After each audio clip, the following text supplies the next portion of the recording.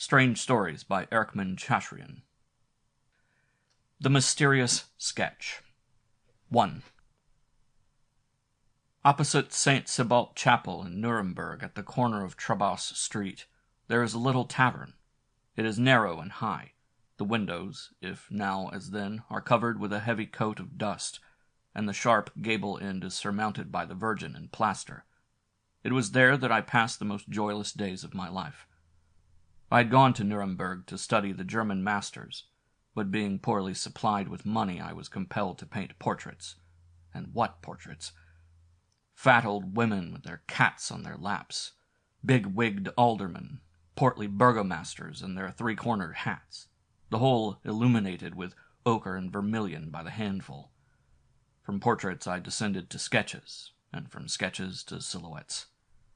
Nothing makes life a greater burden than to have your landlord, with his weazen face, his shrill voice, and impudent air, come to you every day and assail your sensibilities with, "Well, sir, well, am I ever to see the color of your money again?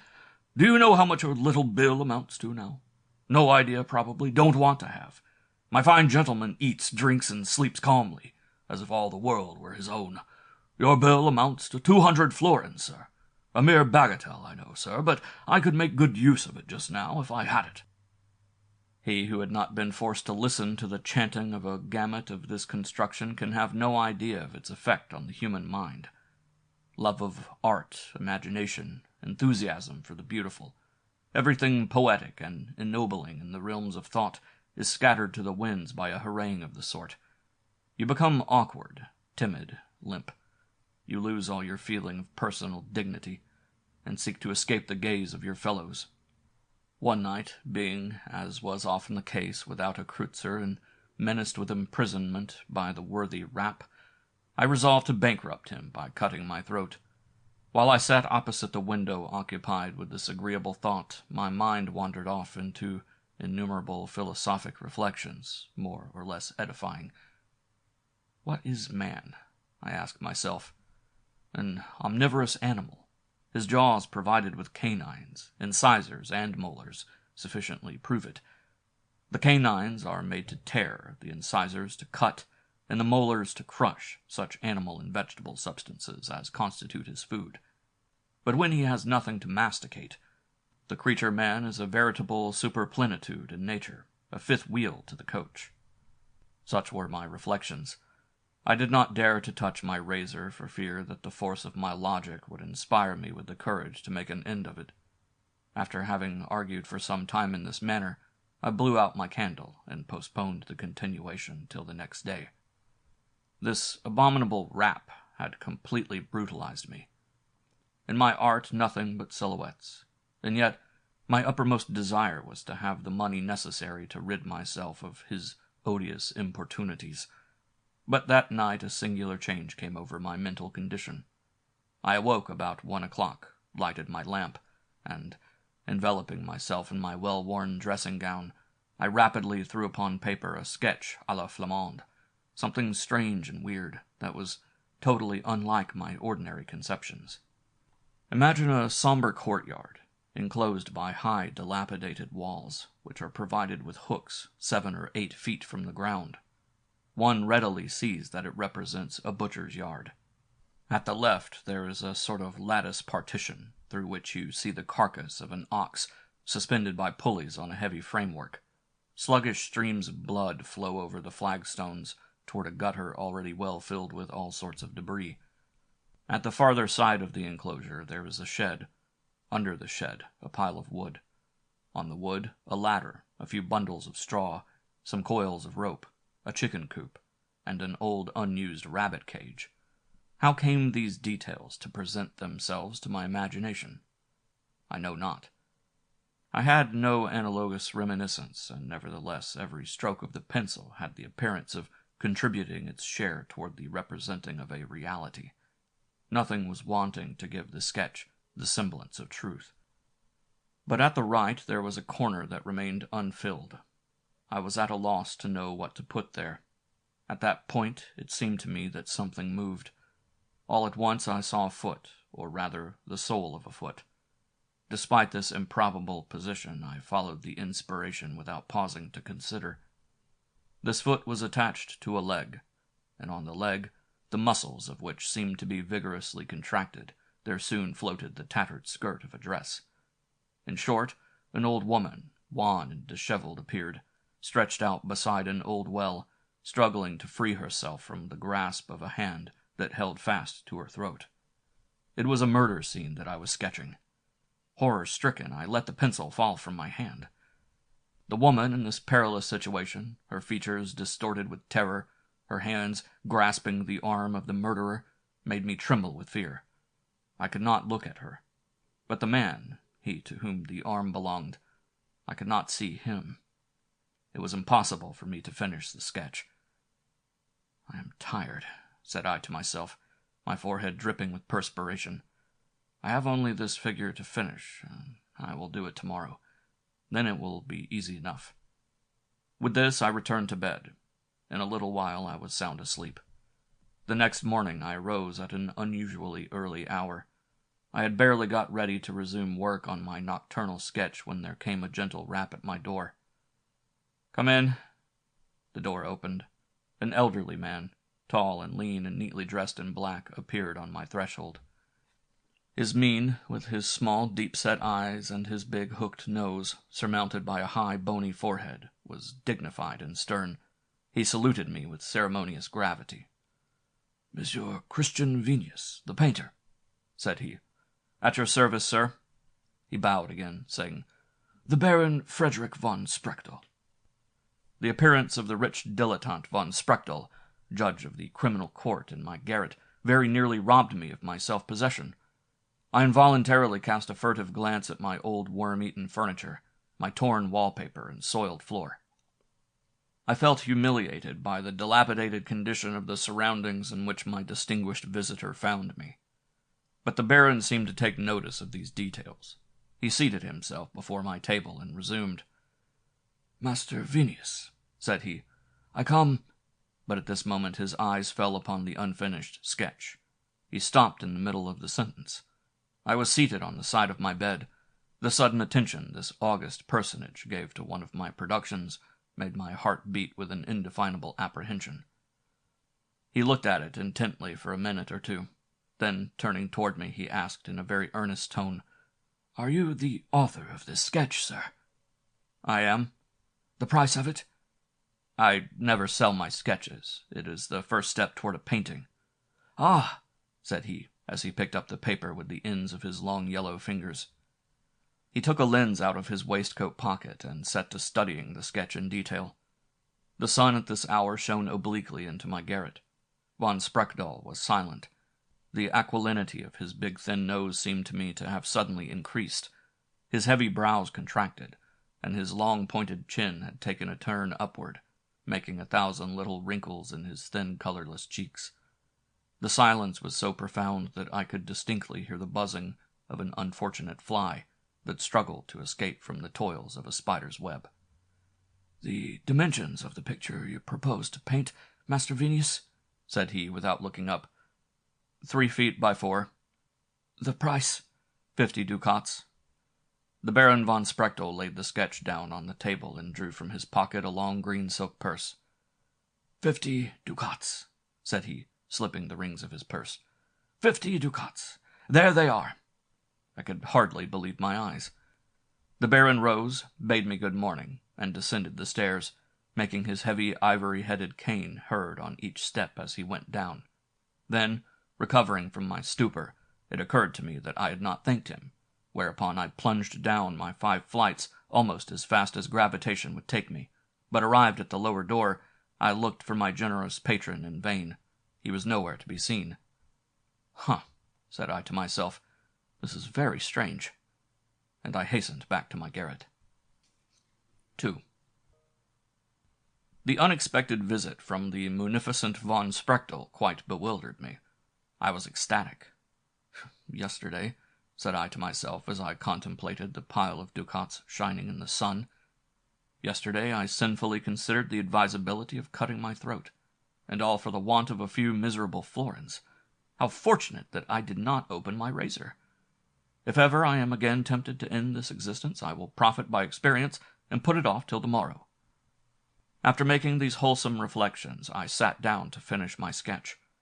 A few strokes of the pencil was all it required, but these few strokes I found it impossible to make.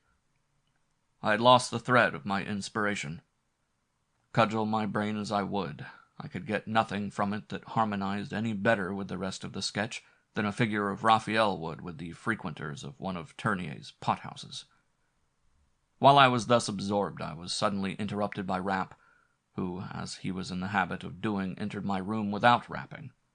As his astonished eyes fell upon my pile of ducats, he cried out in a tone that enraged me beyond all control. "So, Mr. Painter, I catch you, do I? Perhaps you'll tell me now you have no money." As he spoke, he came forward with his fingers crooked, as though about to seize something, and with a certain nervous agitation that the sight of gold so often produces in the avaricious. For a moment I was stupefied, but the recollection of the indignities I had been compelled to submit to from the fellow, his greedy look and his insulting smile, were more than sufficient to arouse me. I sprang toward him, seized him by the shoulders, and, quick as thought, put him out of the room, slamming the door in his vulgar face. But no sooner was he outside the room than the old curmudgeon began to cry out at the top of his voice, "My money! Pay me my money, you thief! Give me my money!" My neighbors came out of their rooms and added to the confusion by shouting, "What's the matter? Who's the thief? What's all this?" Before the worthy Rapp could satisfy any of these inquiries, I flung my door open, and by a well-directed kick sent him heels over head down the first flight of stairs. "That's what's the matter," I cried, and returned to my den, bolting the door securely, while my neighbors made the house resound with loud peals of laughter. I was well satisfied with myself. I felt truly triumphant. The episode had put new life into me. I returned to my sketch and had just finished it quite to my satisfaction when my attention was arrested by an unusual noise. It reminded me of the striking of the butts of muskets on the pavement. I looked out of the window and saw 3 gendarmes in full uniform, leaning on their carbines, and standing directly before the street door. "The devil," said I to myself, not a little terrified. "Have I perhaps broken some of the fellow's bones?" And now see the inconsistency of the human mind. I, who yesterday cared not a button, as I thought, whether I lived or not, today trembled in every nerve at the thought that I had, perchance, killed my landlord, and should be hanged for it. The staircase became the scene of confused and ominous sounds, the steps of feet encased in heavy boots, the clanking of arms, and tones of voices, which at that moment struck me as being of base the basest. Suddenly someone tried my door. It was fastened, which seemed to give rise to a general clamor. But soon a voice was heard above the others. It cried out, "Open in the name of the law!" I arose to find that my knees had suddenly become very weak. "Open the door!" the voice repeated. It occurred to me that I might escape over the roof, but I had hardly thrust my head out of the window when I was seized with a sort of vertigo, and quickly withdrew it. I had taken in at a glance the windows below me with their shining panes, their flower pots, their bird cages, and their gratings, and still lower, the balcony, lower still, the street lamp, then the sign of the red cask, and finally the 3 shining bayonets that only awaited my fall to spit me as they would a piece of cheese on a toasting fork. On the roof of the house across the street there was a big cat hiding behind a chimney and watching a little band of sparrows that were engaged in settling their differences in the gutter. One cannot imagine with what clearness and rapidity the human eye takes in a situation with all its minutest details when the visual powers are stimulated by fear. At the third summons, "Open the door, or we shall force it!" seeing that escape was impossible, I slipped back the bolt. In an instant a stalwart fellow seized me by the collar, and a little pompous official whose breath was offensively odorous of alcohol announced, "Sir, you are my prisoner." He wore a bottle-green single-breasted coat, buttoned to the chin, and a high hat patterned after a stovepipe. He had heavy side whiskers, rings on all his fingers, and was called Passoff. He was the chief of police. 5 more bullet-headed minions of the law waited for me on the stairs. "What do you want of me?" I asked Passoff. "Downstairs," he cried as he made a sign to his underlings who had me by the collar to drag me in that direction. While his order was being obeyed, he, with the assistance of the others, hastily searched my room, turning everything topsy-turvy and inside out. I descended the stairs, supported on each side like one in the last stage of consumption. They thrust me into a cab between two brawny fellows, armed with heavy clubs secured to their wrists with leather straps. I was glad they drove away without delay, as in a very few minutes we should have had all the idlers in the neighborhood about us. As soon as I had sufficient control over my organs of speech, I turned to one of my guardians, the one whose mien seemed to me the least forbidding, and asked what I had done. "Hans, he asks what he has done," says he to his comrade. Their laughter fairly chilled my blood. It was not long before a shadow enveloped us, and the sound of the horses' feet echoed under an archway. We were at the entrance of the Raspel house. It is there that one may say, "Dans cet entre, je vois fort bien comme l'on entre, et ne vois point comme on en sort." Footnote. I see very well how one gets into this den or cave, but I do not see how one gets out. End footnote. All is not rose-colored in this world. From the persecutions of Rap, I fell into a dungeon, from which it is only the minority who have the good fortune to escape. Dark, spacious courts, windows and long lines like a hospital, and furnished with grating. Not the smallest clump of verdure, not even the leaf of a bush or a spear of grass. Such was my new lodging-place. It was enough to make one pull out his hair by the handfuls. The police officers and the jailer put me provisionally into a sort of anteroom. The jailer, as well as I could remember, was called Caspar Schlüssel, with his gray woolen cap, his pipe in his mouth, and his bunch of keys at his waist. He reminded me of the god Hibu of the Caribs. He had the same large eyes with a yellow circle that see in the night, a nose like a comma, while his neck disappeared between his shoulders. Schlüssel locked me in as mechanically as one locks his bureau drawer, his thoughts the while seeming to be far away. As for me, I stood fully 10 minutes with my hands behind my back, looking down at the floor. "Rap," said I to myself, after taking a complete survey of the situation. Rap cried out as he fell, "I am killed, I am killed," but he did not say by whom. I will swear it was my neighbor, the old merchant with the green spectacles, and he will be hanged in my place. This idea I found very consoling, and I consequently breathed more freely. I now proceeded to examine my prison, or rather my cell. It had been newly whitewashed, and there were no sketches on its walls except in one corner, where a gallows had been crudely outlined by my predecessor. Light was admitted by a bullseye some 9 or 10 feet from the floor. As for the furniture, it was limited to a bunch of straw and a bench.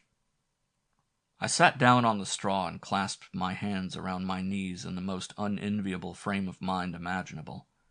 I had not been long seated when it occurred to me that Rap, before breathing his last, may have denounced me. The thought brought me quickly to my feet. I coughed involuntarily and imagined I felt a choking sensation, as though the hempen cord were already round my neck. Just at this moment, my hallucinations were interrupted by footsteps in the passageway. Schlüssel opened my door and bade me follow him. He was still assisted by the 2 officers who had had the honor of lodging me in prison. They received me with a triumphant smile as I issued forth, as though they were proud of their achievement. I seemed to take no notice of them, but, summoning all my fortitude, I followed with a tolerably firm stop. We passed through long galleries, lighted from distance to distance by small grated windows. On the way I saw, behind massive bars, the famous Jick-Jack, who was to pay the penalty of his crimes the next day on the gallows. He was in a straitjacket, and was gaily singing, "Je suis le roi de ces montagnes." When he saw me, he cried out, "Ho, comrade, I'll keep a place for you at my right." The 2 policemen and the god Hibu looked at one another and smiled, while I felt the goose flesh creep down my back and shoulders to my waist. 3. Schlüssel led the way to a large room furnished with rows of benches arranged in a semicircle. The aspect of this spacious hall, deserted as it was, with its 2 high grated windows, its image of the Savior in old brown oak with his arms extended and his head inclined toward one shoulder, inspired me with a sort of religious fear that harmonized with my situation. All my ideas of false accusation disappeared, and my lips involuntarily murmured a prayer. I had not prayed for a long time. Misfortune always brings a submissive frame of mind. Before me, on an elevated seat, sat 2 men with their backs toward the windows, which put their faces in the shade. I nevertheless recognized von Sprechtel by his aquiline profile. The other was a stout, round-faced man, with short, pudgy hands.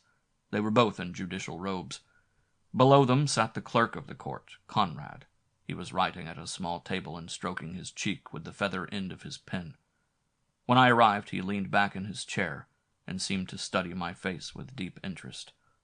I was shown to a seat when von Sprechtel asked me, in a loud, distinct voice, "Christian Venus, where did you get this sketch?" He held up my nocturnal sketch, then in his possession. It was passed to me. After looking at it a moment, I replied, "I made it." There was a prolonged silence. The clerk wrote down my answer. As I listened to his pen going over the paper, I thought, what is the meaning of the question they have just asked me? What relation has my sketch to the kick I gave Rapp? "You drew the sketch, you say?" said von Sprechtel. "Very well. Where is the scene?" "Nowhere in reality, but only in my imagination." "Do you mean to tell us that you imagined all these details? That you did not copy them somewhere?" "That is just what I want to say. This is purely a fancy sketch. I may have seen somewhere at some time a courtyard similar to the one represented here, but the details are all imaginary." "Christian Venus," said the judge in solemn tone, "I counsel you to reflect and to tell the truth. Believe me, it will be better for you in the end." Indignant at having my veracity called in question, I replied with some spirit, "I have said, sir, that this is entirely a work of the imagination, of my imagination, and I repeat it." "Write down his answer," said von Sprechtel to the clerk. Again that ominous pen went scratching over the paper. "And this woman," continued the judge, "this woman who is being killed at the mouth of this well, did you imagine this detail with the rest?" "Certainly." "You have never witnessed such a scene?" "Never." Von Sprechtel rose as though he was exasperated. Then, resuming his seat, he seemed to consult with his colleague. The mysterious whispering in front of me, the 3 men standing behind me, the silence that reigned in the hall, everything combined to make me shudder. What does all this mean? What am I accused of? I asked myself. Suddenly von Sprechtel said to my guardians, "Reconduct your prisoner to the vehicle in which you brought him here. We will all go to Metzer Street." Then, turning to me, he added, "Christian Venus, you are in a perilous situation. You should remember that, if the law is inflexible, there still remains to you the mercy of heaven, which you may merit by confessing your crime." These words stunned me like a blow with a hammer. I threw up my arms and fell back, crying out, "Ah, what a frightful dream!" The next moment I was unconscious, having swooned. When I regained my senses, I was being driven slowly through one of the principal streets. Another vehicle preceded us. The 2 servants of the law were still watching over me. One of them, on the way, offered a pinch of snuff to his confrère. I mechanically reached out my fingers toward the box, but he drew it away, as though he feared there was a contamination in my touch. My cheeks reddened from shame and indignation, and I turned away to conceal my emotion. "If you don't look out," said the man with the snuff-box, "we'll have to put a pair of bracelets on you. Do you hear?" The wretch! I could have strangled him. Under the circumstances, however, I deemed it wiser to remain silent than to make the attempt. In a few minutes, the 2 carriages came to a stop. One of my guardians got out, while the other held me by the collar till his comrade was ready to receive me, when he pushed me rudely toward him. These precautions to retain possession of my person augured nothing good. Still, I was far from imagining the exceeding gravity of the accusation that hung over me, when an alarming circumstance opened my eyes and threw me into despair. They had led me, or rather pushed me, into a low, narrow passageway, with an irregular, broken pavement. Along the side of the wall there was a pool of yellowish water that exhaled a most disagreeable odor. The passage was quite dark. Beyond it was evident there was a courtyard. As I advanced, I felt myself more and more possessed with an indescribable terror. It was a feeling such as I had never experienced before. There was something supernatural about it. It seemed to me a sort of nightmare. I hesitated at every step. "Go on! Go on!" cried one of the ruffians behind me, at the same time pushing me rudely forward. But what was my amazement when I saw at the end of the passage the court I had sketched the preceding night, with its walls furnished with books, its piles of old rubbish, its chicken coop, and its rabbit cage. Not a window, large or small, high or low, not a broken pane, in short, not a single detail had been omitted. I was overwhelmed by this strange revelation. Near the well stood the two judges, von Sprechtel and Richter. At their feet, the old woman lay stretched out on her back. Her long white hair was spread out over the pavement. Her face was deep purple. Her eyes were half open, and her tongue half protruded from her mouth. The spectacle she presented was indescribably horrible. "Well," said von Sprechtel, in a tone of the utmost gravity, "what have you to say, sir?"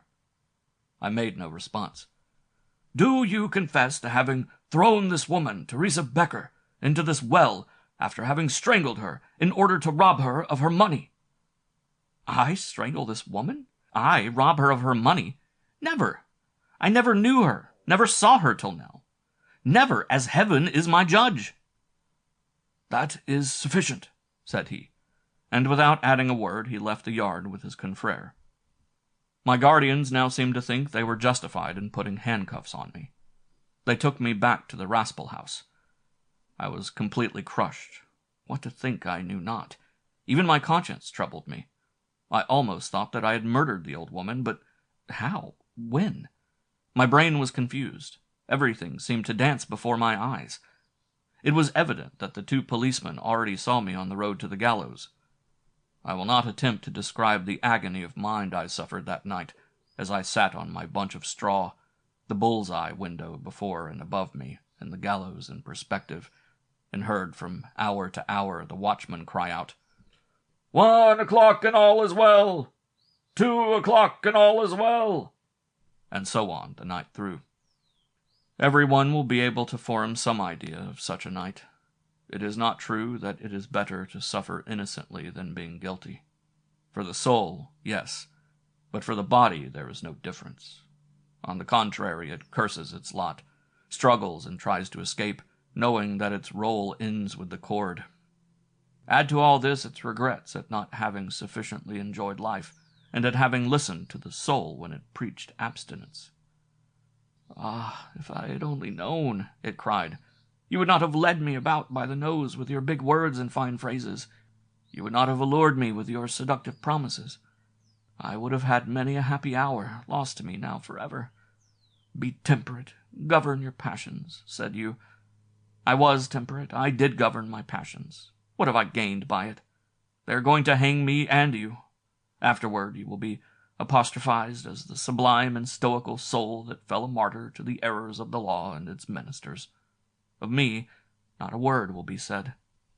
Such were the reflections of my poor body in my extremity. The day finally began to appear. At first, pale and undecided, it shed a vague glimmer on my bull's-eye window.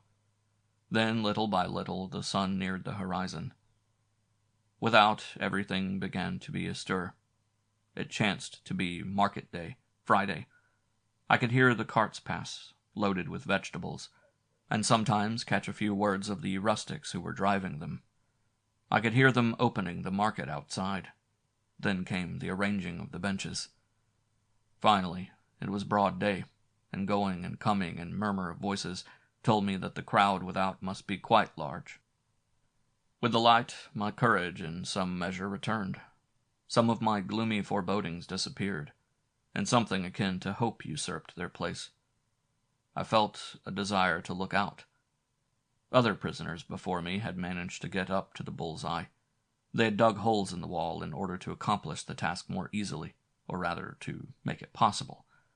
I climbed up in my turn, and when I was seated most uncomfortably on the edge of the oval around the window and could look out at the crowd, the life, the movement, abundant tears ran down my cheeks. I thought no longer of putting an end to my earthly existence. I felt a desire to live and to get back into the busy world again.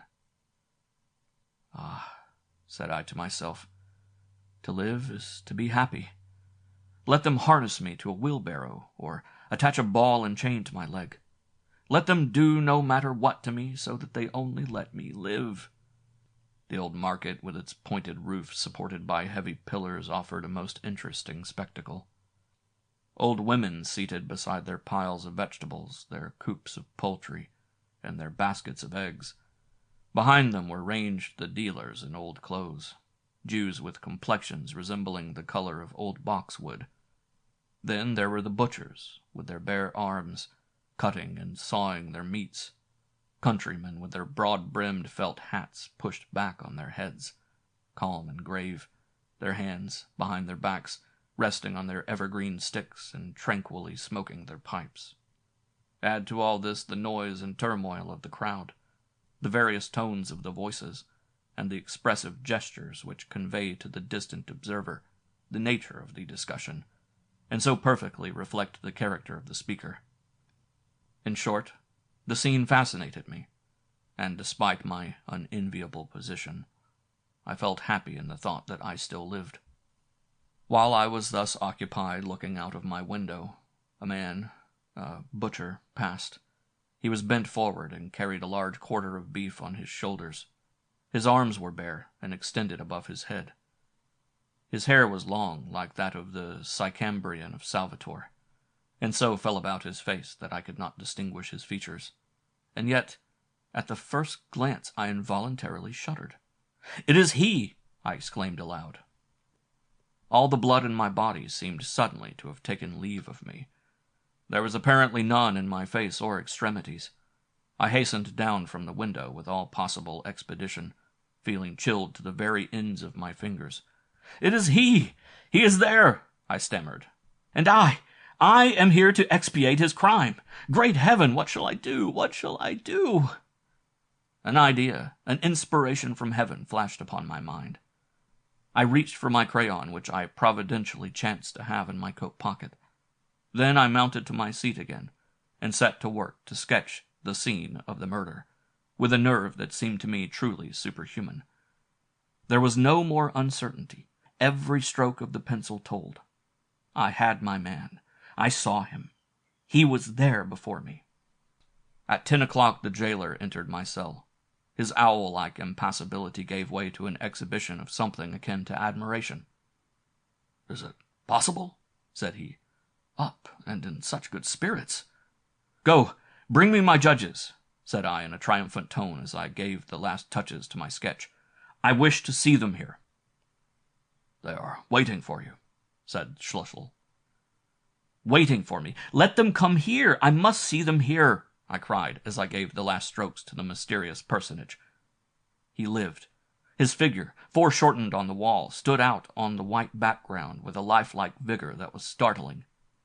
The jailer, without waiting to remonstrate or to make any observations, disappeared. In a few minutes he returned, accompanied by the two judges. They seemed speechless with amazement. But I, pointing to my sketch on the wall and trembling in every limb, cried out, "There is your assassin!" Von Sprechtel, after a moment's silence, asked, "His name?" "I have no idea, but he at this moment is in the market. He is cutting up meat in the third stall to the left as you enter from Trabas Street." "What do you think?" he asked his colleague.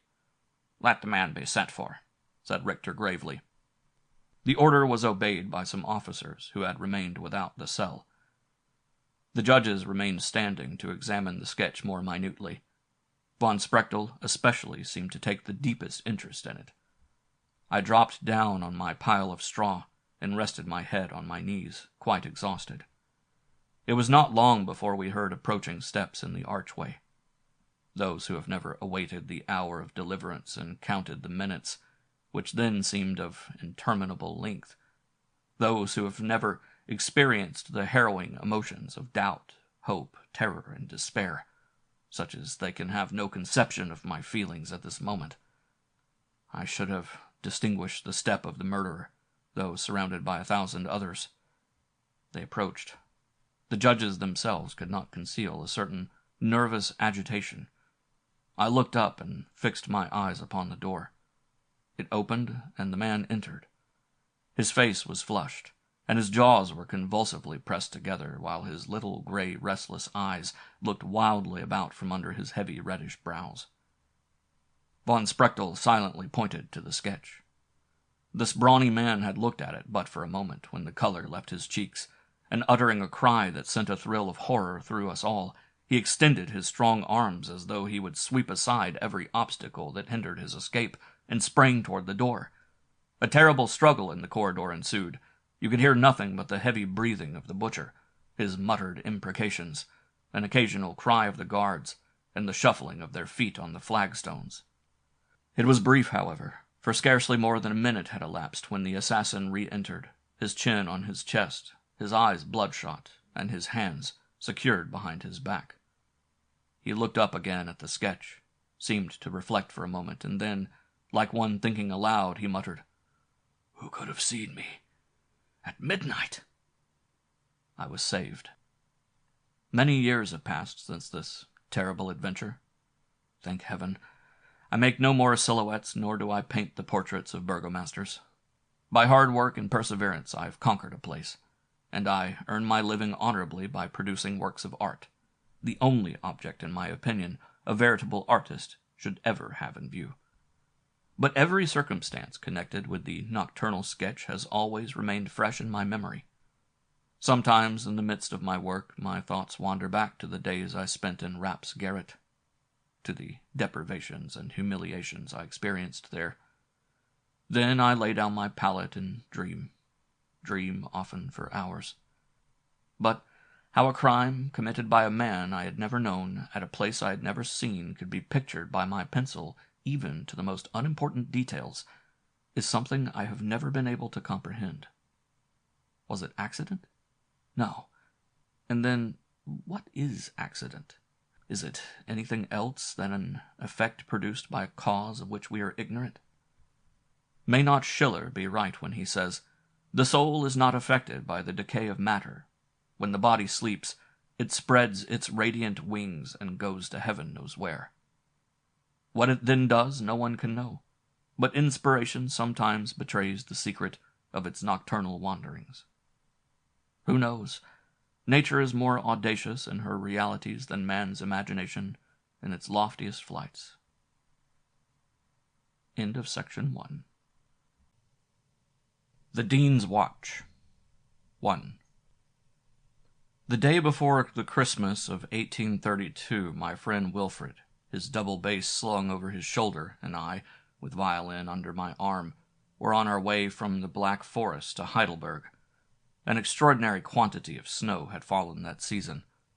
As far as our eyes could see over the great desert plain before us, not a trace of the route, either of road or path, was to be discovered.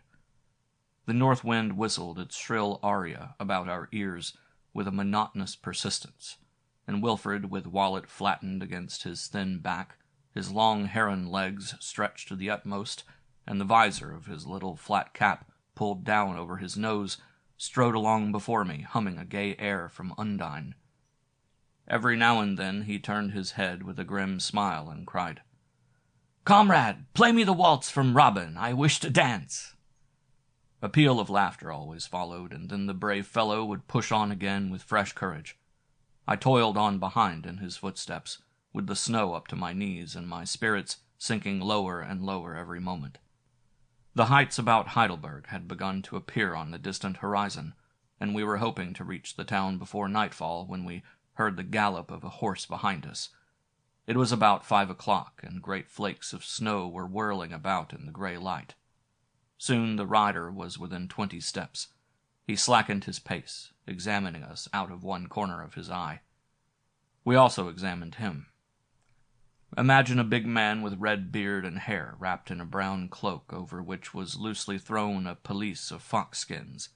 On his head a superb cocked hat. His hands buried in fur gloves reaching to the elbows. On the croup of his stout stallion was straddled a well-filled valise. Evidently he was some burly sheriff or burgomaster. "Hey, my lads!" he cried, drawing one of his big hands from the muff which hung across his saddle-bow, and clapping his charger's neck. "We're going to Heidelberg, I see, to try a little music." Wilfred eyed the traveller askance. "Is that any affair of yours, sir?" he answered gruffly. Yes, I should have a piece of advice to give you." "Well, you can keep it till it's asked for," retorted Wilfred, quickening his pace. I cast a second glance at our new companion. He looked exactly like a great cat, with ears standing out from his head, his eyelids half closed, and a long bristling mustache. Altogether he had a sort of purring paternal air. "My friend," he began again, this time addressing me, "the best thing you can do is to return whence you came." "Why, sir?" "The famous Maestro Ponenti from Novara has announced a grand Christmas concert at Heidelberg. Everybody is going to it. You will not get a single kreutzer." This was too much for Wilfred.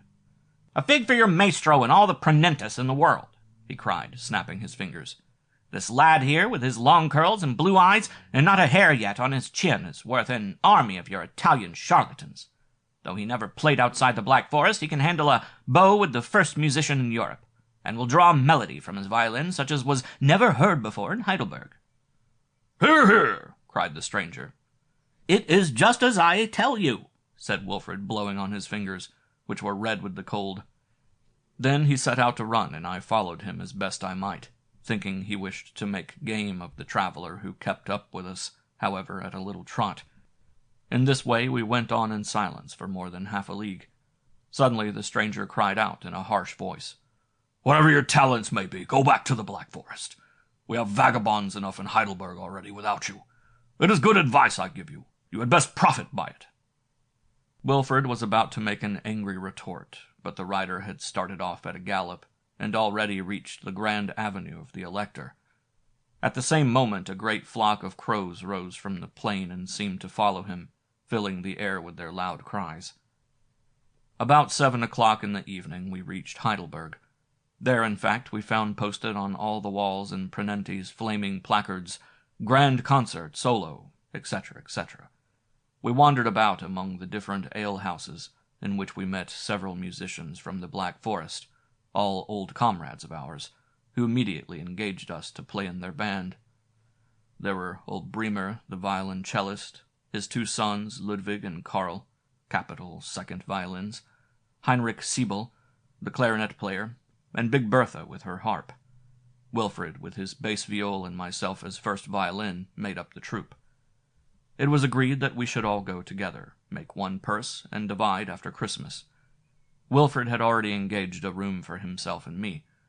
It was on the 6th story of the little tavern Sheepsfoot, in the middle of the Huldegasse, and was only a garret, though luckily it had a sheet-iron stove in which we lighted a fire to dry ourselves.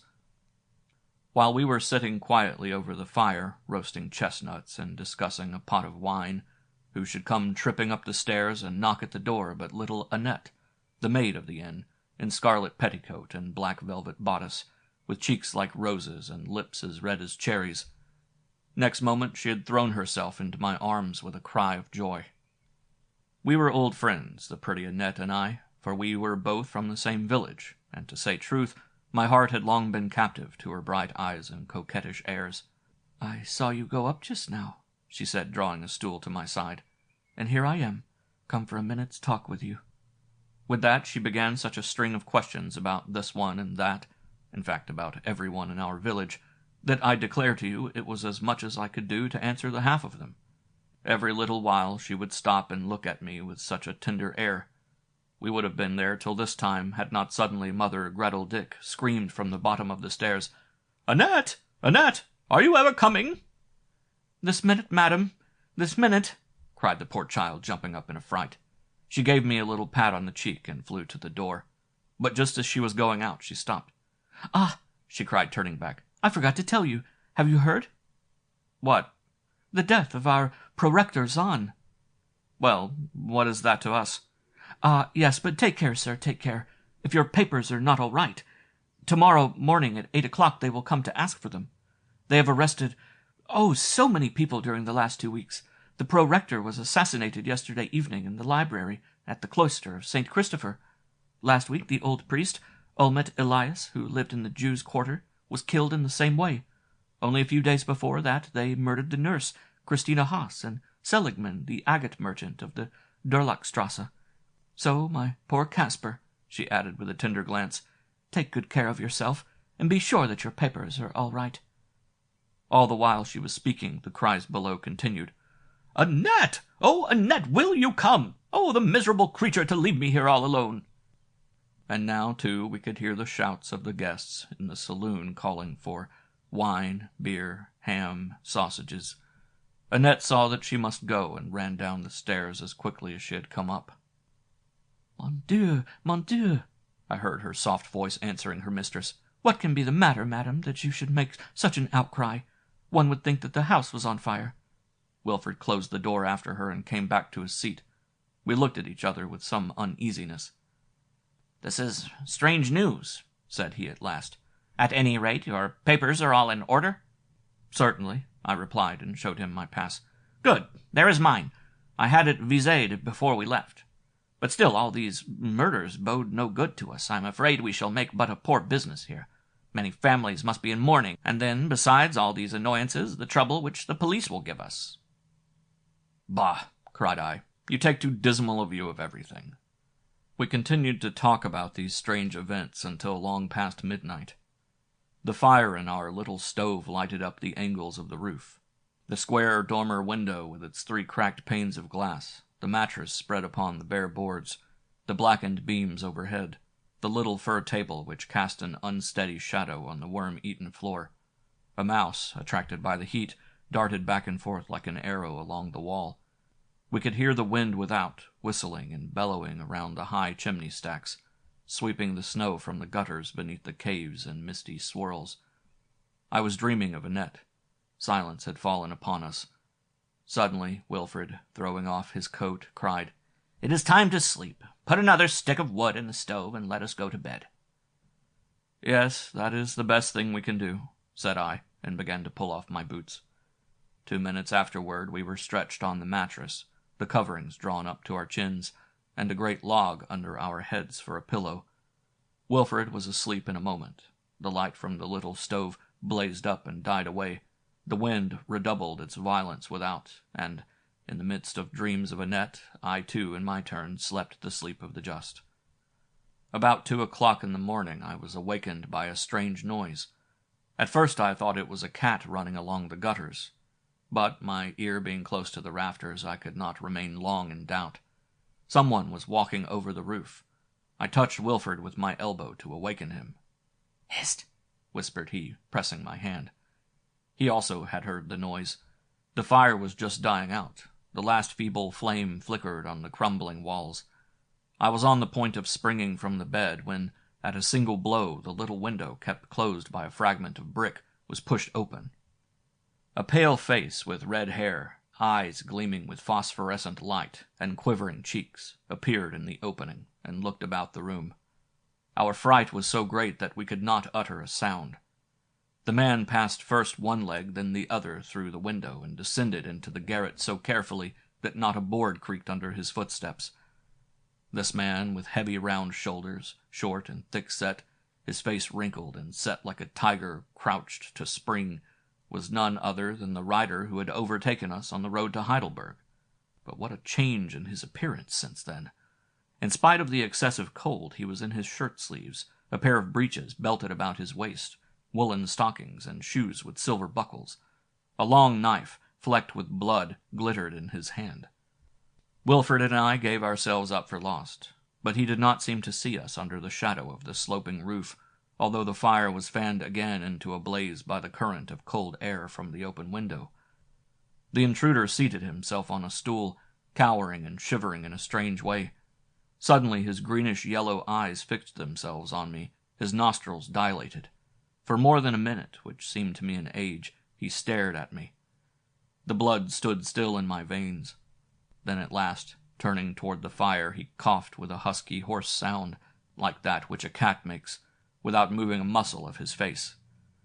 Drawing a watch from the fob of his pantaloons, he seemed to look at the hour, and then, whether from absence of mind or some other reason, I know not, laid it upon the table.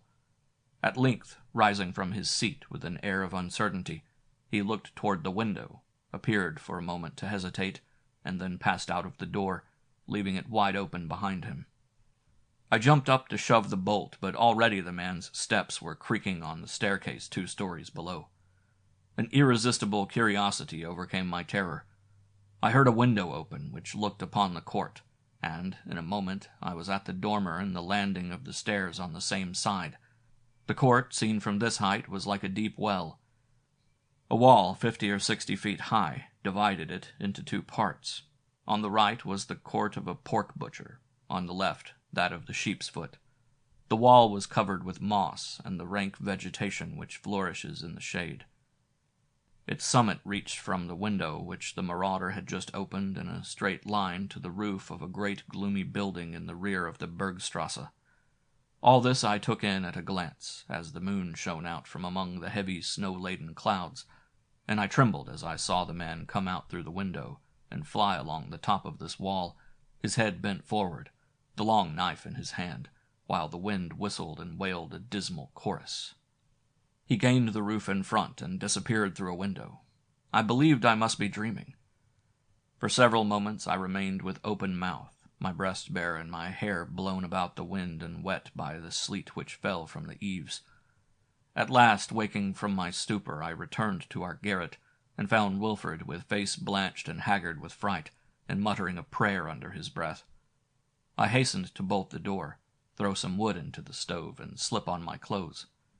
"Well?" asked my comrade, getting out of bed. "Well," I replied, "we are safe this time. If that man did not see us, it was only because heaven was not ready yet for us to die." "Yes," he murmured. "Yes, it is one of the assassins Annette told us about. Good heavens, what a face, and what a knife!" He fell back on the mattress. I swallowed what was left of the wine in the pitcher, and as the fire was now burning brightly, filling the room with its heat, and the bolt seemed a strong one, I began to regain my courage. Still, the watch was there. The man might return to look for it. Our fears awoke again at this idea. "What is to be done now?" asked Wilfred. "Our shortest plan will be to go back at once to the Black Forest. I have no wish to play any more double bass. You can do as you choose." "But why? What should make us go back? We have done no crime." "Hush! Speak low," whispered he. "The word crime alone is enough to hang us, if anyone heard. Poor devils like us serve as examples for others. Were they only to find this watch here." "Come, Wilfred," said I. "It is no use to lose one's head. I dare say a crime has been committed last night in the neighborhood. It is more than probable, but instead of flying, an honest man should aid justice. He should—" "But how aid it? How?" "The simplest way will be to take the watch tomorrow to the provost and tell him what has taken place." "Never, never! I would not dare touch the watch." "Very well, I will go myself. Come, let us go to bed again." "No, I cannot sleep any more." "As you will. Light your pipe, then, and let us talk." As soon as day dawned, I took the watch from the table. It was a very fine one, with 2 dials, one for the hours, the other for the minutes. Wilfred seemed, however, by this time to have regained his assurance. "Caspar," he said, "all things considered, it will be better for me to go to the provost. You are too young for such a piece of business. You will not be able to explain properly." "Just as you choose," I replied. "Besides, it would seem strange for a man of my age to send a child." "Oh, yes, Wilfred, I understand." I saw that his self-esteem had driven him to this resolution. He would have been ashamed to own to his comrades that he had shown less courage than I. He took the watch, and we descended the stairs with grave faces. Passing through the alley which leads to the street St. Christopher, we heard the clinking of glasses and knives and forks. At the same time, I recognized the voices of old Bremer and his 2 sons. "Faith, Wilfred," said I, "a good glass of wine would not be bad before we go out." I pushed open the door into the saloon. All our friends were there. Violins and horns hung upon the walls, the harp in one corner. They received us with joyful cries of welcome, and made us take seats at the table. "Heh!" cried old Bremer. "Good luck, comrades. See the snow and the wind. The saloons will all be full. Every flake of snow in the air is a florin in our pockets." The sight of my little Annette, as fresh and piquant as ever, smiling on me with eyes and lips full of love, gave me new spirits. The best pieces of ham were for me, and every time that she came to set down a glass near me, her hand would tenderly press my shoulder. Ah, how my heart beat as I thought of the nuts which we had cracked together the night before. Still, the pale face of the assassin would pass from time to time before my eyes, making me shudder at the recollection. I looked at Wilfred. He was grave and thoughtful.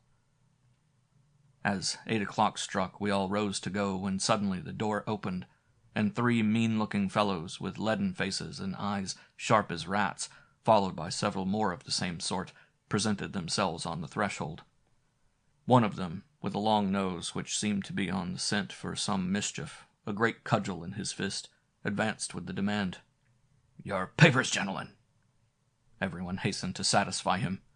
Unhappily, however, Wilfred, who was standing near the stove, was seized with a sudden fit of trembling, and, as he saw the practised eye of the police agent regarding him with an equivocal look, the unlucky idea occurred to him of letting the watch slip down into his boot. Before it reached its destination, however, the officer stepped up to him, and slapping him on the leg, cried in a bantering tone, "Aha! Something seems to trouble you here." Upon this, Wilfred, to the consternation of all, succumbed entirely. He fell back upon a bench as pale as death, and Madoc, the chief of police, with a malicious shout of laughter, drew forth the watch from his pantaloons. But the moment the agent looked at it, he became grave. "Let no one go out," he thundered to his followers. "We've the whole gang here. 'Tis watch of the Dean, Daniel Vanderburg. Quick, the handcuffs." Thereupon arose a terrible tumult. Giving ourselves up for lost, I slipped down under the bench close to the wall. In spite of their protests, poor old Bremer, his sons, and Wilfred were all handcuffed. Just then I felt a soft little hand pass gently about my neck. It was Annette's, and I pressed my lips upon it as a last adieu, when seizing my ear she pulled it gently, gently. Under one end of the table I saw the cellar door open. I slipped through, the trap door closed. All had passed in a second. In my hiding place I heard them trampling over the door. Then everything was still. My unlucky comrades were gone. Without, on the doorstep, I heard Mother Gretel Dick lamenting in shrill tones the dishonor which had fallen on the sheep's foot. All day long I remained squeezed behind a hogshead, with back bent and legs doubled under me, a prey to 1,000 fears. Should a dog stray into the cellar, should the landlady take a fancy to refill the jug herself, or a fresh cask have to be broached, the least chance might be my destruction. I imagined old Bremer and his sons, Wilfred, Big Bertha herself, all hanging from the gibbet on the Harburg, in the middle of a great flock of crows that were feasting at their expense. My hair stood on end. Annette, as anxious as myself, carefully closed the door each time she left the cellar. "Leave the door alone," I heard the old woman say. "Are you a fool to lose half your time in opening it?" After that the door remained open. I saw the tables surrounded by new guests, who discussed in loud tones the doings of the famous band of murderers who had just been captured, and exulted over the fate in store for them. All the musicians from the Black Forest, they said, were bandits who made a pretense of their trade to find their way into houses and spy out the bolts and bars, and then next morning the master would be found murdered in his bed, the mistress and children with their throats cut. They ought all to be exterminated without pity. "All the town will go to see them hanged," cried Mother Gretel. "It will be the happiest day of my life. And to think that the watch of Master Daniel was the means of their capture. He told the police of its loss and gave them a description of it this morning, and an hour after Madoc bagged the whole covey." Thereupon followed shouts of laughter and triumph. Shame, Indignation, terror, made me hot and cold by turns. Night came at last. All the drinkers had gone save 2 or 3 who still lingered over their cups. A single candle remained lighted in the saloon. "Go to bed, madam," said Annette's soft voice to Mother Gretel. "I will stay till these gentlemen go." The carousers, tipsy as they were, understood the hint and took their leave one by one. At last, thought I, as I heard the last one go, stumbling and hiccoughing through the door. They are all gone. Mother Gretel will go to bed. Annette will come without delay to deliver me. In this agreeable anticipation I had already disentangled my numb limbs when these dreadful words of the portly landlady met my ears. "Annette, go and close up, and do not forget the bar. I'm going myself into the cellar." Alas, this seemed to be the praiseworthy, but for me most unlucky custom of the good lady, so as to see herself that all was right. "But, madam," stammered Annette, "there is no need. The cask is not empty." "Mind your own business," interrupted her mistress, whose candle already was shining at the top of the steps. I had hardly time to crouch again behind the cask. The old woman went from one cask to the other, stooping beneath the low ceiling of the vault. "Oh, the hussy," I heard her mutter. "How she lets the wine leak out. But only wait. I will teach her to close the stopcocks better. Just to see, just to see." The light cast dark shadows on the walls glistening with moisture. I made myself as small as possible. Suddenly, just as I thought the danger over, I heard a sigh from the stout dame, a sigh so long, so lugubrious, that it struck me at once. Something extraordinary must have happened. I risked a look. To my horror, I saw Mother Gretel with open mouth and eyes starting from her head, staring at the ground beneath the cask behind which I was crouching motionless. She had espied one of my feet, projecting beneath the joist which supported the hogshead. No doubt she thought that she had discovered the chief of the brigands, hidden there for the purpose of cutting her throat during the night. My resolution was taken quickly. Rising up, I said in a low voice, "Madam, for heaven's sake, have pity on me. I am—" But thereupon, without listening, without even looking at me, she began to scream like any peacock, the shrillest, the most ear-piercing screams, and at the same time to clamber up the stairs as fast as her fat body would let her. Almost beside myself with terror, I clung to her robe, fell on my knees beside her. But this was worse still. "Help! Help! Assassins! Murder!" she shrieked. Oh, let me go! Take my money! Oh!" It was frightful. "Look at me, madam," I tried to say. "I am not what you think." But she was crazy with fear. She raved, she gasped, she bawled at the top of her lungs, so that, had we not been underground, the whole quarter would have been aroused. In despair and furious at her stupid folly, I clambered over her back and gained the door before her, slammed it in her face, and shoved the bolt. During the struggle, the light had been extinguished, and Mistress Gretel remained in the dark, her voice only faintly heard at intervals. Exhausted, almost annihilated, I looked at Annette, whose distress was equal to mine.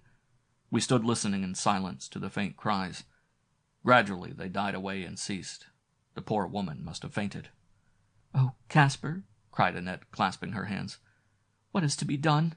Fly! Save yourself! Have you killed her?" "Killed her? I?"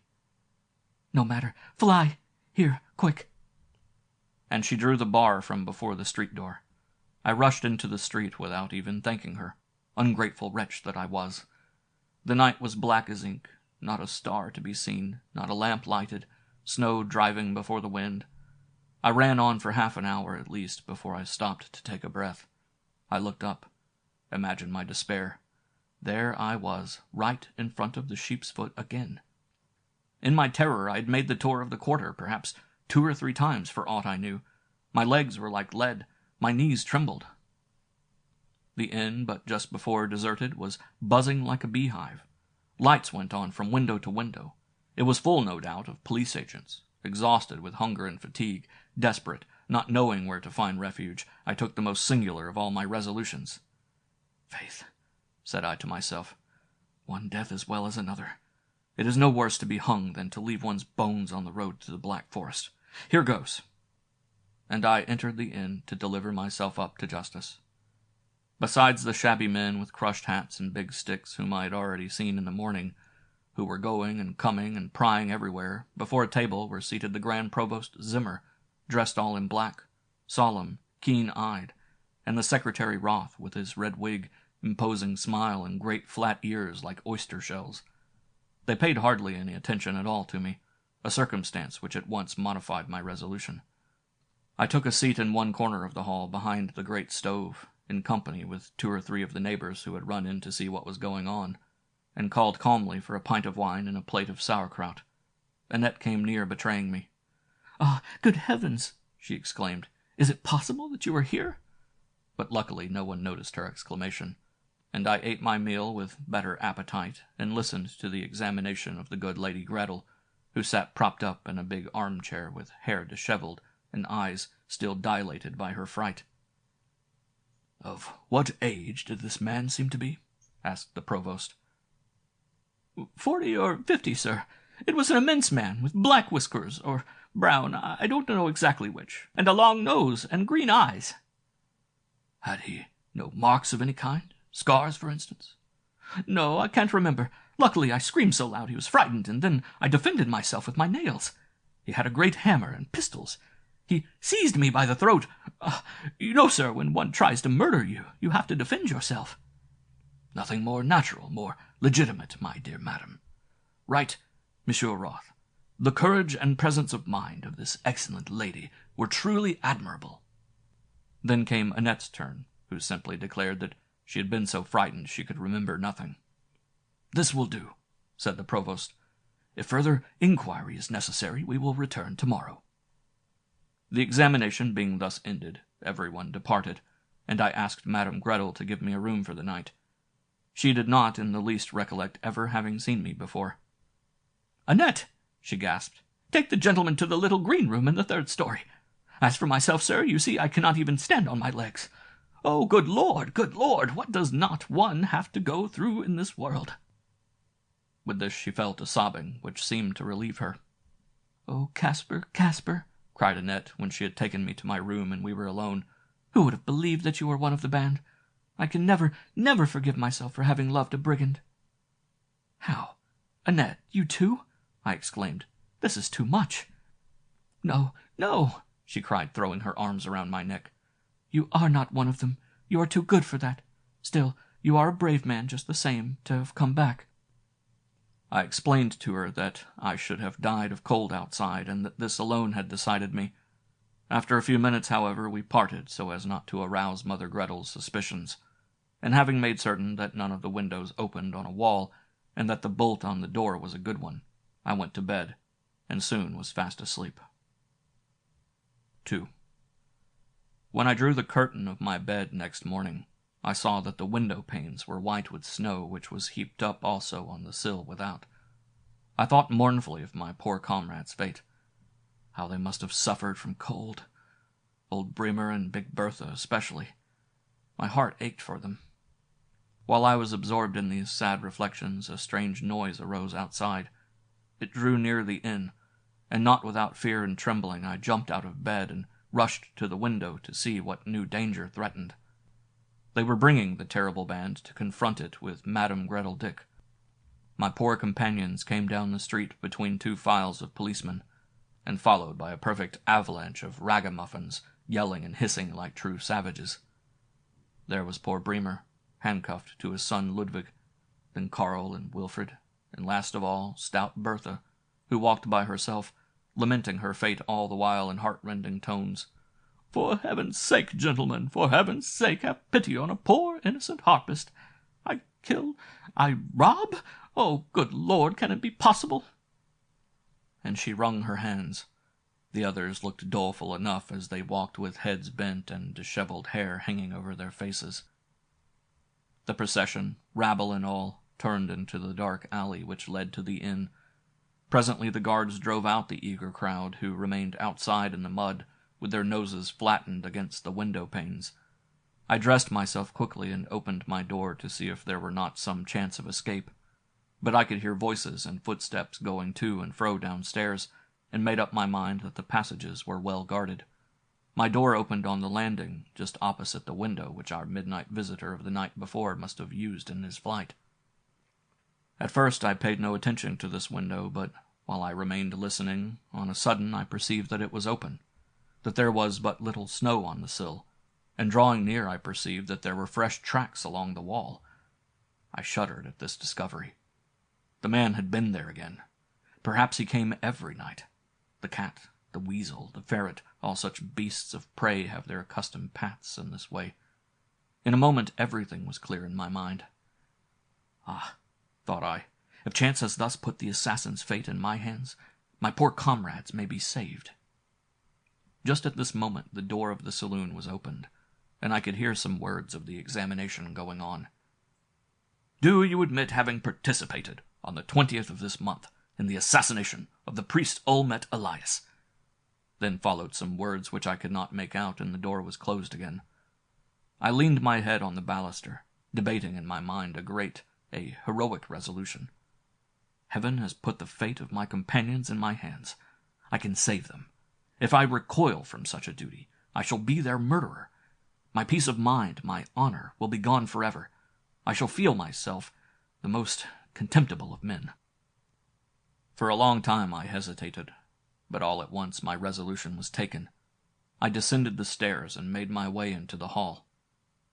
"Have you never seen this watch?" the provost was saying to Gretel. "Try to recollect, madam." Without awaiting her answer, I advanced and replied myself in a firm voice. "This watch, sir, I have seen in the hands of the assassin himself.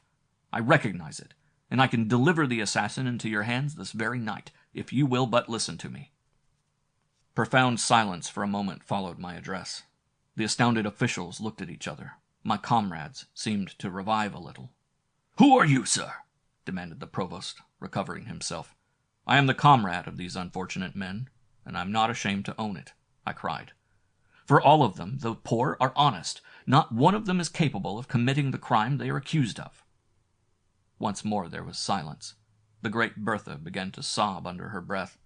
The provost seemed to reflect. At last, looking at me sternly, he said, "Where do you pretend you will find the assassin for us?" "Here, sir, in this house. And to convince you, I only ask to speak one moment to you in private." "Come," said he, rising. He motioned to the chief detective, Madoc, to follow us, and we went out. I ran quickly upstairs, the others close behind me. On the third story, I stopped before the window and pointed out the tracks in the snow. "There are the assassin's footsteps," said I. "This is where he passes every evening. Night before last he came in at 2 o'clock in the morning. Last night he was here. No doubt he will return tonight." The provost and Madoc looked at the footsteps for several moments without saying a word. "And how do you know these are the footsteps of the murderer?" asked the chief of police incredulously. I told them about the man's entrance into our garret, and pointed out above the lattice through which I had watched his flight in the moonlight. It was only by accident, I said, that I had discovered the footsteps this morning. "Strange," muttered the provost. "This modifies considerably the position of the prisoners. But how do you explain the murderer's being in the cellar?" "The murderer was myself, sir," and I related in a few words the events of the night before. "That will do," said he, and then turning to the chief of police continued, "I must confess, Madoc, that these fiddlers' story has seemed to me by no means conclusive of their having had anything to do with the murders. Besides, their papers establish, for several of them, an alibi very hard to disprove. Still, young man, though the account you give us has the appearance of being true, you will remain in our power until it is verified. Madoc, do not lose sight of him, and take your measures accordingly." With this he went downstairs, collected his papers, and ordered the prisoners to be taken back to jail. Then, casting a look of contempt at the corpulent landlady, he took his departure, followed by his secretary. "Madam," said Madoc, who remained with 2 of his men, "you will please preserve the most profound silence as to what has taken place. Also prepare for this brave lad here the same room he occupied the night before last." His tone admitted of no reply, and Madame Gretel promised by all that was sacred to do whatever they wished, if they would only save her from the brigands. "Give yourself no uneasiness about the brigands," replied Madoc. "We will stay here all day and all night to protect you. Go quietly about your affairs, and begin by giving us breakfast. Young man, will you do me the honor to breakfast with me?" My stipulation did not permit me to decline this offer. I accepted. We were soon seated in front of a ham and a bottle of Rhine wine. The chief of police, in spite of his leaden face, his keen eye, and great nose like the beak of an eagle, was a jolly enough fellow after a few glasses of wine. He tried to seize Annette by the waist as she passed. He told funny stories at which the others shouted with laughter. I, however, remained silent, depressed. "Come, young man," said Madoc with a laugh. "Try to forget the death of your estimable grandmother. We are all mortal. Take a good drink and chase away all these gloomy thoughts." So the time slipped away amid clouds of tobacco smoke, the jingling of glasses and clinking of cans. We sat apart during the day in one corner of the saloon. Guests came to drink as usual, but they paid no attention to us. At 9 o'clock, however, after the watchman had gone his round, Madoc rose. "Now," said he, "we must attend to our little business. Close the door and shutters. Softly, madam, softly. There, you and Mademoiselle Annette may go to bed." The chief and his 2 followers drew from their pockets bars of iron loaded at the ends with leaden balls. Madoc put a fresh cap on his pistol and placed it carefully in the breast pocket of his overcoat, so as to be ready at hand. Then we mounted to the garret. The too attentive Annette had lighted a fire in the stove. Madoc muttered an oath between his teeth, hastened to throw some water on the coals. Then he pointed to the mattress. "If you have any mind for it," said he to me, "you can sleep." He blew out the candle and seated himself with his 2 acolytes in the back part of the room against the wall. I threw myself on the bed, murmuring a prayer that heaven would send the assassin. The hours rolled by. Midnight came. The silence was so profound I could scarcely believe the 3 men sat there with eye and ear strained to catch the least movement, the slightest sound. Minute after minute passed slowly. Slowly. I could not sleep.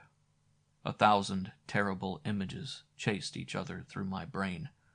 1 o'clock struck. 2. Yet nothing. No one appeared. At 3 o'clock one of the policemen moved. I thought the man was coming. But all was silent again as before. I began to think that Madoc would take me for an impostor, to imagine how he would abuse me in the morning. And then my poor comrades. Instead of aiding, I had only riveted their chains. The time seemed now to pass only too rapidly. I wished the night might last forever, so as to preserve at least a ray of hope for me. I was going over the same torturing fancies for the 100th time, when, on a sudden, without my having heard the least sound, the window opened, 2 eyes gleamed in the aperture. Nothing moved in the garret. "They have gone to sleep," thought I, in an agony of suspense. The head remained there, motionless, watchful. The villain must suspect something. Oh, how my heart thumped! The blood coursed through my veins, and yet cold beads of sweat gathered on my forehead. I ceased to breathe. Several minutes passed thus. Then, suddenly, the man seemed to have decided. He glided down into the garret, with the same noiseless caution as on the previous night. But at that same instant a cry, a terrible, short, thrilling cry, vibrated through the room. "We have him!" Then the whole house was shaken from garret to cellar by cries, the stamping of feet, hoarse shouts. I was petrified by terror. The man bellowed, the others drew their breaths in quick gasps. Then came a heavy fall which made the floor crack, and I heard only the gnashing of teeth and clink of chains. "Light!" cried the terrible Madoc. By the flame of the burning coals, which cast a bluish light through the room, I could dimly see the police officers crouched over the body of a man in his shirt-sleeves. One held him by the throat. The knees of the other rested upon his chest. Madoc was roughly clasping the handcuffs on his wrists. The man lay as if lifeless, save that from time to time one of his great legs, naked from knee to ankle, was raised, and struck the floor with a convulsive movement. His eyes were starting from their sockets. A blood-stained foam had gathered upon his lips. Hardly had I lighted the candle when the officers started back with an exclamation. "Our Dean!" And all 3 rose to their feet, looking at each other with pale faces. The bloodshot eye of the assassin turned toward Madoc. His lips moved, but only after several seconds I could hear him murmur, "What a dream! Good God, what a dream!" then a sigh, and he lay motionless again. I drew near to look at him. Yes, it was he, the man who had overtaken us on the road to Heidelberg and advised us to turn back. Perhaps even then he had a presentiment that we would be the cause of his ruin. Madoc, who had recovered from his surprise, seeing that he did not move, and that a thread of blood was oozing along the dusty floor, bent over him and tore asunder the bosom of his shirt.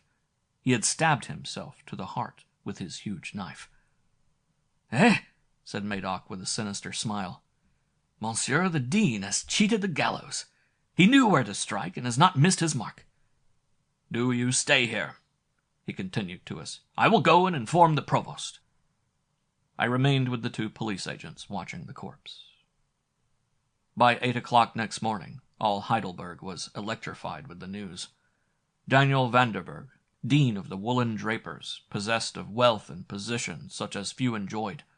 Who could believe that he had been the terrible assassin? 100 different explanations were offered. Some said the rich dean had been a somnambulist, and therefore not responsible for his actions. Others, that he had murdered from pure love of blood. He could have had no other motive for such a crime. Perhaps both theories were true. In the somnambulist, the will is dead. He is governed by his animal instincts alone, be they pacific or sanguinary. And in Master Daniel Vanderberg, the cruel face, the flat head swollen behind the ears, the green eyes, the long bristling mustache, all proved that he unhappily belonged to the feline family, terrible race, which kills for the pleasure of killing. End of section 2. Abraham's Offering. 1. The reputation of Rembrandt was firmly established as early as the year 1646. His admirable engravings had popularized his original and weird style throughout Europe. Each of his works marked a certain progress in art. The admirable harmony of his clair-obscur, the strange contrast of his lights and shadows, and the nocturnal perspective with which he explored mysterious depths, justified the enthusiasm of his numerous admirers. It would be difficult to follow the successive developments of Rembrandt's genius. The fact is that the eye of this artist saw things more clearly in the half-tints of twilight than in the full radiance of the midday sun. Rembrandt had an inborn love for darkness. In his youth he was often found in dingy taverns, where a few old Flemish heads gathered around a table were barely distinguishable in the yellow, uncertain radiance of a solitary oil lamp, or the gray, sickly light that stole in through a single window. After the death of his wife, Rembrandt withdrew to an old house in Jew Street at Amsterdam. His family consisted of only a sister, who managed the house affairs, and of a son, some 18 or 20 years of age, who had not yet chosen a vocation. The dealers, always on the lookout for his pictures, were frequent visitors at the painter's. One evening in the month of March, 1656, Rembrandt, whose disposition was serious and thoughtful, displayed an exceptional exuberance of spirits. At supper he indulged his love of pleasantry mainly at the expense of his sister Louise, who, he said, had arrived at an age to marry. She was 60. He extolled the virtues of his son Titus, recognizing him in all sorts of excellent qualities of which he had till then been ignorant. Finally, he ordered up a pitcher of old porter, a thing he did but rarely, of which he drank more than was his wont. When 10 o'clock struck and the watchman had disturbed the silence of the night with his lugubrious cry, Rembrandt lighted a lamp and left the room, wishing good night to Louise and Titus. They heard him cross the vestibule, open the door of his studio, and enter. This room was very high and received its light from a single window, which extended from the floor to the ceiling. The window was curtained with red silk, open in the middle, so that it could be drawn aside in both directions. On the walls hung a variety of old arms, casques, battle-axes, poniards, and swords, all well covered with rust. Rembrandt, with little regard for the traditions of Greece and Italy, called them his antiques. Before his window, on an easel, there was a middle-sized picture. The artist drew forward a chair and sat down, holding the light toward the freshly painted canvas. It was Abraham's Offering, the one of Rembrandt's masterpieces which ornaments the Museum of St. Petersburg. In the presence of his work, the plebeian face of the painter lighted up with something of the fire of genius. "Good, good," he soliloquized, with a proud smile. But then his enthusiasm yielded place to a disposition to analyze. His heavy eyebrows slowly approached each other, and he set himself to the examination of every detail of the picture. Now an exclamation of satisfaction would escape him, and now one of dissatisfaction. Suddenly he seized his palette and seemed about to make some change. Then he drew back to reflect. His inarticulate muttering showed plainly that he was not fully satisfied with the execution, that he did not consider it fully up to his high standard. Meantime another figure, not less striking in appearance nor less enthusiastic, had appeared in the half-opened doorway, and now looked intently at the picture over Rembrandt's shoulder. It was the figure of a Jew, such as we see in the pictures of the Flemish artists. Imagine a long spare body, wrapped in a sort of large plaid green robe, a long misshapen shoe with large silver buckles protruding from under the robe, while a pair of bow legs indicated their knotty joints from beneath. Finally, this green-robed frame was surmounted with an ashen-yellow head wearing a cocked hat, and furrowed by so many wrinkles that it might have been taken for the product of an ancient Egyptian mausoleum. The skin, drawn tight over the bald head and cheekbones, shone like ivory. A long nose, sunken lips, and a chin prominent and pointed completed this strange physiognomy. But that which gave him a truly inconceivable intelligence of expression was his look. His large, gray, lynx-like eyes were scarcely less brilliant than luminous bodies as they peered from under his heavy white brows. This personage entered the studio, and placed himself behind the painter so noiselessly that he was unheard as well as unseen. It was a strange spectacle to see these two figures intently contemplating the same work. In the features of the one could be seen the pride of the artist, but also the severe self-critic. In the features of the other, astonishment and unlimited enthusiasm were equally apparent. It was evident that the admiration of the Jew surpassed that of the painter. There was adoration in his pose, his gestures, his look. Suddenly Rembrandt seized a brush and leaned forward, saying, "This won't do. I must change it." But the Jew, impelled by an irresistible impulse, clutched the painter's arm. "No, no," he cried. "Don't touch it. You can't improve it." Startled by this sudden apparition, Rembrandt turned with an expression of surprise, but recognizing the dealer Jonas, he burst out laughing. "Ah, it's you, Jonas," said he. "How the deuce did you get in here?" Without answering the question, the old Jew cried out, "Master Rembrandt, this is a masterpiece. It is magnificent, sublime. Oh, the God of Israel performed a miracle in saving the son of Abraham, but this picture is still more marvelous. You have never reached such perfection. Never. You have surpassed yourself." "Bah, you always say the same things. According to you, my last picture is always my best." "It is true," said Jonas. "It is true, Master Rembrandt. You surpass yourself every time, but you are as far as you will ever get, as far as it is possible to go." "The fact is, Jonas, I might well doubt the judgment of one who knows his own business so badly. Instead of criticizing my work, you praise it so highly that—" "What?" interrupted the Jew. "Depreciate a picture such as this. Only a knave or a fool could do it. And then don't you know its value just as well as the shrewdest dealer in Amsterdam?" "True," said Rembrandt, with a suspicion of vanity.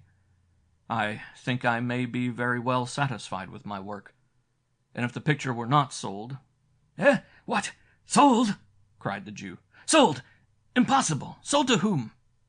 "To a rich German amateur. The price was fixed in advance." "The price was fixed?" repeated the Jew. "But what price?"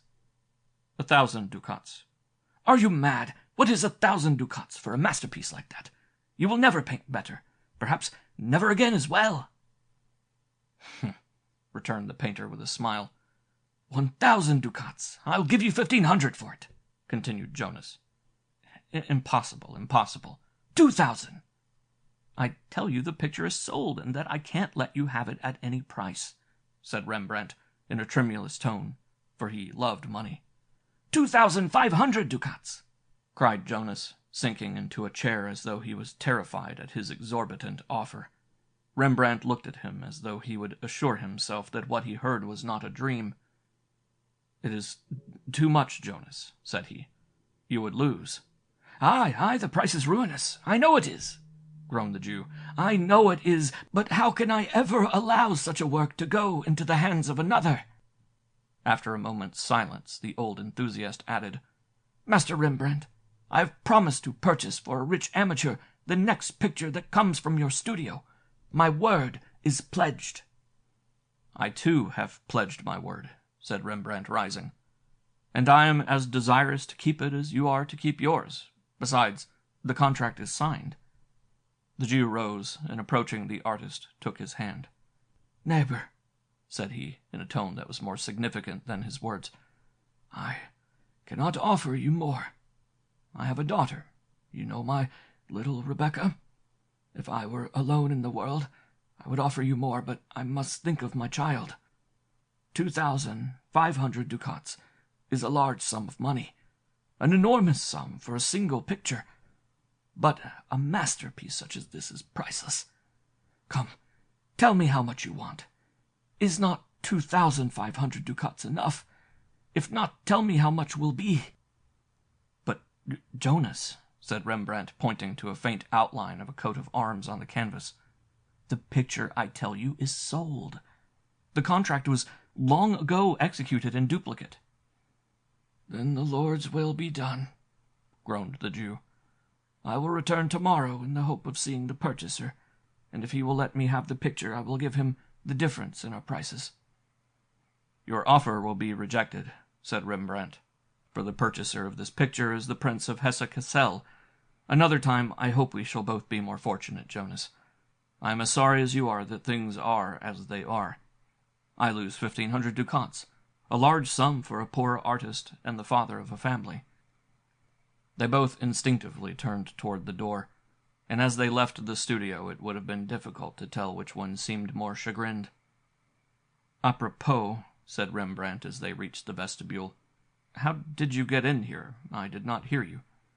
Your sister told me where I would find you, replied Jonas. So, I see, said the painter. They separated just as the cathedral clock struck 11. Rembrandt crossed a small yard in front of his house. The moon shone in the heavens, pale and meditative. He watched Jonas as he wended his way down the street, as long as he could see him.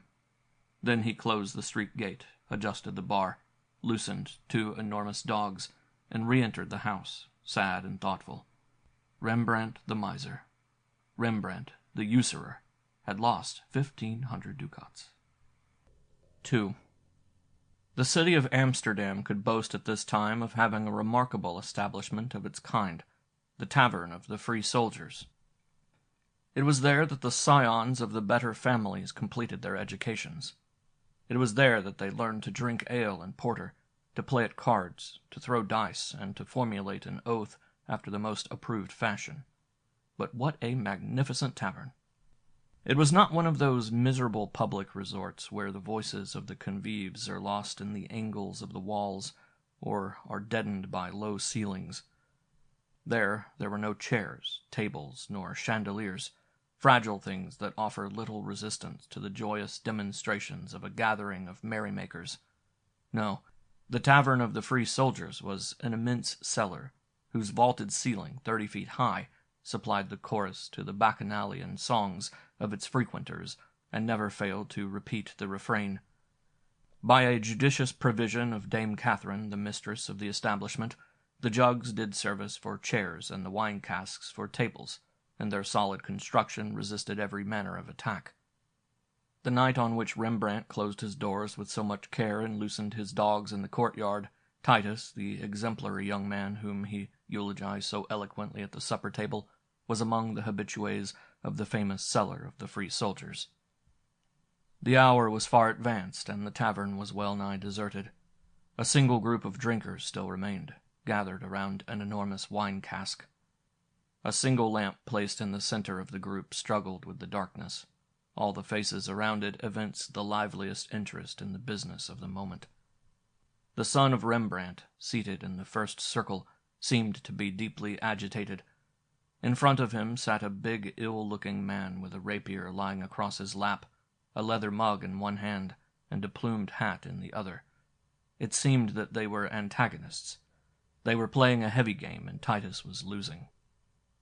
7, said Titus as he threw the dice on the cask. All the spectators stretched their necks to see the throw. 9, cried the other. A profound silence ensued, save the rattling of the dice in the box. 10, said Titus. 12, cried his adversary. The excitement among the lookers-on was redoubled. Titus threw his dice-box against the wall and cursed his ill luck. "So, comrade, you owe me 25 ducats," said the ill-looking fellow. "Well, are you afraid you won't get them?" asked Titus angrily. "No, oh no, I know you always pay." "Thunder and blazes!" cried a burly Dutchman with a nose like a beet. "Titus pay! He always pays. He paid yesterday, he'll pay today, he'll pay tomorrow, and he'll pay all the time. He's the bank breaker, don't you know he is?" At this bit of coarse pleasantry they all laughed heartily. "Van Hop," cried Titus, "find somebody else to make fun of, if you please." "I make fun of no one," replied Van Hop. "I only say that you are on the road to bankruptcy." "And you," retorted Titus, "you haven't the pluck to risk a single ducat. I defy you." "That's impossible, but at any rate I don't play till I see the money I'm to play against, and you haven't a shilling in your pocket," said Van Hop. This reply exasperated Titus, but he managed to control himself. "Wait for me. I'll soon show you some money to play against, and you, Van Eyck, if you wait, you shall be paid immediately." With this he hastened away.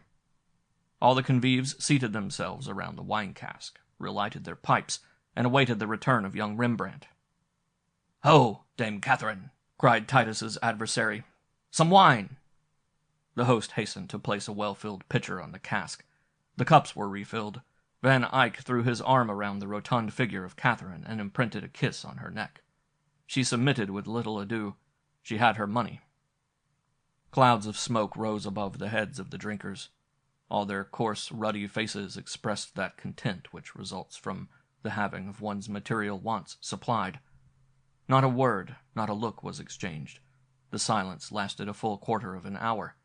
Finally, the pipe of the rotund and rubicund Van Hop went out.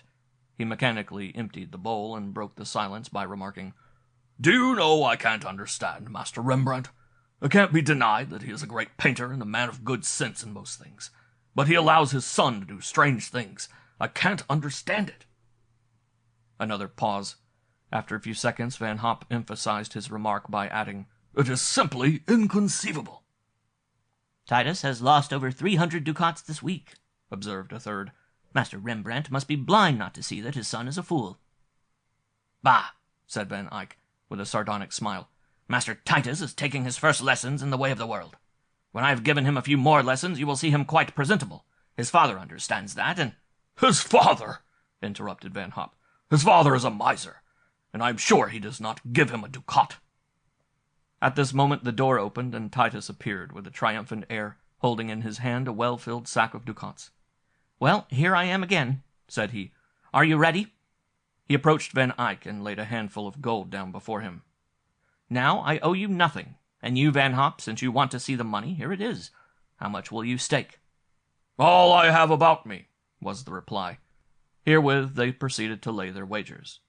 The fascination of gaming has something infernal in it. It makes our muscles tremble, our temples throb, our flesh creep. Fear, joy, triumph, despair, terror, and hatred. All the passions are aroused by it. It throws them all into disorder.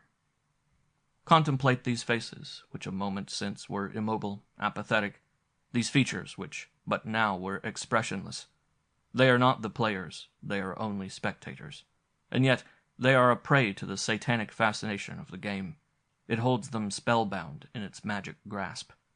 An hour later, and Titus's ducats had passed into the pockets of Van Hop. 3. Titus left the tavern humming a familiar air, but as soon as he was in the street he gave vent to his feelings in curses and self-reproaches. 10,000 devils seize the whole of you!" he cried, looking back at the door. He seized his velvet cap as though he would tear it in pieces, but he replaced it on his head and burst out laughing. "Bah!" he exclaimed. "What is 200 or 300 ducats? Doesn't Jonas offer to share his purse with me? Can't I put my hand into it when I will? Oh, most noble and generous Jew! By all gods, I'll turn Israelite and marry your pretty daughter." Suddenly Titus quickens his pace. Some thought seems all at once to have occurred to him. The night was dark and the silence profound. Only an occasional star shone through the flying clouds, like the phosphorescent lights that come of breaking of the waves. His way led him along the bank of a canal whose muddy water reflected the dark and menacing sky, which reminded him of some of his father's engravings. Finally he turned the corner of the cathedral, whose clock just then struck 2, and stopped before a large house and looked up at one of its windows. It was one of those antique structures that date from the Middle Ages. The gable end projected out over the street, and small symmetrically disposed beams formed a part of the wall. In the rear there was a spacious garden. Titus scaled the enclosure and made a signal. Scarcely a minute had elapsed when a small window opened. "Is it you, mynheer?" inquired a cracked voice. "Yes, Esther, it is I." "Very well, very well." In a moment a key turned in the lock of the street door, which was opened by a thin, tremulous hand. "Ah, Mynheer Rembrandt," said the old woman. "Ah, you have made us wait a long time. My poor little Rebecca has given up all hope of seeing you tonight. She has been crying for this hour." Titus mounted the stairs. Esther followed him slowly. She was a kind old soul, was Esther. She had served Jonas for nearly half a century. She was so fond of her little Rebecca that she could refuse her nothing. In appearance, Esther resembled the Cumaean Sibyl, short, shriveled, and infirm, with little round piercing eyes. As for her mouth, it disappeared when her nose and chin completed the formation of a sort of beak. Titus hastened down a long hall, pushed open a padded door, and found himself in a room with Rebecca. All that our modern luxury could furnish that is sumptuous and rich would be eclipsed by the splendor of this little boudoir.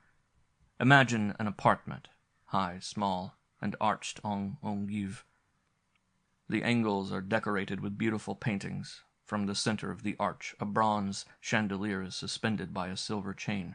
An Indian rug of the most costly fabric covers the floor.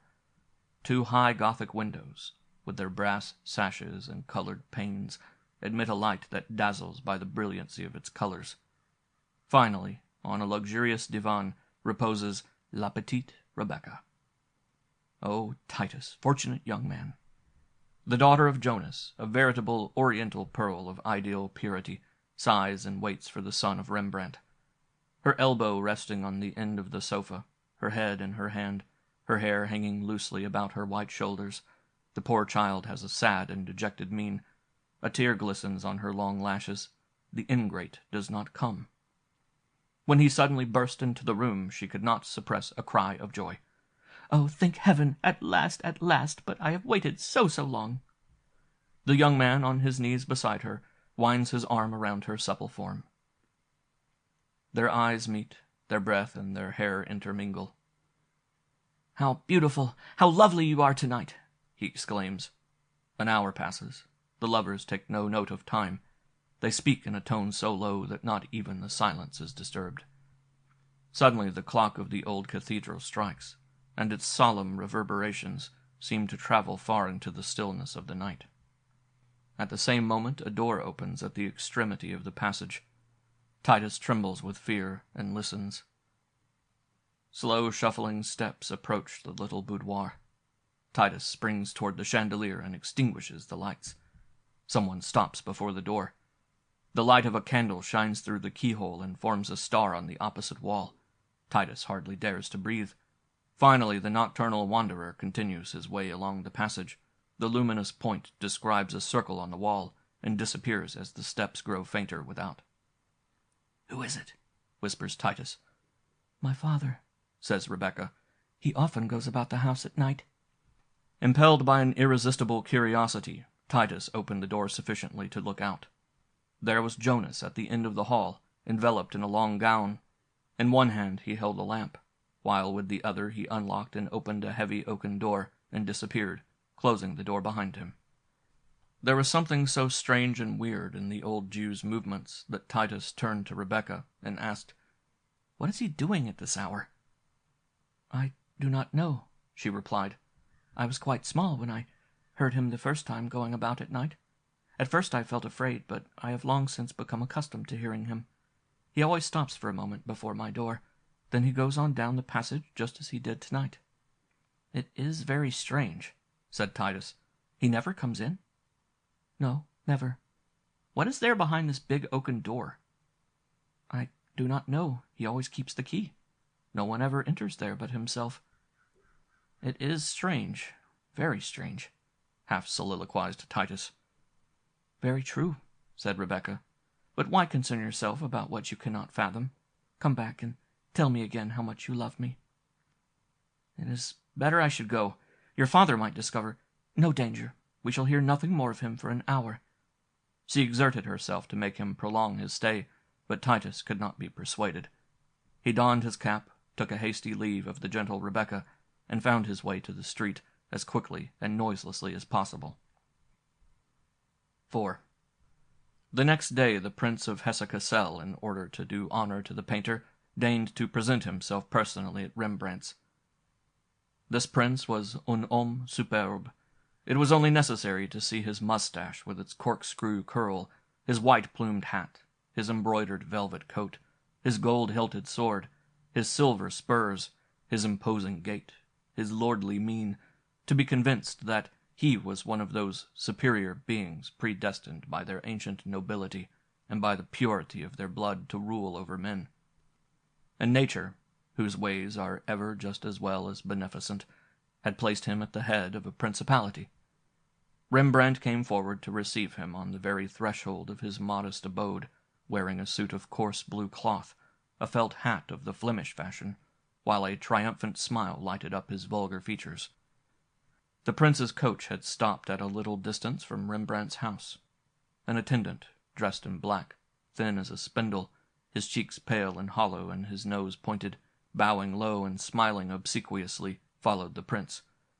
When Rembrandt saw him carrying a long sack, presumably filled with ducats, his avaricious heart would have been overjoyed had it not been for the magnificent offer he had been compelled to refuse the previous evening. "Well, maestro," said the prince, "we come, you see, in person to carry off your picture, Abraham's Offering. It is, I am sure, a conquest worthy of us." "Monseigneur," said the painter, "no fortress can withstand the assault of a mule loaded with gold." "Eh, what? Do you take our worthy steward for a quadruped?" "I speak of the sack," said Rembrandt. "The animal is only an accessory." The steward made a grimace. "Diable! Rembrandt, you are malicious. Defend yourself, Master Genaudet."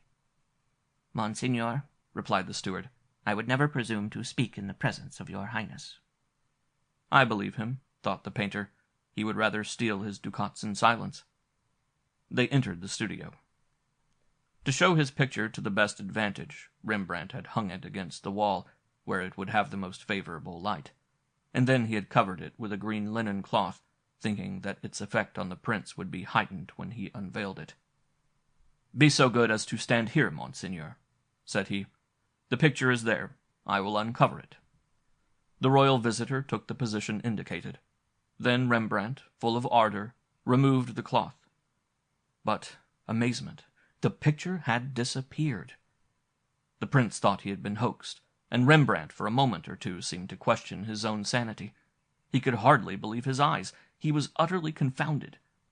Then, in his semi-delirium, he set to searching every corner of his studio, and overturning everything, exclaiming, "My picture! Where is my picture?" "Master Rembrandt," said the prince, "is this a comedy you are acting? I am not your dupe." A sardonic smile played about the thin, colorless lips of the steward. The prince's insinuation very naturally increased the painter's frenzy. "Comedy! What? I play comedy? I try to deceive you? I am robbed! My picture has been stolen!"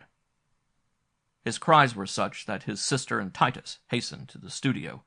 As they entered, he darted toward them. "Is it you? Have you taken my picture?" he cried, seizing Titus by the collar. "What picture?" asked Titus. "Oh, it was you. Who else is there in the house to do it? I see, my boy. A practical joke, is it not? I forgive you, but tell me quickly where it is. I assure you, father, that I know nothing of your picture, that I have not touched it. Ah, you villain, you deny it, do you? He was about to deal him a blow when the sister interposed. Why, brother, are you mad? She cried. You know he is incapable of taking your picture. What would he do with it? You defend him, do you? Then it was you. I? Said the poor woman, with tears in her eyes. How can you accuse me of such a thing? Rembrandt sank into a chair without adding a word. He was completely overcome. Let us be gone, said the prince. This scene is disgusting. It was doubtless rehearsed in some tavern. The picture has been sold. I regret that anything ever induced me to darken the door of this room. Without waiting to see or to hear more, His Highness left the house, followed by his obsequious steward. 5.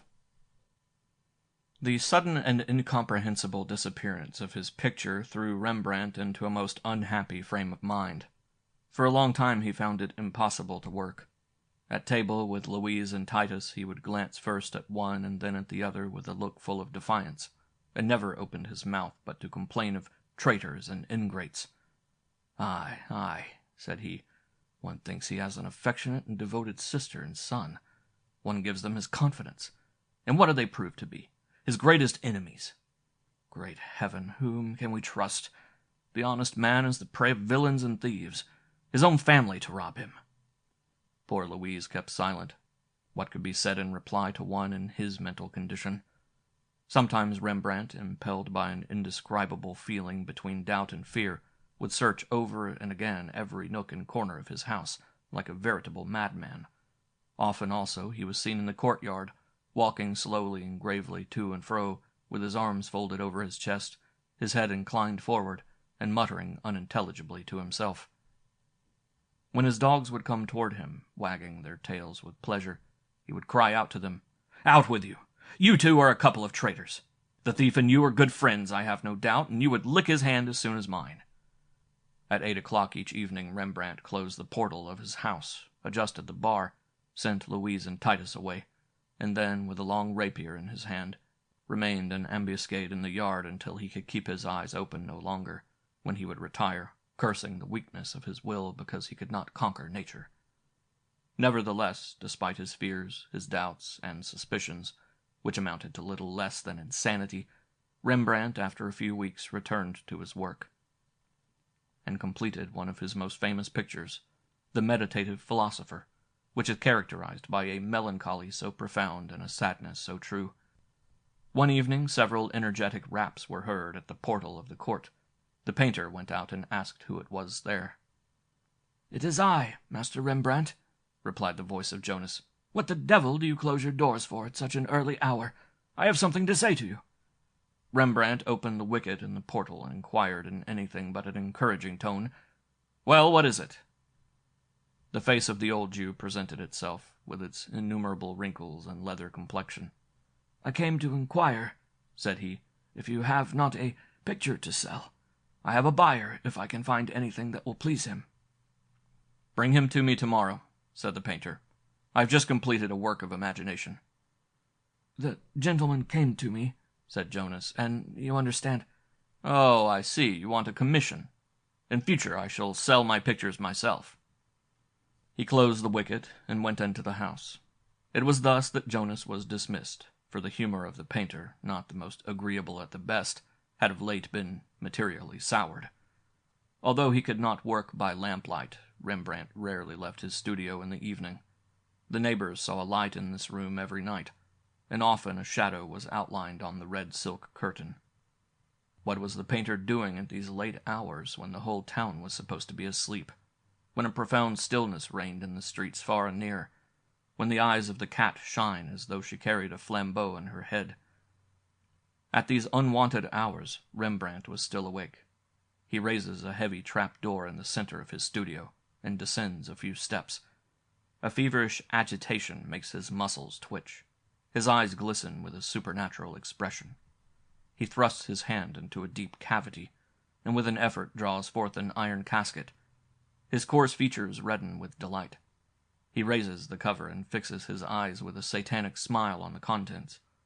For a moment the miser is speechless with emotion. Then he grasps a handful of the gold and chuckles. "My beauties, are you there? There's no deceit in you. You, at least, will never betray me." As the miser soliloquized, he picked up handful after handful of coin and let it slide back into the casket, feasting his avaricious ears on the dull clinking it made. But suddenly his features undergo an entire change of expression. His eyes are fixed on space. His mouth is wide open. His neck seems elongated. He breathes inaudibly. He listens.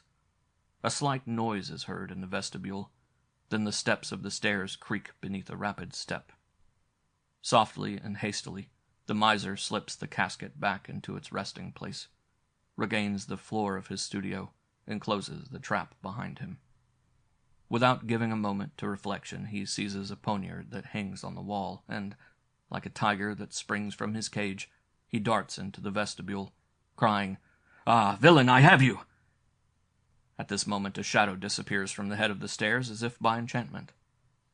Rembrandt is stupefied, but a thought seizes him. He runs to his easel. His new picture is gone. Louise, who had been aroused by a cry of terror and despair that was well nigh inhuman, quickly arrived on the scene, covered with a cold perspiration and trembling in every limb. She had recognized the voice of her brother. After this one cry, which seemed to come from the very depths of his being, all was as silent as it had been before. Not a sound disturbed the general stillness. Despite her terror, Louise had had the courage to seek her brother. She found him leaning against the wall, his feet wide apart, his hands clenched, pale, his eyes open but immovable. He looked like a corpse, except that he was standing rather than like a live man. Louise tried to speak, but the spectacle before her paralyzed her tongue. She herself had to seek support to avoid falling. Little by little, Rembrandt came to himself.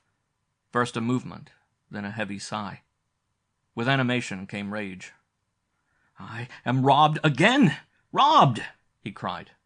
"Brother," entreated Louise. "brother!" "Is it you?" he asked, glaring at her like a maniac. "You were there?" "I came when I heard you cry out," she replied. "And Titus?" "He is in bed." "In bed. We will go and see." Rembrandt led the way to his son's chamber. Louise followed. "Titus!" he called, opening the door. No response. He drew aside the curtains of the alcove. The bed was empty. He tore off the pillows, the covering. He could not, it seemed, believe his eyes. And yet, to doubt was impossible. There was certainly no Titus there. A smile, a bitter, melancholy smile, curled his lip. So, said he, in a concentrated, smothered tone. "Now I know the thief." Louise made no response, but burst into tears. 6. Titus had passed the night at the tavern of the Free Soldiers.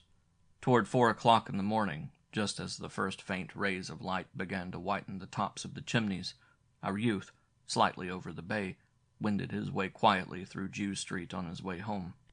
Arrived there, he introduced a skeleton key into the lock of the street portal and opened it.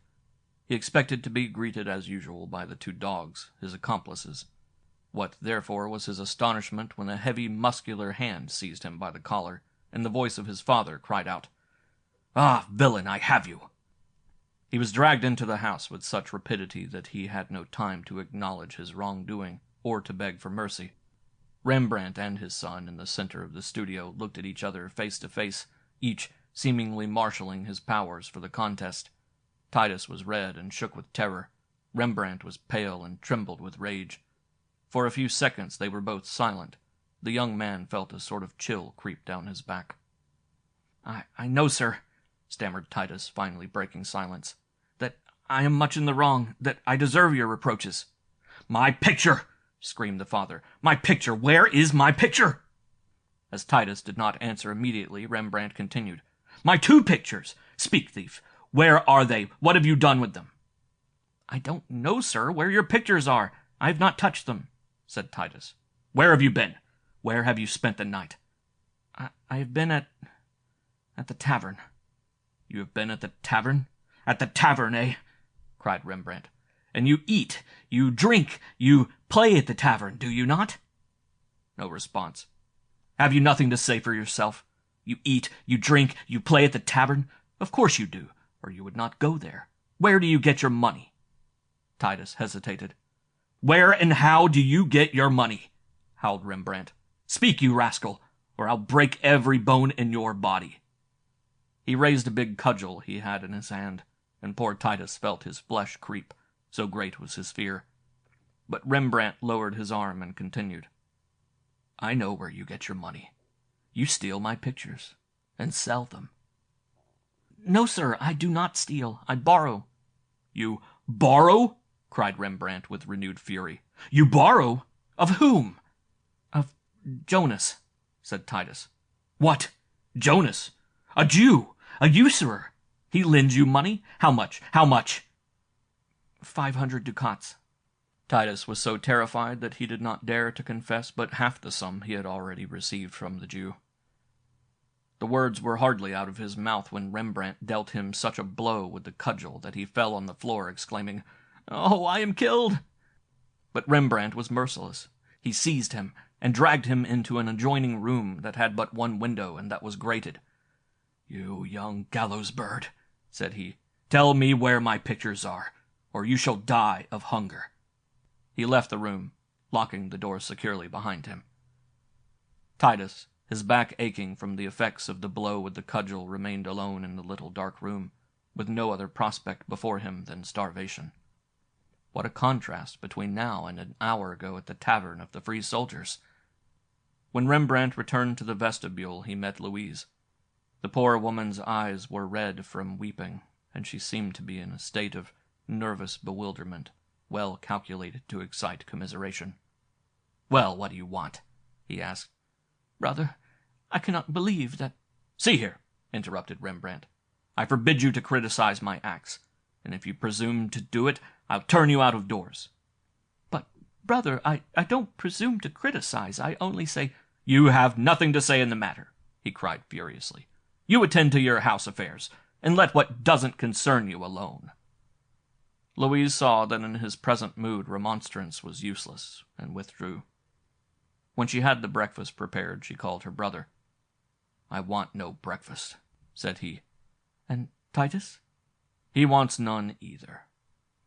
Nor do I, said Louise, and returned to her kitchen. Toward evening a remarkable scene was enacted. Titus had the appetite of a cannibal. Rembrandt also, but he abstained from eating. Titus set to shouting out that he was hungry when his father went to the door of the extemporized prison and asked, Where are my pictures? I am hungry, was all the reply Titus would make. So am I, muttered Rembrandt in a low tone. So am I. At 6 o'clock Louise announced supper. I want no supper, said Rembrandt. But as he replied, he snuffed the odor of the frying pan and involuntarily turned toward the kitchen. Louise insisted. I tell you I'm not hungry. Close the door. The smell of your kitchen is disagreeable. And Titus? Titus! Let him tell me where my pictures are, and I'll forgive him. He spoke in a loud tone, in order that the prisoner might hear him. In reply, Titus every now and then gave the door a kick and cried out, I'm hungry! I'm hungry! The obstinate young rascal, said Rembrandt. We'll see who can hold out the longest. Despite his anger, the father had determined to subject himself to the same deprivation he imposed on his son. The father suffered, but the miser made the law.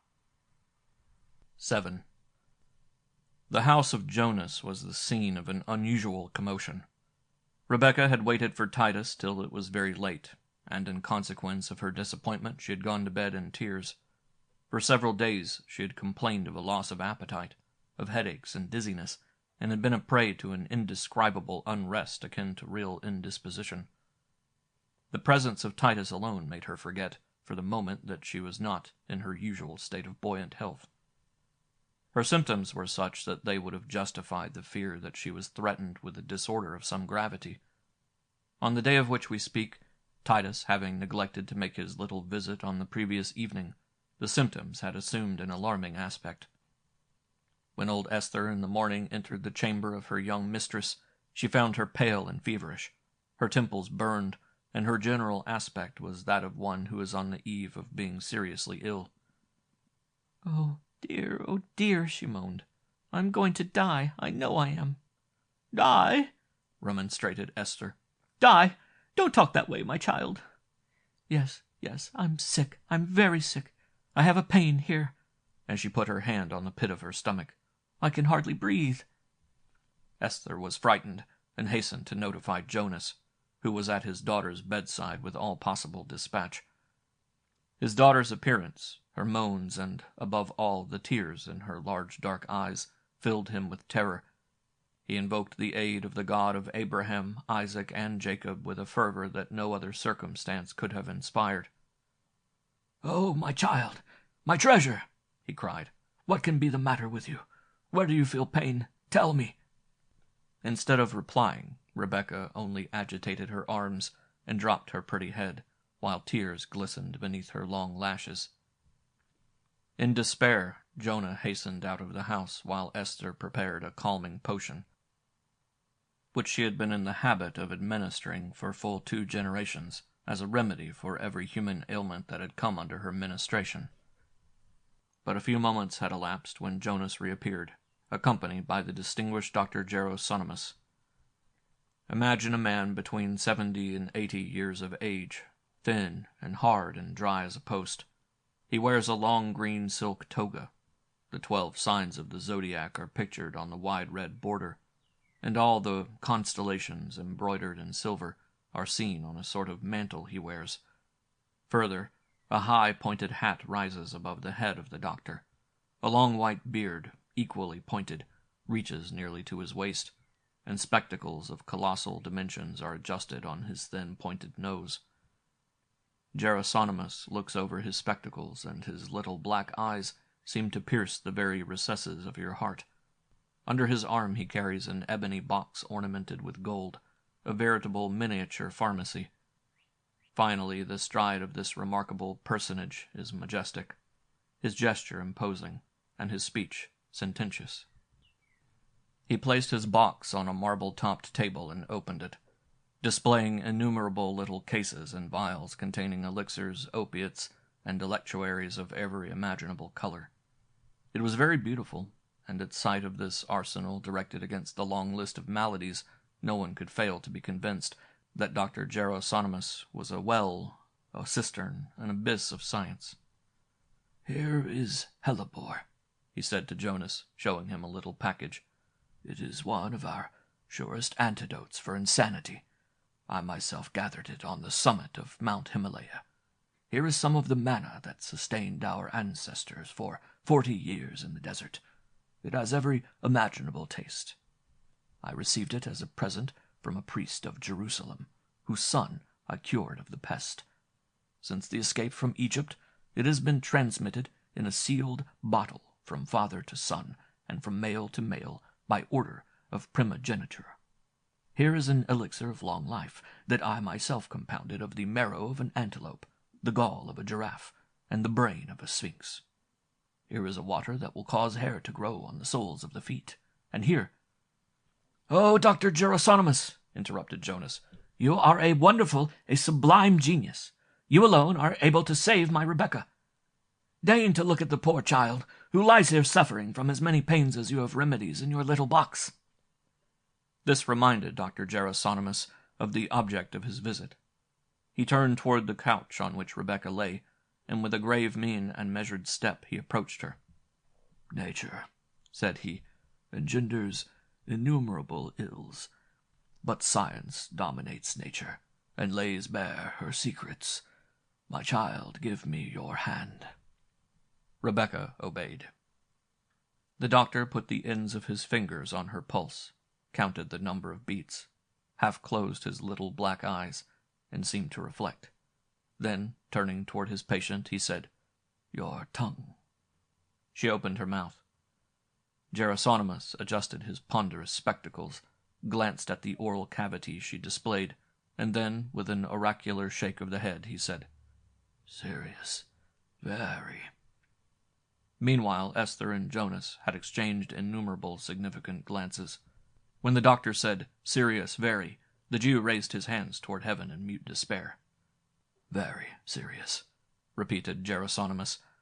"But we have a remedy, one and one only. It is fortunate, Mynheer Jonas, that you came for me.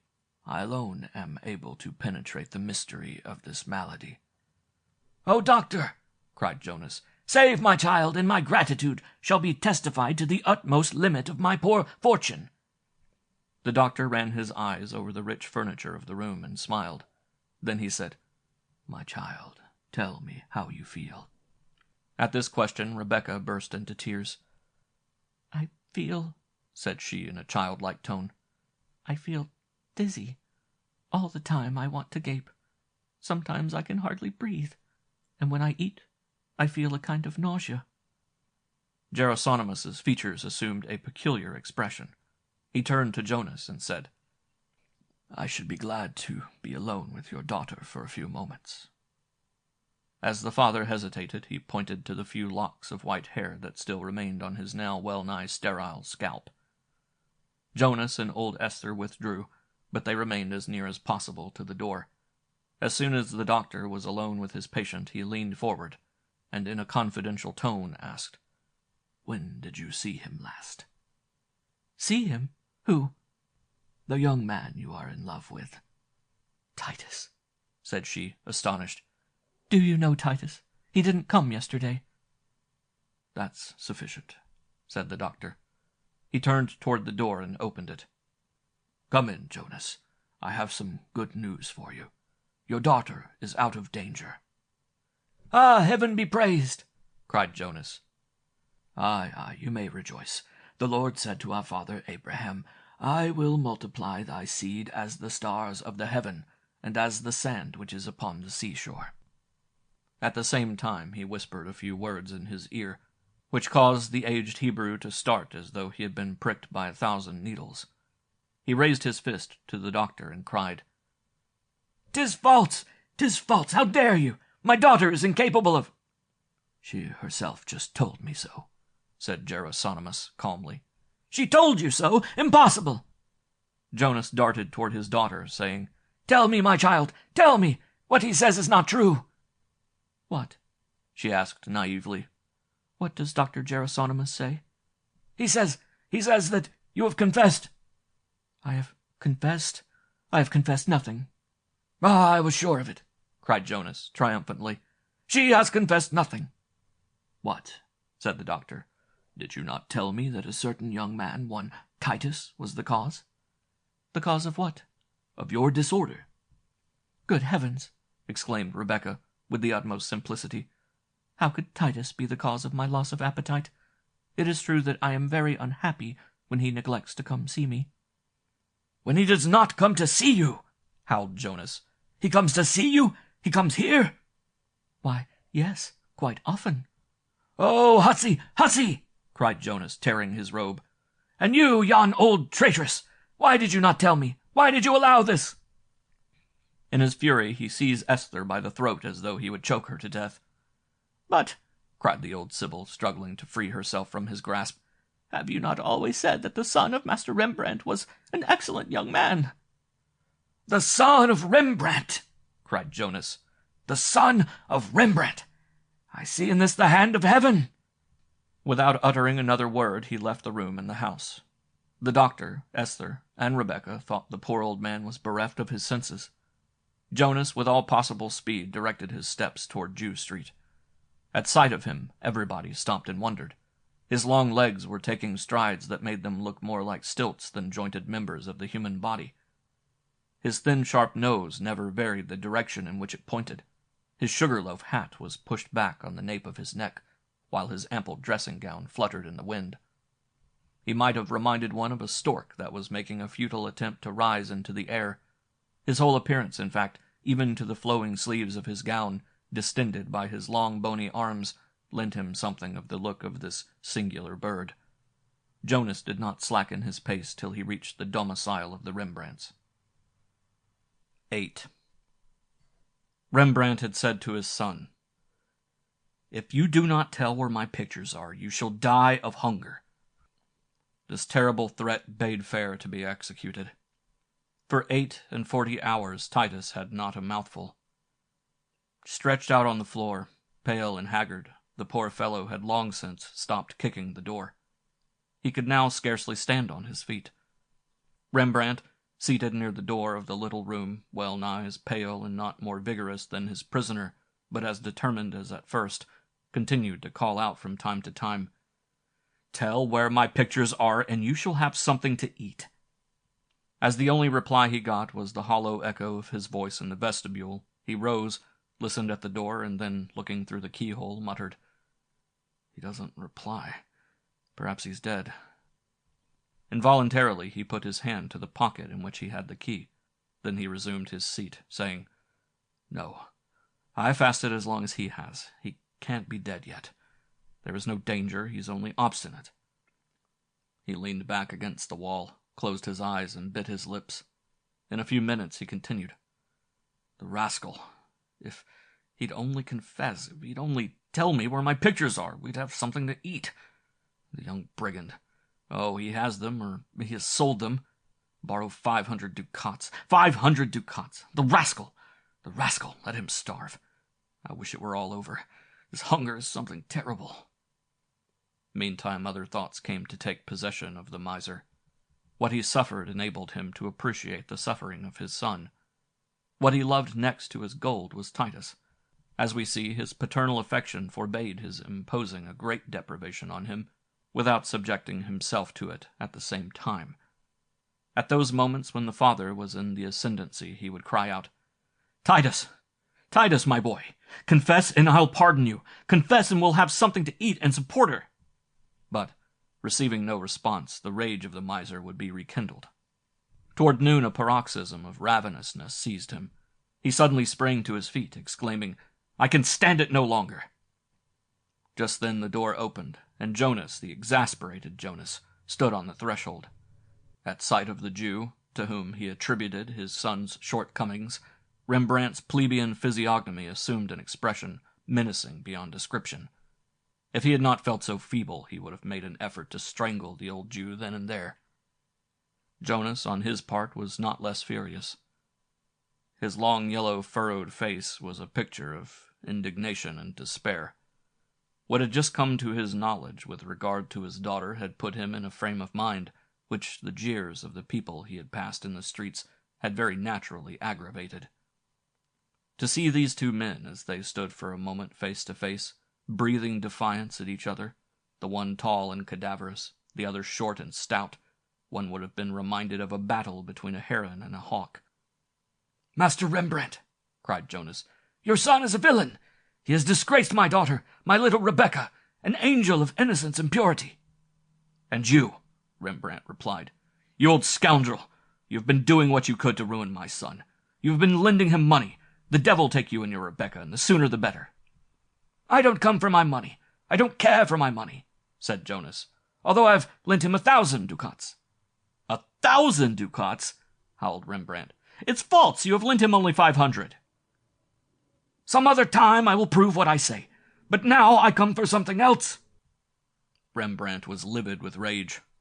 1,000 ducats! He cried, and despite his weakness he attempted to seize the Jew, but his strength failed him. He fell back into his chair, repeating, 1,000 ducats! 1,000 ducats! "I don't care for the money," repeated Jonas, "if your son will consent to embrace the religion of Moses and marry my daughter." "What?" cried Rembrandt. "What? My son become a Jew? Are you mad, you old vagabond?" "Your son has compromised my daughter, I say, and—" Rembrandt uttered a cry of rage that fairly made Jonas tremble. "Out of my house, you old usurer!" he cried. "Out of my house, or I'll tear you in pieces!" His exasperation seemed to give him all his wonted vigor.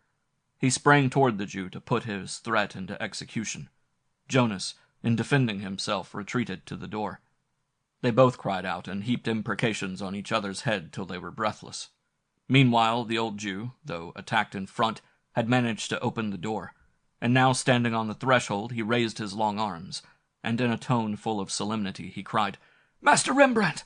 I, a poor old man, whose grey hairs your son has dishonoured, I, the most unhappy of men, who ask of you only what is right and just, and whom you brutally repulse, showing no regard either for my age or my tears, I curse you! I curse you to the 20th generation! May you be poor, despised, and wretched! May Dales take up his abode within your doors and devour you!" So saying, he staggered toward the street, covering his bald head with a flap of his gown, for he had lost his hat in the battle. Rembrandt, exhausted and bewildered, hastened to the little room in which he had Titus imprisoned, and opened the door. Titus, aroused by the noise of the battle, had risen from the floor. His father, without saying a word, seized him by the hand and led him into the vestibule. There he took a loaf of bread from a cupboard, cut it in two, gave him half of it, and then pushed him out of doors, saying, "Never let me see you again. Never! You have no longer a father. I no longer a son." 9. At first Titus did not comprehend the extent of his misfortunes. After having taken a few steps along the wall, against which he leaned for support, he sat down on a big stone and ate the bread his father had given him. Then he went to a fountain at the corner of the street and quenched his thirst. He was now so much refreshed that he was able to collect his thoughts and give some form to his confused ideas. The sudden disappearance of the picture, his father's rage, the punishment he had endured, the appearance of Jonas on the scene, the words exchanged between him and his father, the battle that followed, all this came back to him like the remembrance of a dream that had been forgotten. He also recalled his father's words, "Never let me see you again, never. You have no longer a father, I no longer a son." And where go now? What do? The canal was near. He went to its bank and seemed to reflect, but the water was black and muddy. He turned away, saying, "If now it were only Schiedam or porter, there would be some sense in drowning oneself in it. But in water, and such as that? No." He directed his steps mechanically toward the tavern of the Free Soldiers, and found a goodly company assembled there. Van Eyck, Van Hop, and several others. They gave him a boisterous welcome, and invited him to drink, to eat, and to play. They gave him a glass, and he seated himself among them, and naively recounted what had happened to him since he was last there. His story being told, he was amazed to see the change that had come over the manner and mien of his joyous comrades. One after another they turned away from him. His glass was empty, but none of them seemed to notice it. "What the devil?" cried Van Eyck, in a most offensive tone. "Did anybody ever hear such a ridiculous story as this one you tell us?" Titus vowed and protested that his statement was literally true, but they all refused to believe him. "And then," said Van Hop, "if Mynheer Titus tells the truth, I think it exceedingly indelicate for him to present himself here, and to accept civilities he is not able to return." "Very true," said the others. "His is a way of doing that is new, and that we hope no one else will be inclined to adopt." Just then Van Eyck made a gesture, in response to which Dame Catherine came and took away Titus's glass. Titus's cheeks burned with shame and rage, and his jaws closed convulsively. What he was compelled to endure now was 1,000 times worse than what he had just endured at the hands of his father. He rose, and with a look of supreme contempt replied, "You are ignoble wretches. You insult me because I have no more money." "Quite right," said Van Hop, with a coarse laugh. "You have more penetration than I thought you had. But if you take my advice, you will make haste to get out of here. If you don't, we'll thrash your jacket for you to teach you manners." Titus was already at the door when this advice was given him. He continued on his way, hastening his steps to get out of hearing as soon as possible of their laughter and low jests. This time the poor fellow thought seriously of having recourse to the canal, black and muddy as the water was, but fortunately another thought suddenly occurred to him. As he walked on in a thoughtful mood, he muttered, "Jonas has money, any amount of it. My father says he never wants to see me again. If I should return home and be received, which is doubtful, what a life I should have of it. No more porter, no more Schiedam, no more card-playing, no more anything. I'd sooner swallow the whole canal. By heavens, I'll see what I can do with old Jonas. I'll throw myself at his feet and declare that the light of Mount Sinai has penetrated my inmost heart." Meanwhile, night had come, and seemingly by accident Titus found himself in front of old Jonas's house. He walked round it several times, apparently maturing his course of action, until finally he scaled the garden wall and made the usual signal. But this time he made it in vain. It called forth no response. Old Esther had doubtless been driven in disgrace from the house. For fully 3 hours Titus waited, watched, and debated. The cold, damp night air gradually added to his discomfort. He became desperate. All at once he thought he saw a light flit past one of the windows, but upon closer inspection he concluded that it was only a delusion of his distempered imagination, as all the blinds seemed so firmly closed as to preclude the possibility of a ray of light escaping. Weary of waiting, he resolved to try the door. To his surprise, he found it was not fastened. He opened it and entered. Aglow with joy, he groped his way to the stairs with the view of going directly to Rebecca's boudoir. But at the moment he reached the hall of the second story, a door opened at its extreme end, and Jonas, in a long night-robe, a candle in his hand, came directly toward him. Titus's first impulse was to fly, but he had not the time, for Jonas approached with the air of one in great haste. Titus stood bolt upright against the door and kept perfectly still, in the hope that the old man would pass without noticing him. But, arrived in front of him, the Jew stopped and fixed his eyes directly upon him. His lips were firmly closed and his eyes were wide open, but they were dull and expressionless like the eyes of the dead. At sight of him, Titus was petrified with horror. Jonas looked to him like a walking corpse. He would have cried out, but he was unable to utter a sound. After stopping a moment, Jonas, without speaking a word or changing the expression of his long, thin face in the slightest degree, continued his nocturnal promenade. Titus readily comprehended that there was something abnormal in the old Jew's movements, and determined, if possible, to watch him. He therefore followed him closely. His courage, after taking in the situation, had returned to him. Jonas's long strides soon brought him to the big oaken door. He opened it, and entered the room into which it led. To Titus, the room seemed like the interior of a church. It was so large and high. Jonas's candle shone in it like a luminous point in space. At the same time, Titus noticed that a strong odor of painting pervaded the place, and on glancing at the walls, in the uncertain light of the single candle, they seemed to be covered from floor to ceiling with pictures. On entering the gallery, such the room really was, Jonas went directly to a ladder in one corner, which he ascended with great agility, though he could only use one hand to steady himself, having his candle in the other. Arrived at the top of the ladder, the old man straightened up, and reaching out his candle toward the angle under the ceiling, he brought into full view Rembrandt's lost picture, Abraham's Offering. Titus, seeing Jonas in this perilous position, bending backward without anything seemingly to prevent his falling, could not refrain from crying out, "Jonas! Jonas, what are you doing? Take care!"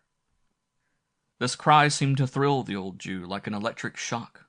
He twisted rather than turned, partly round, extending his hands for support. As he did so, the candle fell from his grasp. The next moment Titus heard a heavy thud, followed by a deep groan. Some days passed. Jonas's windows remained closed. A death-like silence reigned throughout his spacious residence. The authorities of the good city of Amsterdam, being advised of these facts, ordered an inquiry to be made as to the cause. This resulted not only in the finding of the Jew's dead body, but also in the discovery of his magnificent gallery of pictures.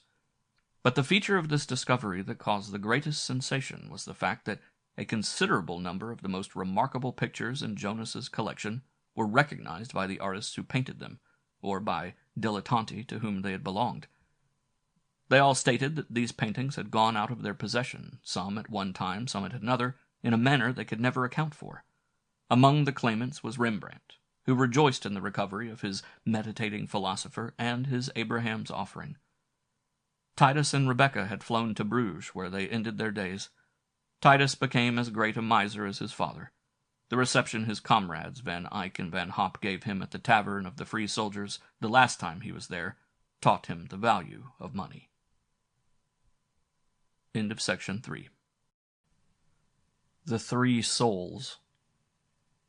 1. The year 1805 was the 6th year I spent at Heidelberg, studying transcendental philosophy. You know what university life is. It is a full existence, the existence of a grand seigneur. One rises at midday, smokes his old Ulm pipe, drinks 1 or 2 glasses of schnapps, then one buttons his polonaise up to his chin, adjusts his little Prussian cap above his left ear, and goes leisurely to listen for half an hour to the illustrious Professor Hasenkopf discuss such ideas as he may have selected a priori or a posteriori. Everyone is at liberty to gape or even to go to sleep if he so elects. The lecture over, one repairs to the brewery of King Gambrius, and stretches his legs out under a table. Pretty waitresses in their black taffeta corsets hasten to offer rye bread, sausage, ham, and beer. One sings the air of Schiller's Robbers.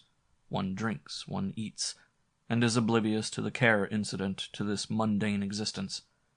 This routine you sometimes vary by putting your dog Hector through his paces, or by clasping the waist of Charlotte or Adelgund, when perchance a general melee follows in which blows are freely exchanged, tables are overturned, and glasses and chairs are broken. Then the watchman appears on the scene. You are seized, are conducted to the calaboose, where you are compelled to spend the night. Thus pass the days, the months, and the years.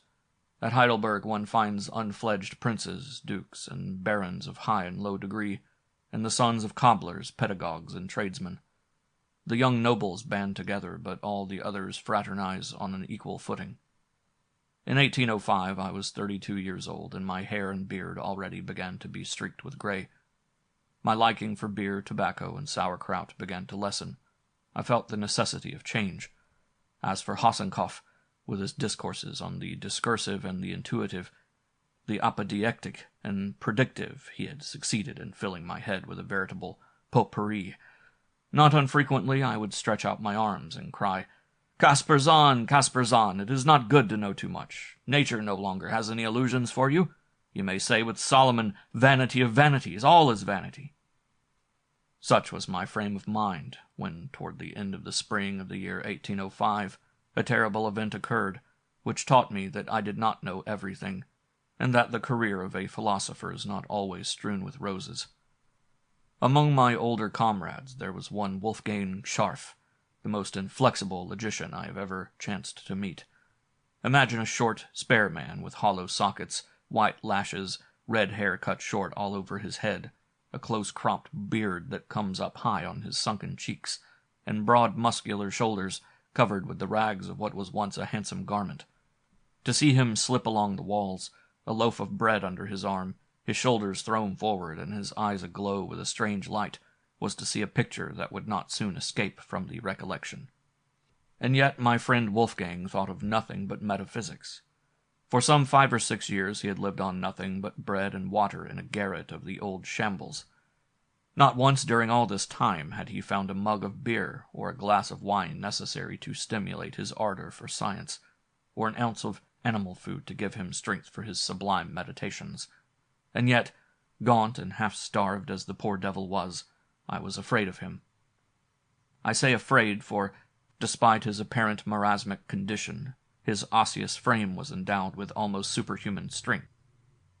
The muscles of his jaws and of his hands protruded beneath the skin like so many rods of iron, and then there was something sinister and forbidding in his look that was calculated to excite distrust. This strange being, in his voluntary isolation, seemed to have preserved for me alone a sentiment akin to friendship.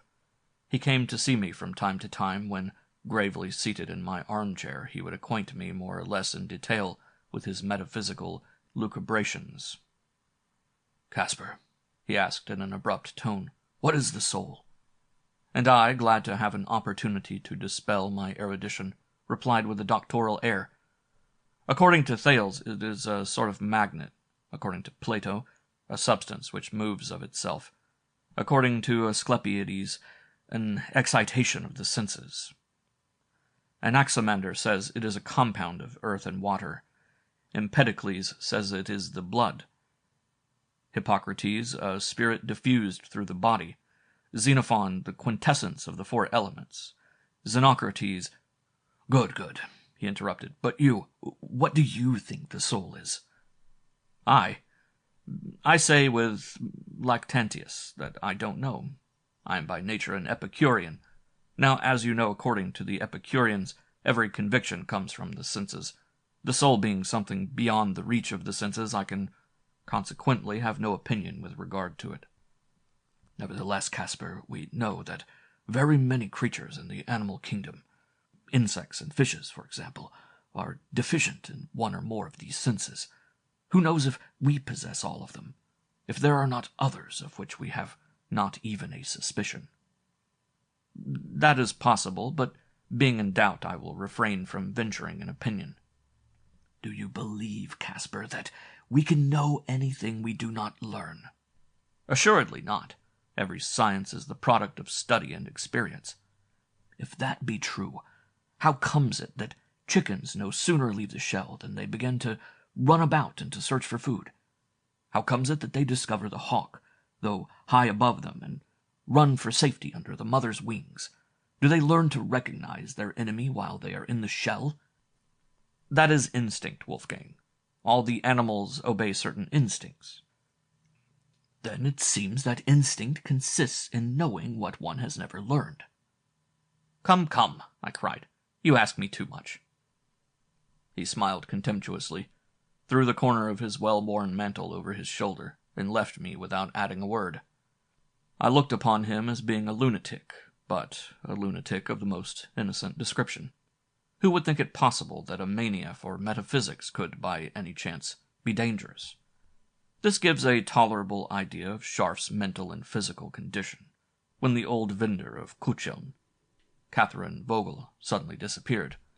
Catherine, with a basket suspended from her stork-like neck, was wont to present herself about 11 o'clock at the brewery of King Gambrinus. The students were in the habit of indulging their love of pleasantry with her, often reminding her of some of her youthful escapades, of which she made no secret, and at the recollection of which she herself laughed heartily. "Heaven bless us," she would say. "We were not always 50 years old. We have had our merry hours in our time. Well, well, it's all past now. If those happy days could only come again." With this she would heave a sigh, which was the usual signal for a general laugh. Her disappearance was noticed on the 3rd day. What in the world can have become of Catherine? Can she be ill? It doesn't seem possible. She was in such excellent spirits the last day she was here. It was reported that the police were in search of her. As for me, I had no doubt that she had taken a trifle too much schnapps, and as she was going her nightly rounds, had fallen into the river. The next day, as I was on my way from Hassenkopf's lecture to the brewery, I met Wolfgang on the walk in front of the cathedral. The moment he caught sight of me, he hastened toward me with a triumphant air that made him appear quite other than I had ever seen him. "I was looking for you, Caspar," said he. "I have been waiting for you for an hour. Come with me. I have triumphed at last." His look, his gestures, and the tones of his voice all betrayed great agitation, and when he seized me by the arm and dragged me toward Tanner's place, I was seized in spite of myself with an indefinable feeling akin to fear, and yet I had not the courage to resist. The narrow street that we followed with hasty strides ran back of the cathedral, among a lot of houses as old as Heidelberg. The square roofs, the wooden galleries, lumbered up with all manner of household utensils, the exterior flights of stairs with their worm-eaten steps, the innumerable ragged figures, some half-starved, and all curious, who leaned out of the windows to gaze at us as though they had never seen our like before. The long poles extending from one roof to another, hung with dripping hides, and then the dense smoke that escaped from the pipes that protruded from each story. All this reminded me of a resurrection of the Middle Ages. As the sky was clear, the sun shone here and there on the dilapidated walls and the motley scene, thereby adding to my emotion by the strangeness of the contrast.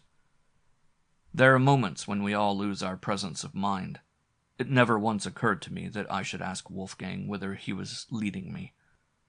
After passing the quarter in which nothing was to be seen but misery and wretchedness, we reached an open place in front of the old shambles. Suddenly Wolfgang, whose dry, cold hand seemed to be riveted to my wrist, introduced me into an old ruin that stood between the aforetime hayloft of the landwehr and the storehouse of the slaughter-yard. "Go on before me," said he. I coasted a rough wall, at the end of which there was a dilapidated winding staircase, which we ascended, though the accumulation of rubbish on the landings barely left us room to pass. At every story my comrade would say impatiently, "Higher, higher!" And yet I would pause, ostensibly to get breath and to examine the peculiar structure of the old ruin, but really to consider the advisability of beating a hasty retreat. Finally, we arrived at the foot of a ladder, which extended up into a loft. I cannot to this day understand how I could be so imprudent as to mount this ladder without pausing to make some inquiries, or to demand some explanation. It seems that madness is contagious. Arrived at the top of the ladder, I stepped out onto the littered floor and looked about me. I found myself in an immense garret. In the roof there were 3 small windows, and in the center of the space there was a small table covered with books and papers. Over our heads there was a complication of small timbers reaching to the ridge-pole, which one instinctively felt ought to be, if it was not, the abiding place of the bats of the neighborhood. It was impossible to look out, as the windows were some 10 or a dozen feet above the floor. At first I did not notice a low door, and a large air-hole above it in the wall of the gable end. Wolfgang, without saying a word, pushed a box toward me, which did service for him as a chair. And then, taking from a dark corner a large stone pitcher in both hands, he drank deep of its contents while I looked at him half bewildered. "We are under the very roof of the old slaughterhouse," said he, finally breaking silence and looking at me with a strange smile as he replaced the pitcher. "The city council has made an appropriation to build a new one beyond the city limits. I've been here now 5 years without paying any rent, and during all that time not a soul has clambered up here to disturb me in my studies." Then, seating himself on some pieces of wood piled up in one corner, he continued, "But to come to the question I would discuss with you, are you sure, Casper, that we have a soul?" Come now, I replied in no very amiable mood. "If you have brought me all the way up here to talk metaphysics, let me get out at once. When you met me, I was just coming from Hasenkopf's lecture, and was on my way to the Gambrinus brewery, where I proposed to refresh my wasted energies with a substantial luncheon and some beer. I have had my usual dose of abstraction for the day, which is quite enough." "What a material existence some people do lead," said he with a disdainful shrug. "You seem to me to live only to eat and drink. Do you know I have spent days without eating a mouthful from sheer love of science?" "Everyone to his taste. You can live on syllogisms and abstract speculations, while I must have sausages and March beer." He had become very pale, and his lips trembled with anger. But controlling himself, he replied, "Well, if you will not answer me, at least do me the favor to listen to my explanations. Every man feels the necessity of appreciation, and I want you to appreciate me. I want to see you amazed, confounded by the sublime discovery I have just made.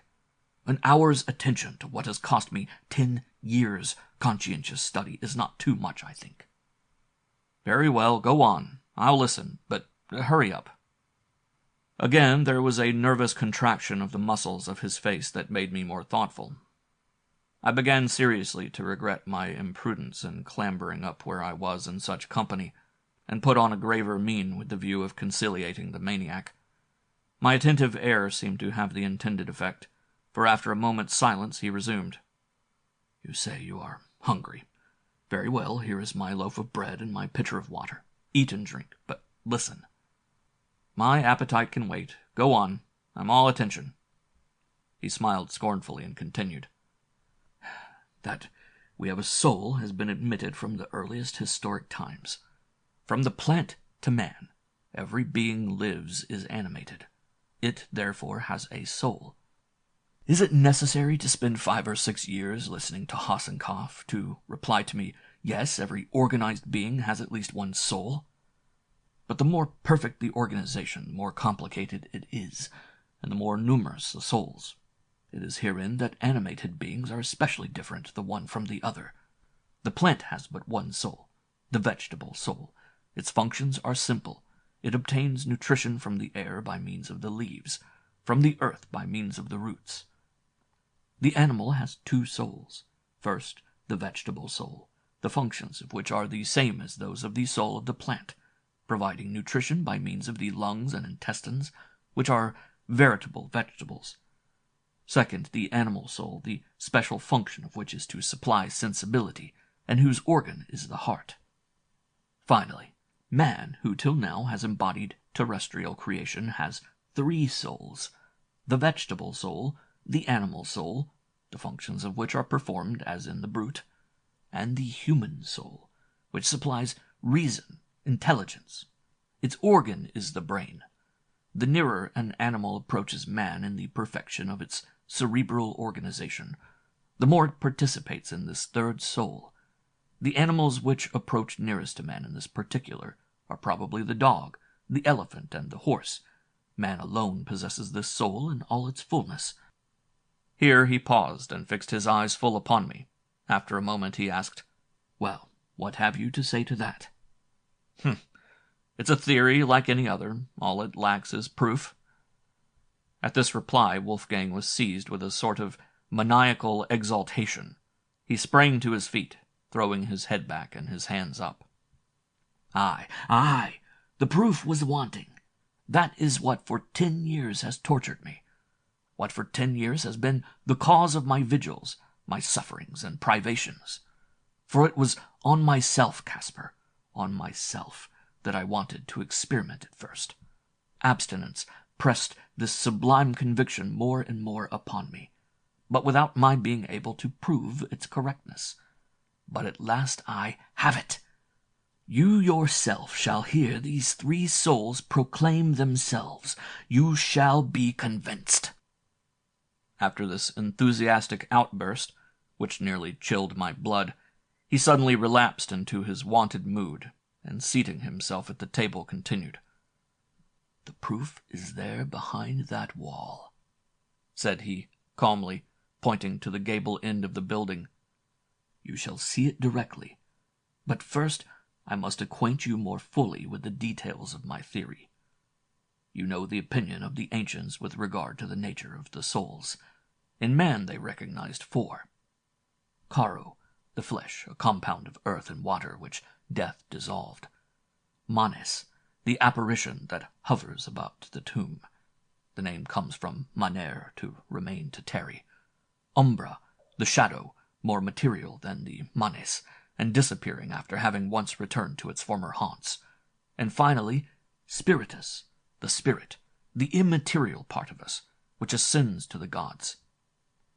This classification seemed to me correct. It was, however, necessary to decompose a human being in order to establish the distinct existence of 3 souls, independent of the flesh. Reason told me that every man, before attaining complete development, must of necessity pass through the existence of the plant or the brute. In other words, that Pythagoras' theory was the true one, though he was unable to demonstrate it. Well, the solution of the problem has been the study of my life. It was necessary to destroy in myself the 3 souls successively, and then to reanimate them. I had recourse to the most rigorous abstemiousness. Unfortunately, the human soul, in order to leave the animal soul unfettered, was of necessity the first to succumb.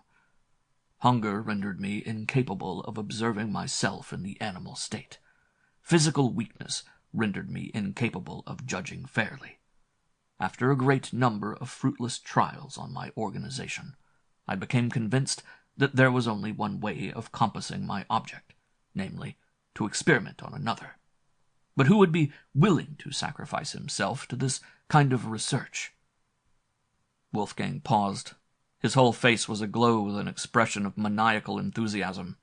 After a moment he added, "It became necessary for me to have a subject at any price. I determined to experiment in animam villem." Great heaven, I thought, this man is capable of anything. "Do you understand me?" he asked. Perfectly, said I, with a glance at the latter.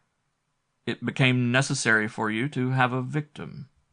To decompose, he added coldly. And have you found one? Yes. I promised that you should hear the three souls. It will perhaps be somewhat difficult now, but yesterday you could have heard them, one after the other, howl and moan, entreat and threaten. My extremities had become suddenly chilled, and as for my face, it seemed to me that all the blood had left it. Wolfgang was impassible.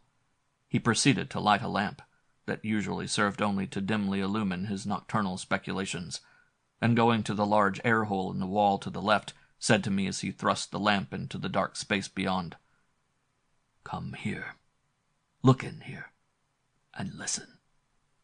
Despite a growing presentiment of evil and my desire to retreat rather than advance, my curiosity and the conviction that the wiser course for me was to do his bidding induced me to approach and look in the direction he pointed. There, by the pale rays of his lamp, I could see nothing but a dark space, extending some 12 or 15 feet below the level on which we were standing, and which had no issue, seemingly, except the one leading into the garret. It appeared to me to be one of those out-of-the-way places which the butchers had used as a receptacle for such worn-out fixtures and tackle as were no longer serviceable. "Look sharp," said Wolfgang in a low tone. "Don't you see a bunch of old clothes huddled up in the corner yonder? That's old Catherine Vogel, the vendor of ginger snaps, who—" At this moment he was interrupted by a piercing cry that sounded very like the cry a cat utters when in distress. At the same time the seeming bunch of rags straightened up, assuming the dim outline of a woman, who ran her hands convulsively over the wall, apparently in search of some opening through which to effect her escape. I, more dead than alive, the cold sweat starting on my forehead, sprang back and cried, "Oh, horrible, horrible!" "Did you hear?" asked Wolfgang with the triumphant smile of a demon. "Wasn't that the cry of a cat? What do you say to that? The old woman, before she became human, was one of the cat species. Now the brute reappears. Oh, hunger, and especially thirst, does wonders." The wailing of the poor old woman had ceased, and the madman, having placed his lamp on the table, added by way of commentary, "It is now 4 days since she has had any food. I induced her to come here by pretending that I had a demijohn of Kirschwasser to sell her. When I got her down where you see her, I closed the door on her. Her love of liquor works her destruction. She expiates her inordinate thirst in the interest of science. The first 2 or 3 days the human soul manifested itself with wondrous energy. She implored, supplicated, and protested her innocence, saying she had never done anything to me, and that, in any case, I had no right to be at once her judge and executioner. Then she would become furious and threatening, and overwhelm me with reproaches, calling me villain, wretch, monster, and heaven knows what all. The 3rd day, that was yesterday, Wednesday, the human soul completely disappeared, and the cat showed her claws at full length. She was hungry. Her teeth became long. She began to mew and howl. Fortunately, we are pretty thoroughly isolated. If we were not, the people of the neighborhood would have thought last night that there was a regular pitched battle among all the cats of this side of the town. Her cries were enough to chill your blood. And now do you know what will happen when the brute is exhausted? The vegetable soul will have its turn. That will be the last to perish. It is known that the hair and the nails of the dead continue to grow. There forms in the interstices of the cranium a sort of human lichen called usnea, which is regarded as a kind of moss, and is supposed to be produced by the animal juices of the brain. Finally, the vegetable soul also will retire. You see, my friend, that the proof of the 3 souls is complete." These were the ravings of a madman, and I should have so treated them, but the cry of old Catherine had penetrated to the very marrow of my bones, and I was no longer master of myself. I had completely lost my presence of mind, but suddenly emerging from my bewilderment, my indignation knew no bounds. I sprang to my feet, seized the madman by the throat, and dragged him toward the opening in the floor. "Wretch!" I cried. "By what right do you seize upon a fellow creature to satisfy your maniacal curiosity? I myself will deliver you into the hands of justice." My attack was so sudden and unexpected, and what he had done seemed to him so natural and justifiable, that at first he offered no resistance and allowed himself to be dragged to the top of the ladder. But there, turning upon me with the ferocity of a wild beast, he in his turn grasped me by the neck, while his eyes shone with the ferocity of an enraged beast of prey. Despite my utmost endeavor to resist, he thrust me back against the wall with the greatest ease, holding me with one hand, while with the other he slid the bolt of the door leading to the dark hole. Divining his intention, I exerted myself to the utmost to free myself, but my antagonist seemed to be endowed with superhuman strength. After a short but desperate struggle, I felt myself again lifted from the floor. The next moment, to my horror, I was thrown headlong into the dark hole, while over my head I heard these strange words: "Thus shall perish the flesh that revolts, and thus triumph the immortal soul." I had barely reached the bottom of the place, bruised and breathless, when the heavy door, some 15 feet above me, closed, shutting out from my eyes the gray and uncertain light of the garret. 2. As I fell to the bottom of the den, my consternation was such that I did not utter either complaint or remonstrance. "Casper," said I to myself as I leaned against the wall, calm and resigned, "the question is now whether you shall be devoured by the old woman, or the old woman be devoured by you. Choose. As for trying to get out of here, it is useless. The maniac has you in his power, and he will be slow to release you. The walls are of well-laid stone, and the floor of heavy oak planks. No one knows you in the neighborhood, or saw you enter here. This is, consequently, the last place any one will think of looking for you. It is all over with you in this world. You have seen the sun for the last time. Your only resource is this Catherine Vogel, or rather, you are the only resource of each other." This survey of my situation flashed through my mind with the rapidity of lightning, and gave me an affection of the nerves from which I did not recover for full 3 years. And when at that moment the pale, cadaverous face of Wolfgang with his little lamp appeared at the air-hole, and I, with my hands clasped in a prayerful attitude, attempted to utter an entreaty, I discovered my efforts resulted only in producing a series of grimaces. Not a sound came from my lips. He, as he witnessed my futile endeavor, smiled and muttered, just loud enough for me to hear him, "The wretch, he entreats." This was my coup de grace. I fell with my face down, and in my despair I should have remained long in this position but for fear of being attacked by the old woman. She, however, as yet had not stirred. Wolfgang had disappeared from the air-hole. I could hear him in the garret, moving his table and coughing in that dry, hacking way peculiar to dyspeptics. My hearing had suddenly become so acute that the least sound reached my ears, and made my flesh creep to the very ends of my fingers. I could hear the old woman gape, and as I turned toward her I imagined I could see her eyes glaring at me in the dark. At the same time I heard Wolfgang descend the ladder, and counted the steps one by one, until the sound disappeared in the distance. Where did the wretch go? I know not, but during the rest of the day and all the following night he did not return. It was not till about 8 o'clock in the evening of the following day, when the old woman and I were making the very walls tremble with our cries, that he reappeared on the scene. I had not closed my eyes. I was no longer either afraid or indignant. I was hungry. I was famished. And I knew that my hunger would increase. Nevertheless, only faint sounds could be heard in the garret. I ceased my cries and looked up at the air-hole. Wolfgang lighted his lamp. He was doubtless coming to see me, to speak to me. In this hope I prepared a touching appeal, but the light of the lamp disappeared and no one came. This was perhaps the most terrible moment I experienced. I said to myself that Wolfgang, knowing I was not yet very materially weakened, did not deign to even look at me, that in his eyes I should not become interesting under 2 or 3 days, when I would be more dead than alive. It seemed to me that I could feel my hair grow gray on my head.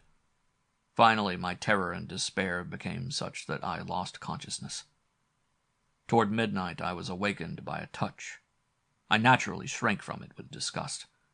At the same time, a cat-like cry, or rather mournful wail, chilled my blood, and seemed to make my hair stand on end.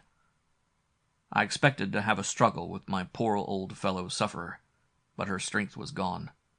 It was now her 5th day. I recalled the words of Wolfgang. When the brute is exhausted, the vegetable soul will have its turn. That is the last to perish. The hair and nails of the dead continue to grow, and then the lichen in the interstices of the cranium. I imagined old Catherine reduced to this condition. That I could see her moss-covered cranium. That I was beside her, and that our souls put forth their humid vegetation in silence. This fantasy took such a powerful hold of my imagination that I no longer felt the gnawings of hunger. In a sitting posture, I pressed myself into one corner with my eyes wide open, ready to profit by the first ray of light that should present itself. It was not long before a faint glimmer made the outlines of my surroundings vaguely visible. I looked up. Wolfgang's pale face was at the air-hole. I had never seen it more expressionless. He seemed to feel neither satisfaction nor remorse. He simply observed me. If he had laughed, if he had seemed to enjoy his vengeance, I should have had some hope of moving him. But in the business-like look his features wore, there was nothing to encourage me. We remained for some time thus, with our eyes fixed upon each other. I, a prey to that fear with which the victim looks upon his executioner. He, cold, calm, attentive, as one who contemplates the inert. The insect, transfixed with a needle which the student observes with a microscope if it thinks, if it comprehends, is rent by emotions which I that night learned to measure. I was doomed to die to satisfy the curiosity of a maniac. I saw that entreaty would be useless and remained silent. After having looked at me attentively for some minutes, seeming content with his observations, the monster turned his attention to old Catherine. I looked mechanically in her direction also. What I saw cannot be pictured by human tongue. The skin of her face looked as though it was glued to the bones, and her limbs were so emaciated that they seemed ready to pierce the rags that covered them. But for the feverish glare of her eyes, she would have had the appearance of being dead. To add to the repulsiveness of the picture, there were 2 snails that had crawled up nearly to the elbow of one of her bare arms. The sight was more than I could bear. I closed my eyes convulsively, saying to myself, "A day or 2, and my condition will be like hers." When I opened my eyes, the lamp was gone. "Wolfgang!" I cried. "God is above us all! Wolfgang!" As I feared, my cries elicited no response.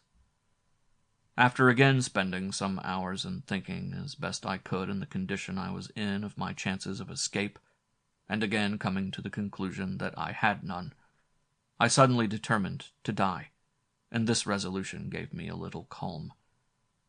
I rehearsed the arguments of Hassenkopf relative to the immortality of the soul, and for the first time I found them incontrovertible. "Yes, our sojourn in this world," said I, "is only a period of probation. Injustice, cupidity, and evil passions dominate the heart of man. The feeble are crushed by the strong, the poor by the rich. Virtue in this world is a delusion, but in the next everything finds its true place and proper level. God sees the wrong of which I am the victim, and will recompense me for the suffering I endure. He will pardon me my inordinate appetites and excessive love of good living. Before admitting me among the elect, He wishes to purify and chasten me by a rigorous fast. I resign myself entirely into His hands," etc., etc. Nevertheless, to be strictly truthful, I must confess that, despite my profound contrition, my regrets for the brewery and my joyous comrades, for the careless existence which is cheered by good wine and the merry song, made me heave many a long sigh. I could hear the crepitation of the frying, the gurgling of the bottles, the clinking of the glasses, and my stomach yearned and lamented in a manner that showed it was as yet far from being weaned from the world. It seemed in some sort to form an independent being in my organization, and to protest with much earnestness against the Hassenkopf philosophy.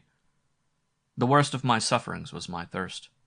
It was so hard to bear that I sucked the saltpeter of the wall to refresh myself. When the day, of which I could get a faint glimpse, reappeared, I had a paroxysm of rage which knew no bounds. "The monster is there," said I. "He has his loaf of bread and his big pitcher of water." Then I imagined him lifting the pitcher to his lips. It seemed to me that I could see torrents of water passing slowly down his throat. Oh, the wretch! Rage and despair took entire possession of me, and I strode about my dungeon, crying, "Water! Water! Water!" And old Catherine, from her corner, in a faint but agonizing tone, repeated after me, "Water! Water! Water!" In the midst of this scene, Wolfgang's sallow face appeared at the air-hole for the third time. It was about 8 o'clock. Seeing him, I stopped and said, "Wolfgang, look here. Starve me to death if you will, but give me some water. Let me drink from your pitcher, and then do what you will, but I will not reproach you." I paused for a reply, but not a syllable did he utter, whereupon I continued, "Whatever you are doing, however, is too cruel. You will have to answer for it before your God. With the old woman here it is a different matter, but I am your equal. I, too, am a student, and find your system very beautiful. I am capable of comprehending and appreciating you. Give me a swallow of water. Do! Yours is the most sublime conception that ever was seen. It is quite certain that there are 3 souls. I ask nothing better than to be able to proclaim it. I shall be your most firm adherent, but come, are you not going to let me have just 1 swallow of water?" The wretch, without deigning a word in reply, he withdrew. My exasperation now knew no bounds.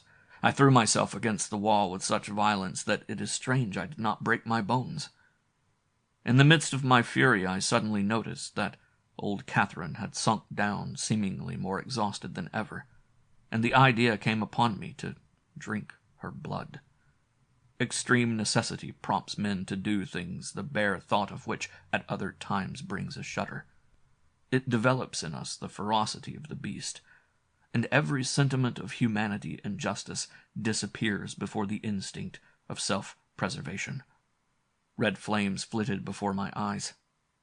Fortunately, as I bent down to the old woman, my strength failed me, and I fell, with my face buried in her rags, unconscious. How long I remained in this condition I know not, but I was aroused from it in a singular manner, the recollection of which will forever remain impressed upon my memory. I was aroused by what seemed to me to be the howling of a dog.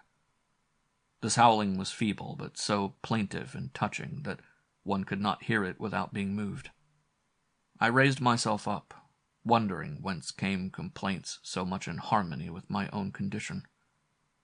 I listened, and judge of my astonishment when I discovered that it was my own involuntary moans and groans that I heard. From this moment all recollection is effaced from my memory. What is certain, however, is that I remained for 2 days more in confinement under the eye of the maniac, whose enthusiasm on seeing his ideas triumph was such that he did not hesitate to invite several of our philosophers to his garret, in order to witness their astonishment and enjoy their admiration. 6 weeks afterward I awoke in a little chamber in St. Agatha Street, surrounded by a number of my friends who congratulated me on having escaped with my life from the effects of this lesson in transcendental philosophy. When Louis Bremer brought me a mirror and I saw myself, thinner than was Lazarus when he came out of the tomb, I could not keep back my tears. Poor Catherine Vogel had given up the ghost. As for me, I narrowly escaped having a chronic gastritis for life, but thanks to an excellent constitution, and above all to the care of my good friend Dr. Killian, I in a few months became as robust as ever. It is hardly necessary to add that state authority laid a heavy hand on Wolfgang. But instead of being hanged, he was, after long proceedings, placed in an asylum for the insane.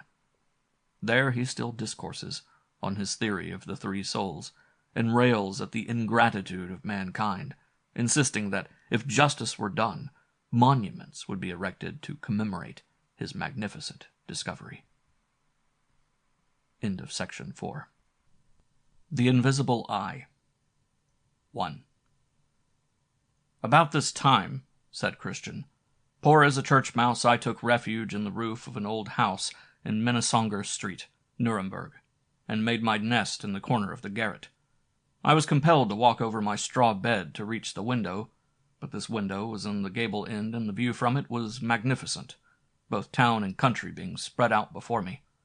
I could see the cats walking gravely in the gutters, the storks, their beaks filled with frogs, carrying nourishment to their ravenous brood, the pigeons springing from their cotes, their tails spread like fans hovering over the streets. In the evening, when the bells called the world to the Angelus, with my elbows upon the edge of the roof, I listened to their melancholy chimes. I watched the windows as, one by one, they were lighted up. The good burghers smoking their pipes on the sidewalks, the young girls in their red skirts with their pitchers under their arms, laughing and chatting around the fountain of St. Sebald. Insensibly all this faded away. The bats commenced their rapid course, and I retired to my mattress in sweet peace and tranquillity. The old curiosity-seller, Tubak, knew the way to my little lodging as well as I did, and was not afraid to climb the ladder. Every week his ugly head, adorned with a reddish cap, raised the trap-door. His fingers grasped the ledge, and he cried out in a nasal tone, "Well, well, Master Christian, have you anything?" To which I replied, "Come in. Why in the devil don't you come in? I'm just finishing a little landscape, and you must tell me what you think of it." Then his great back, seeming to elongate, grew up even to the roof, and the good man laughed silently. I must do justice to Tubak. He never haggled with me about prices. He bought all my paintings at 15 florins, one with the other, and sold them again for 40 each. This was an honest Jew. I began to grow fond of this mode of existence, and to find new charms in it day by day. Just at this time the city of Nuremberg was agitated by a strange and mysterious event. Not far from my dormer window, a little to the left, stood the inn, Fat Ox, an old auberge, much patronized throughout the country. 3 or 4 wagons filled with sacks or casks were always drawn up before the door, where the rustic drivers were in the habit of stopping on their way to the market to take their morning draught of wine. The gable end of the inn was distinguished by its peculiar form. It was very narrow, pointed, and on 2 sides cut in teeth like a saw. The carvings were strangely grotesque, interwoven and ornamenting the cornices and surrounding the windows. But the most remarkable fact was that the house opposite reproduced exactly the same sculptures, the same ornaments. Even the signboard, with its post and spiral of iron, was exactly copied. One might have thought that these 2 ancient houses reflected each other. Behind the inn, however, was a grand old oak, whose sombre leaves darkened the stones of the roof, while the other house stood out in bold relief against the sky. To complete the description, this old building was as silent and dreary as the inn Fat Ox was noisy and animated. On one side a crowd of merry drinkers were continually entering in and going out, singing, tripping, cracking their whips. On the other, profound silence reigned. Perhaps, once or twice during the day, the heavy door seemed to open of itself to allow a little old woman to go out, with her back almost in a semicircle, her dress fitting tight about her hips, an enormous basket on her arm, and her hand contracted against her breast. It seemed to me that I saw at a glance as I looked upon her a whole existence of good works and pious meditations. The physiognomy of this old woman had struck me more than once.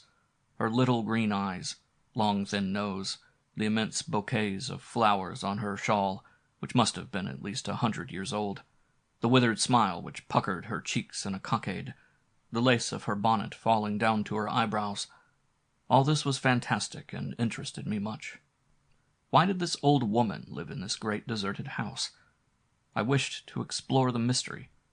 One day, as I paused in the street and followed her with my eyes, she turned suddenly and gave me a look, the horrible expression of which I know not how to paint, made 3 or 4 hideous grimaces, and then, letting her palsied head fall upon her breast, drew her great shawl closely around her, and advanced slowly to the heavy door, behind which I saw her disappear.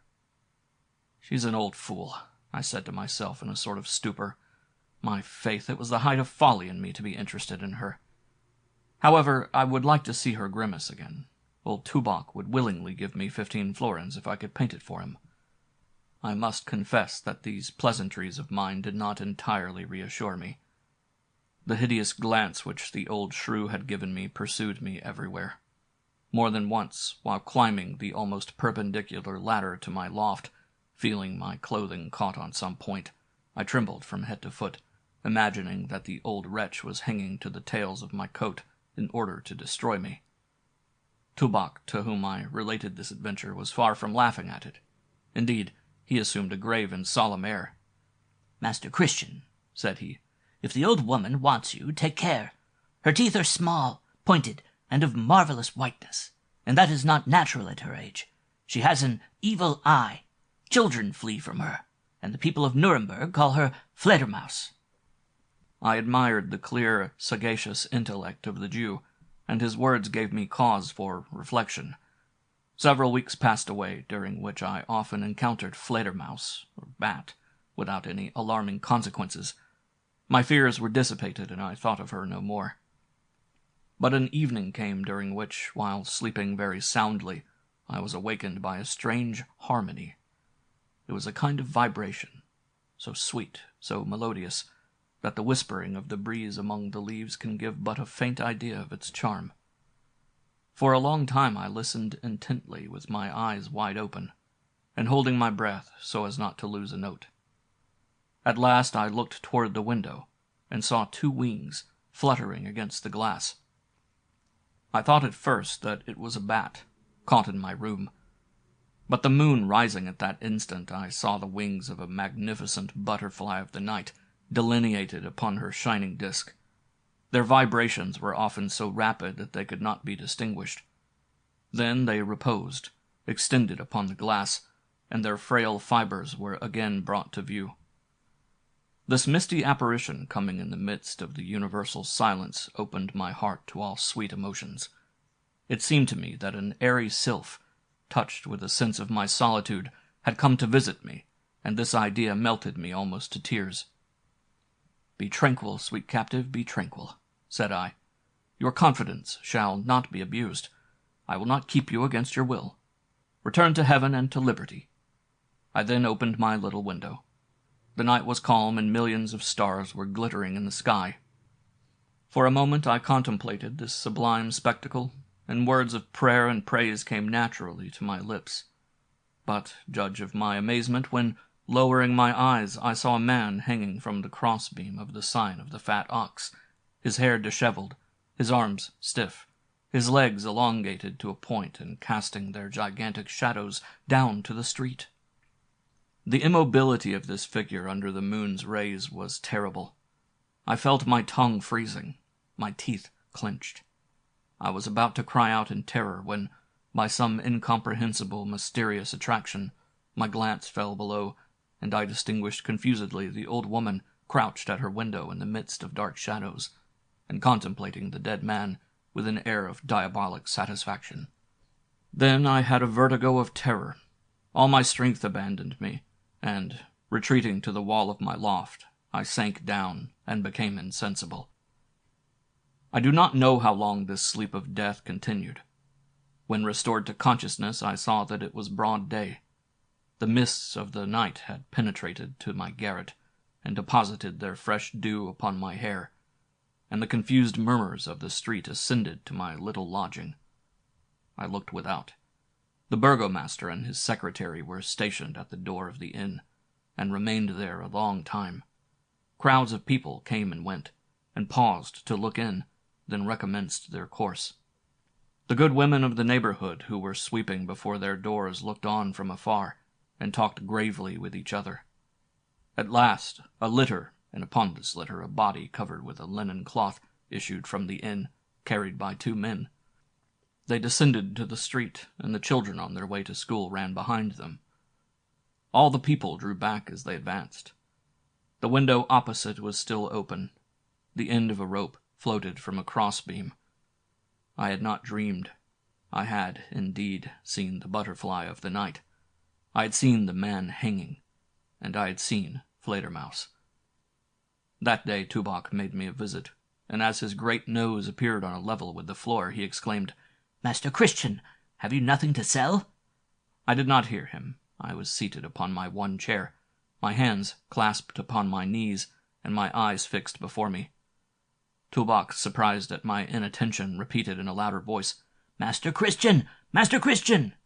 Then, striding over the sill, he advanced and struck me on the shoulder. "Well, well, what is the matter now?" "Ah, is that you, Tubok?" Parbleu! I rather think so. Are you ill?" "No, I am only thinking." "What in the devil are you thinking about?" "Of the man who was hanged." "Oh ho!" cried the curiosity vendor. "You have seen him, then? The poor boy. What a singular history. The third in the same place." "How the third?" "Ah, yes, I ought to have warned you, but it is not too late. There will certainly be a fourth, who will follow the example of the others. Il n'est que le premier pas qui coûte."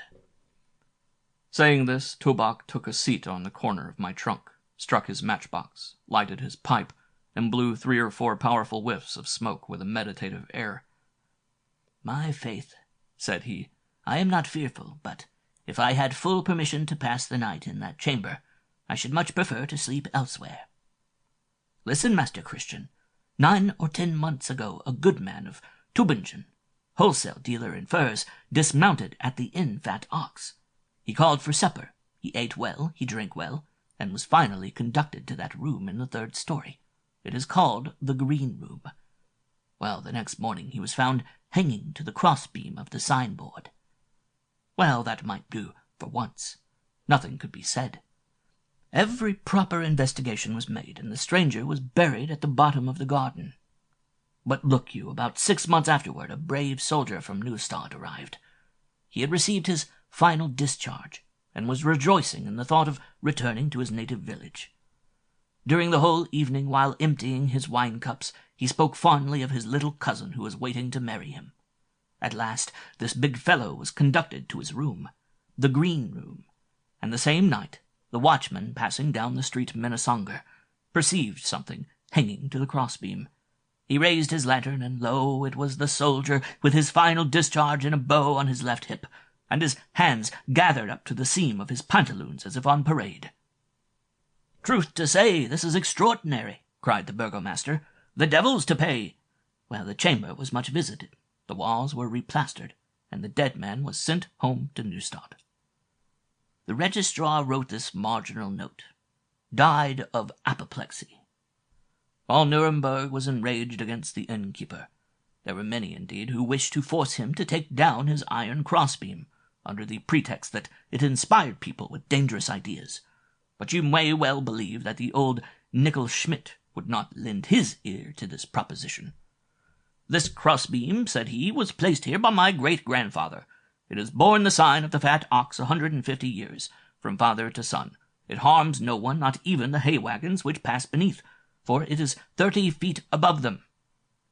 Those who don't like it can turn their heads aside and not see it." Well, gradually the town calmed down, and during several months no new event agitated it. Unhappily, a student of Heidelberg, returning to the university, stopped day before yesterday at the Fat Ox, and asked for lodging. He was the son of a minister of the gospel. How could anyone suppose that the son of a pastor could conceive the idea of hanging himself on the crossbeam of a signboard? Because a fur dealer and an old soldier had done so. We must admit, Master Christian, that the thing was not probable. These reasons would not have seemed sufficient to myself or to you. "Enough, enough!" I exclaimed. "This is too horrible. I see a frightful mystery involved in all this. It is not the crossbeam. It is not the room." "What, do Do you suspect the innkeeper, the most honest man in the world and belonging to one of the oldest families in Nuremberg? No, no, no. May God preserve me from indulging in unjust suspicions. But there is an abyss before me into which I scarcely dare glance. You are right, said Toubac, astonished at the violence of my excitement. We will speak of other things. Apropos, Master Christian, where is our landscape of Saint Odelia? This question brought me back to the world of realities. I showed the old man the painting I had just completed. The affair was soon concluded, and Toubac, well satisfied, descended the ladder, entreating me to think no more of the student of Heidelberg. I would gladly have followed my good friend's counsel, but when the devil once mixes himself up in our concerns, it is not easy to disembarrass ourselves of him. In my solitary hours all these events were reproduced with frightful distinctness in my mind. This old wretch, I said to myself, is the cause of it all. She alone has conceived these crimes, and has consummated them. But by what means? Has she had recourse to cunning alone, or has she obtained the intervention of invisible powers?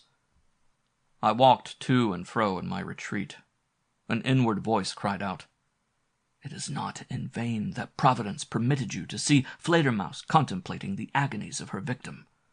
It is not in vain that the soul of the poor man came in the form of a butterfly of the night to awaken you. No, no, all this was not accidental, Christian. Heaven imposes upon you a terrible mission. If you do not accomplish it, tremble lest you fall yourself into the hands of the old murderess. Perhaps at this moment she is preparing her snares in the darkness." During several days these hideous images followed me without intermission. I lost my sleep. It was impossible for me to do anything. My brush fell from my hand, and horrible to confess, I found myself sometimes gazing at the crossbeam with a sort of complacency.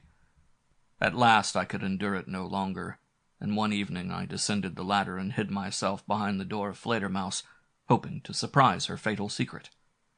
From that time no day passed in which I was not en route, following the old wretch, watching, spying, never losing sight of her. But she was so cunning, had a scent so subtle, that without even turning her head she knew I was behind her. However, she feigned not to perceive this. She went to the market, to the butcher's, like any good, simple woman, only hastening her steps and murmuring confused words. At the close of the month I saw that it was impossible for me to attain my object in this way, and this conviction made me inexpressibly sad. "What can I do?" I said to myself. "The old woman divines my plans. She is on her guard. Every hope abandons me. Ah, old hag, you think you already see me at the end of your rope." I was continually asking myself this question, "What can I do? What can I do?" At last a luminous idea struck me. My chamber overlooked the house of Fledermaus, but there was no window on this side.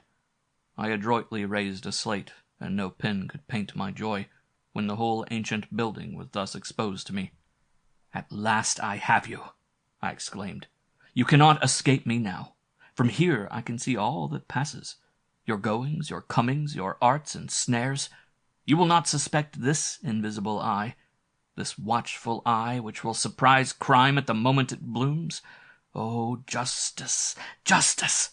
She marches slowly, but she arrives." Nothing could be more sinister than the den now spread out before me. A great courtyard, the large slabs of which were covered with moss. In one corner, a well, whose stagnant waters you shuddered to look upon. A stairway covered with old shells. At the farther end, a gallery, with wooden balustrade, and hanging upon it some old linen and the tick of an old straw mattress. On the first floor, to the left, the stone covering of a common sewer indicated the kitchen. To the right, the lofty windows of the building looked out upon the street. Then a few pots of dried, withered flowers. All was cracked, somber, moist. Only 1 or 2 hours during the day could the sun penetrate this loathsome spot. After that the shadows took possession. Then the sunlight fell upon the crazy walls, the worm-eaten balcony, the dull and tarnished glass, and upon the whirlwind of atoms floating in its golden rays, disturbed by no breath of air. I had scarcely finished these observations and reflections when the old woman entered, having just returned from market. I heard the grating of her heavy door. Then she appeared with her basket. She seemed fatigued, almost out of breath. The lace of her bonnet fell to her nose. With one hand she grasped the baluster and descended the stairs.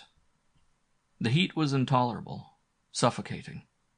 It was precisely one of those days in which all insects, crickets, spiders, mosquitoes, etc., make old ruins resound with their strange songs. Fledermaus crossed the gallery slowly, like an old ferret who feels at home. She remained more than a quarter of an hour in the kitchen, then returned, spread out her linen, took the broom and brushed away some blades of straw on the floor. At last she raised her head and turned her little green eyes in every direction, searching, investigating carefully. Could she, by some strange intuition, suspect anything? I do not know, but I gently lowered the slate and gave up my watch for the day. In the morning, Fledermaus seemed to be reassured. One angle of light fell upon the gallery. In passing, she caught a fly on the wing, and presented it delicately to a spider established in a corner of the roof. The spider was so bloated that, notwithstanding the distance, I saw it descend from round to round, then glide along a fine web like a drop of venom, seize its prey from the hands of the old shrew, and remount rapidly. Fledermaus looked at it very attentively, with her eyes half closed, then sneezed and said to herself in a jeering tone, "God bless you, beautiful one. God bless you." I watched during 6 weeks, and could discover nothing concerning the power of Fledermaus. Sometimes, seated upon a stool, she peeled her potatoes, then hung out her linen upon the balustrade. Sometimes I saw her spinning, but she never sang, as good, kind old women are accustomed to do, their trembling voices mingling well with the humming of the wheel. Profound silence always reigned around her. She had no cat, that cherished associate of old women. Not even a sparrow came to rest under her roof. It seemed as if all animated nature shrank from her glance. The bloated spider alone took delight in her society. I cannot now conceive how my patients could endure those long hours of observation. Nothing escaped me. Nothing was matter of indifference. At the slightest sound I raised my slate. My curiosity was without limit, insatiable. Toubac complained greatly. "Master Christian," said he, "how the deuce do you pass your time? Formerly you painted something for me every week. Now you do not finish a piece once a month. Oh, you painters! Lazy as a painter is a good wise proverb. As soon as you have a few kreuzers in possession, you put your hands in your pockets and go to sleep." I confess that I began to lose courage. I had watched, spied, and discovered nothing. I said to myself that the old woman could not be so dangerous as I had supposed, that I had perhaps done her injustice by my suspicions. In short, I began to make excuses for her. One lovely afternoon, with my eye fixed at my post of observation, I abandoned myself to these benevolent reflections, when suddenly the scene changed. Fledermaus passed through the gallery with the rapidity of lightning. She was no longer the same person. She was erect, her jaws were clenched, her glance fixed, her neck extended. She walked with grand strides, her gray locks floating behind her. "At last," I said to myself, "something is coming. Attention!" But, alas, the shadows of evening descended upon the old building. The noises of the city expired, and silence prevailed. Fatigued and disappointed, I lay down upon my bed. When casting my eyes toward my dormer window, I saw the room opposite illuminated. So, a traveler occupied the green room, so fatal to strangers. Now all my fears were reawakened. The agitation of Fledermaus was explained. She scented a new victim. No sleep for me that night. The rustling of the straw, the nibbling of the mice under the floor gave me nervous chills. I rose and leaned out of the window. I listened. The light in the room opposite was extinguished. in one of those moments of poignant anxiety, I cannot say if it was illusion or reality, I thought I saw the old wretch also watching and listening. The night passed, and the gray dawn came to my windows. By degrees the noise and movements in the street ascended to my loft. Harassed by fatigue and emotion, I fell asleep. But my slumber was short, and by 8 o'clock I had resumed my post of observation. It seemed as if the night had been as disturbed and tempestuous to Fledermaus as to myself. When she opened the door of the gallery, I saw that a livid pallor covered her cheeks and thin throat. She had only her chemise and a woolen skirt. A few locks of reddish-gray hair fell on her shoulders. She looked toward my hiding-place with a dreamy, abstracted air, but she saw nothing. She was thinking of other things. Suddenly she descended, leaving her old shoes at the bottom of the steps. Without doubt, thought I, she is going to see if the door below is well fastened. I saw her remount hastily, springing up 3 or 4 steps at a time. It was terrible. She rushed into the neighboring chamber, and I heard something like the falling of the top of a great chest. Then Fledermaus appeared upon the gallery, dragging a mannequin after her, and this mannequin was clothed like the Heidelberg student. With surprising dexterity, the old woman suspended this hideous object to a beam of the shed, then descended rapidly to the courtyard to contemplate it. A burst of sardonic laughter escaped from her lips. She remounted, then descended again like a maniac, and each time uttered new cries and new bursts of laughter. A noise was heard near the door, and the old woman bounded forward, unhooked the mannequin, and carried it off. Then, leaning over the balustrade with her throat elongated, her eyes flashing, she listened earnestly. The noise was lost in the distance. The muscles of her face relaxed, and she drew long breaths. It was only a carriage which had passed. The old wretch had been frightened. She now returned to the room, and I heard the chest close. This strange scene confounded all my ideas. What did this mannequin signify? I became more than ever attentive. Fledermaus now left the house with her basket on her arm. I followed her with my eyes till she turned the corner of the street. She had reassumed the air of a trembling old woman, took short steps, and from time to time turned her head partly around to peer behind from the corner of her eye. Fledermaus was absent fully 5 hours. For myself I went, I came, I meditated. The time seemed insupportable. The sun heated the slate of the roof and scorched my brain. Now I saw, at the window, the good man who occupied the fatal green chamber. He was a brave peasant of Nassau, with a large 3-cornered hat, a scarlet vest, and a laughing face. He smoked his pipe of Ulm tranquilly, and seemed to fear no evil. I felt a strong desire to cry out to him, "Good man, be on your guard, do not allow yourself to be entrapped by the old wretch. Distrust yourself." But he would not have comprehended me. Toward 2 o'clock, Fledermaus returned. The noise of her door resounded through the vestibule. Then, alone, all alone, she entered the yard and seated herself on the interior step of the stairway. She put down her basket before her, and drew out first some packets of herbs, then vegetables, then a red vest, then a 3-cornered hat, a coat of brown velvet, pants of plush, and coarse woolen hose, the complete costume of the peasant from Nassau. For a moment I felt stunned. Then flames passed before my eyes. I recollected those precipices which entice with an irresistible power, those wells or pits which the police have been compelled to close, because men threw themselves into them, those trees which had been cut down because they inspired men with the idea of hanging themselves, that contagion of suicides, of robberies, of murders at certain epochs, by desperate means, that strange and subtle enticement of example which makes you yawn because another yawns, suffer because you see another suffer, kill yourself because you see others kill themselves, and my hair stood up with horror. How could this Fledermaus, this base, sordid creature, have derived so profound a law of human nature?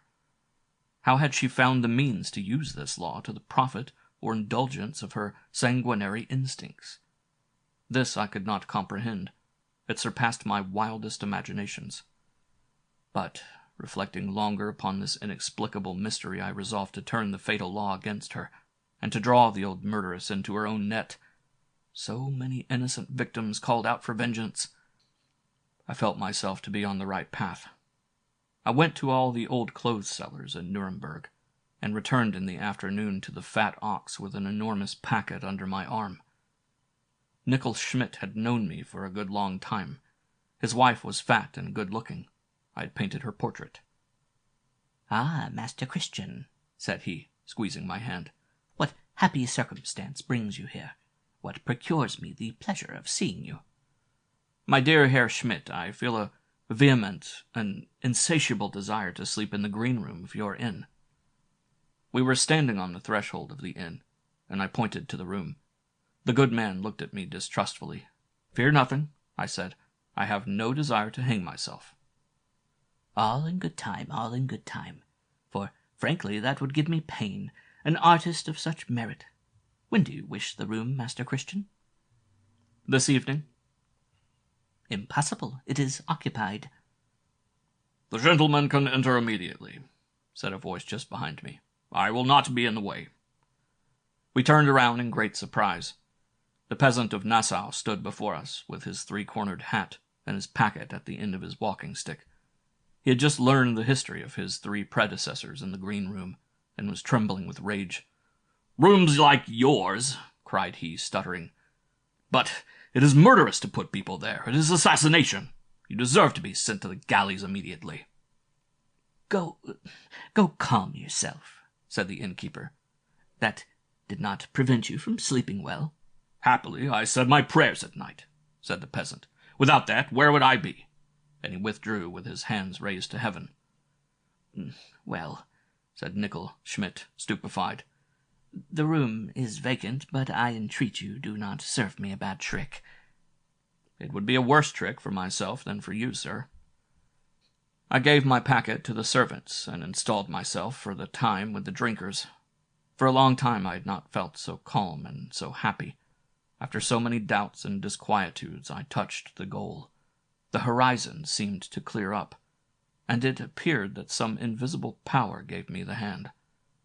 I lighted my pipe, placed my elbow on the table, my wine before me, and listened to the chorus in Frühschütz, played by a troop of gypsies from the Black Forest. The trumpets, the hue and cry of the chase, the hautboys plunged me into a vague reverie, and at times, rousing up to look at the hour, I asked myself gravely if all which had happened to me was not a dream. But the watchman came to ask us to leave the salle, and soon other and more solemn thoughts were surging in my soul, and in deep meditation I followed little Charlotte, who preceded me with a candle to my room. We mounted the stairs to the third story. Charlotte gave me the candle and pointed to the door. "There," said she, and descended rapidly. I opened the door. The green room was like any other inn room. The ceiling was very low, the bed very high. With one glance I explored the interior, and then glided to the window. Nothing was to be seen in the house of Fledermaus. Only in some distant room an obscure light was burning. Someone there was on the watch. "That is well," said I, closing the curtain. "I have all the necessary time." I opened my packet. I put on a woman's bonnet with hanging lace. Then, placing myself before a mirror, I took a brush and painted wrinkles in my face. This took me nearly an hour. Then I put on the dress and a large shawl, and I was actually afraid of myself. Fledermaus seemed to me to look at me from the mirror. At this moment the watchman cried out, 11 o'clock! I seized the mannikin which I had brought in my packet, and muffled it in a costume precisely similar to that worn by the old wretch. I then opened the curtain. Certainly, after all that I had seen of the Fledermaus, of her infernal cunning, her prudence, her adroitness, she could not in any way surprise me. And yet I was afraid. The light which I had remarked in the chamber was still immovable, and now cast its yellow rays on the mannikin of the peasant of Nassau, which was crouched on the corner of the bed, with the head hanging on the breast, the three-cornered hat pulled down over the face, the arms suspended, and the whole aspect that of absolute despair. The shadows, managed with diabolical art, allowed nothing to be seen but the general effect of the face. The red vest and 6 round buttons alone seemed to shine out in the darkness, but the silence of the night, the complete immobility of the figure, the exhausted, mournful air, were well calculated to take possession of a spectator with a strange power. For myself, although forewarned, I was chilled even to my bones. How would it, then, have fared with the poor simple peasant if he had been surprised unawares? He would have been utterly cast down. Despairing, he would have lost all power of self-control, and the spirit of imitation would have done the rest. Scarcely had I moved the curtain when I saw Fledermaus on the watch behind her window. She could not see me. I opened my window softly. The window opposite was opened. Then her mannequin appeared to rise slowly and advance before me. I also advanced my mannequin, and seizing my torch with one hand, with the other I quickly opened the shutters. And now the old woman and myself were face to face. Struck with sudden terror, she had let her mannequin fall. We gazed at each other with almost equal horror. She extended her finger. I advanced mine. She moved her lips. I agitated mine. She breathed a profound sigh and leaned upon her elbow. I imitated her. To describe all the terrors of this scene would be impossible. It bordered upon confusion, madness, delirium. It was a death struggle between 2 wills, between 2 intelligences, between 2 souls, each one wishing to destroy the other. And in this struggle I had the advantage. Her victims struggled with me. After having imitated for some seconds every movement of Fledermaus, I pulled a rope from under my shirt and attached it to the crossbeam. The old woman gazed at me with gaping mouth. I passed the rope around my neck. Her pupils expanded, lightened. Her face was convulsed. "No, no," said she in a whistling voice. I pursued her with the impassibility of an executioner. Then rage seemed to take possession of her. "Oh, fool!" she exclaimed, straightening herself up, and her hands contracted on the crossbeam. "Old fool!" I gave her no time to go on. Blowing out my lamp, I stooped like a man about to make a vigorous spring, and seizing my mannequin, I passed the rope around its neck and precipitated it below. A terrible cry resounded through the street, and then silence, which I seemed to feel. Perspiration bathed my forehead. I listened a long time. At the end of a quarter of an hour I heard far away, very far away, the voice of the watchman crying, "Inhabitants of Nuremberg, midnight, midnight sounds." "Now justice is satisfied," I cried. "The 3 victims are avenged. Pardon me, O Lord." About 5 minutes after the cry of the watchman, I saw Fledermaus, attracted, allured by my mannequin, her exact image, spring from the window, with a rope around her neck, and rest suspended from the crossbeam.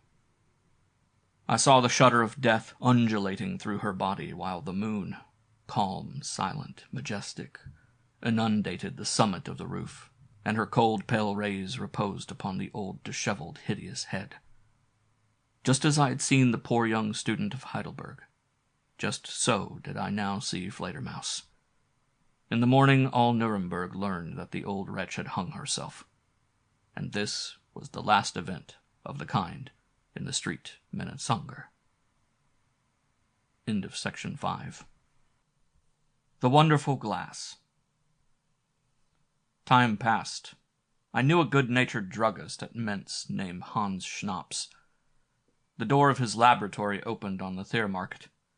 It was surmounted by a coat of arms in the place of a sign. Mercury's wand and the serpent of Aesculapius ornamented the panels. As for Hans, instead of remaining in his shop, he promenaded the streets with a big spyglass under his arm, leaving the dispensing of his drugs to 2 young men, his clerks. Hans was an original, and his appearance peculiar. His nose was long, his eyes were gray, and his lips always wore a half-sneering smile. From his broad-brimmed felt hat, his reddish drugget cloak, and his beard trimmed to a point. He might easily have been taken for a Flemish artist. I used to meet him occasionally at the tavern of the Tobacco Pot, when we would naturally play a game of cards or dominoes, and talk of the times and the weather. Schnapps saw no necessity for telling me his business, and I saw no reason for telling him mine. In fact, we cared little what the other did or how he got a livelihood. One day the burgomaster Zacharias said to me, "Dr. Benedum, you are often seen with one Hans Schnapps." "Yes, we meet occasionally, of late quite frequently, in fact." "Schnapps is a fool." "Ah, I hadn't discovered it." "Nothing more certain. Instead of attending to his business, he does nothing but walk the streets with a big spyglass under his arm, wasting his time and losing his customers." "That's possible, but it does not concern me." "Very true, if only he were not married, and no one suffered by his neglect to look after his business but himself." "Ah, is he married?" "His wife is the daughter of one of our most worthy citizens, a well-to-do cloth merchant." "Good for Schnapps. His wife will have a little fortune then one of these days." "Which he will squander." "On spyglasses?" "No, with his foolish experiments. Do you know, doctor, that when he is not out squandering away his time, he is in his basement making heaven knows what? If you accidentally glance in at the window, you see his spyglass leveled at you. Schnapps looks at you and bursts out laughing. And when the dinner hour comes, his wife is obliged to call out 3 or 4 times, "Hans, Hans, the soup is ready." Poor woman, she is much to be pitied. The burgomaster, it was clear, half suspected that I was disposed to amuse myself at his expense. But he pretended not to notice it, and proposed that we should play for a pot of beer. I accepted, and we chatted of other things. These revelations excited my curiosity. What in the world could Schnapps be at in his basement? What was the meaning of having his spyglass turned toward the window? Was it simply nonsense, or was it a serious experiment? These questions were continually in my mind, and I felt that I should have no peace until I satisfied my curiosity. I therefore went to the pharmacy the following morning to see what I could discover. It was about 9 o'clock. Frau Schnapps, a little, nervous, dull-eyed, badly dressed woman, one of those people who, without really uttering a complaint, find means to proclaim their martyrdom, Frau Schnapps received me behind the counter. "Good morning, madam," said I, bowing low and raising my hat most deferentially. "Will you be so kind as to tell me where I can find Herr Schnapps?" "In the basement," she replied with a significant smile. "Already?" There was something in my "already" that seemed to amuse the little lady. She intimated that I should take the door to the left. I hastened to feel my way through the passage and down the dark stairs, and, without meeting with any serious mishap, though I stumbled 2 or 3 times, soon found myself on the flagstones of the Schnapps laboratory. It was spacious and perfectly dry. On looking around, I discovered that it was encumbered with gigantic spyglasses, with mirrors of every conceivable size and shape, and lenses and prisms innumerable, in short, with all the paraphernalia of an optician. Schnapps turned quite surprised to see me enter. "Oh," said he, "it is my good friend, Dr. Benedum. Glad to see you, very glad." He came towards me with open arms, but I stopped him with a tragic gesture and cried, "Stop! First know the object of my visit. I come on behalf of our worthy burgomaster to feel your pulse." He reached out his arm, and I placed my fingers on the artery. After a moment's pause, I remarked with becoming gravity, You are not so ill as they say." "Eh, what? Ill, I?" "No, you cannot be said to really have a disease of the mind." My reply made the druggist laugh so heartily that Frau Schnapps looked down from the top of the stairs to discover the cause of her husband's good humor. "Sophia, Sophia!" cried Schnapps. "What do you think they say of me? They say I'm crazy." This burst was quite sufficient to satisfy Frau Schnapp's curiosity. With a sneer and a shrug, which might easily have been taken for an intimation that she thought people were not far in the wrong, she disappeared. "Be seated, my dear doctor," said Hans, having become comparatively calm. "Be seated. I don't know when I've laughed so heartily, but tell me, what am I really indebted for the honor of your visit?" He brought forward an armchair for me, while he found a seat for himself on a low stool, where, with his grasshopper legs wide apart and his elbows on his knees, as he sat stroking his pointed beard with his long thin fingers, he presented a strangely unique appearance. I told him of my conversation the day before with the burgomaster, and Schnapps, instead of being incensed, indulged in another hearty laugh. "The ungrateful burgomasterian donkey," said he. "That's the way he speaks of me, is it? When I am expending my days and nights in the energies of my genius in his interest. When I have just invented a syringe for the special benefit of his class. A superb, a magnificent discovery, Doctor. Look at this glass. It is the famous Schnapps syringe, the only instrument of its kind that has ever been thought of, much less constructed. Till now we have only had the means of refreshing and purifying the abdominal viscera. Well, sir, I, with my syringe, propose to refresh and purify the brains of all the idiots, the imbeciles and fools, official and non-official, whom I can persuade to subject themselves to treatment. I pour into the cylinder of the instrument you have in your hand a decoction of Voltaire, of Shakespeare, of Father Malebranche, or of someone else according to circumstances. I introduce the small end delicately into the eye. I push, and crack, my subject is a poet, a metaphysician, or simply a man of common sense, according to the decoction used." Here Schnapps indulged in such a series of contortions, threw himself about to such an extent, that I expected to see him fall from his stool, but fortunately he preserved his equilibrium. "A very clever bit of pleasantry," said I. "Pleasantry!" cried Schnapps. "Pleasantry! Nothing of the sort. You have too much sense, my dear doctor, not to know that our opinions depend upon our point of view. The poor wretch in his rags, without house or home, sees things in an entirely different light from that in which the nabob sees them. In his judgment, society is constituted on a false basis, and the laws are absurd."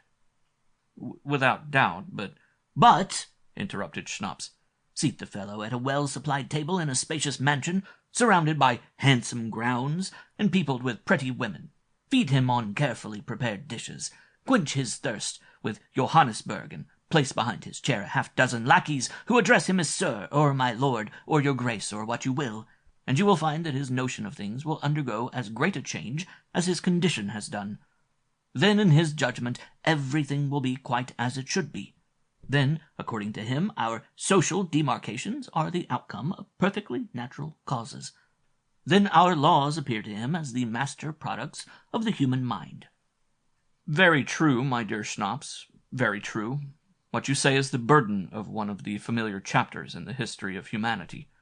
We see the things of this world through a convex or a concave glass according to the position in which we are placed. But I fail as yet to see your drift." "Oh," cried Schnapps, "what I am driving at is very simple. Since everything depends upon our point of view, it is clear that happiness will be assured by our being able to see the things of this world in their most favorable light. And it is precisely herein that consists the inestimable merit of my discovery. You shall judge for yourself. Here, look into the instrument you have in your hand." I did as he bade me, and could not withhold a cry of amazement and admiration. I saw myself president of the Society of Scientists of Berlin, tall and commanding in figure, and decorated with the orders of merit, of the Black Eagle, of the Brown Eagle, of the Red Eagle, of the Garter, and I don't know what all. I held the gavel and called the members to order. Through the windows of the amphitheatre I saw my carriage and horses, and my lackeys in their rich liveries.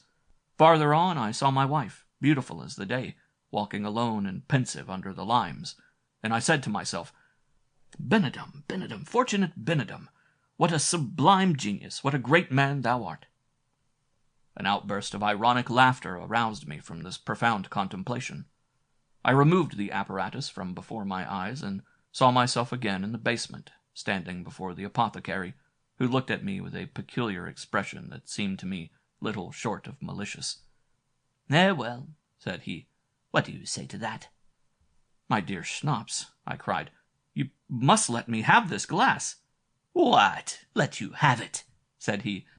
"Do you know that this little thing cost me 10 years of hard work and study? That with it I, in some sort, am the possessor of the universe? That I see my wife always young, pretty, and fascinating? That I am always cheerful and content? That with it I do not envy the proudest monarchs of the earth, that it renders me as rich as Croesus and more powerful than Xerxes, and that I would not part with it for anything in the world has to offer. Nor is that all. With this little instrument I can give myself clysters of metaphysics, of poesy, or of common sense, according to my desires and needs.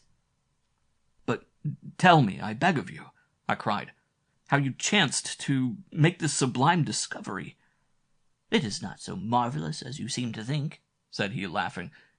It is simply a kaleidoscope, but a kaleidoscope of a new kind.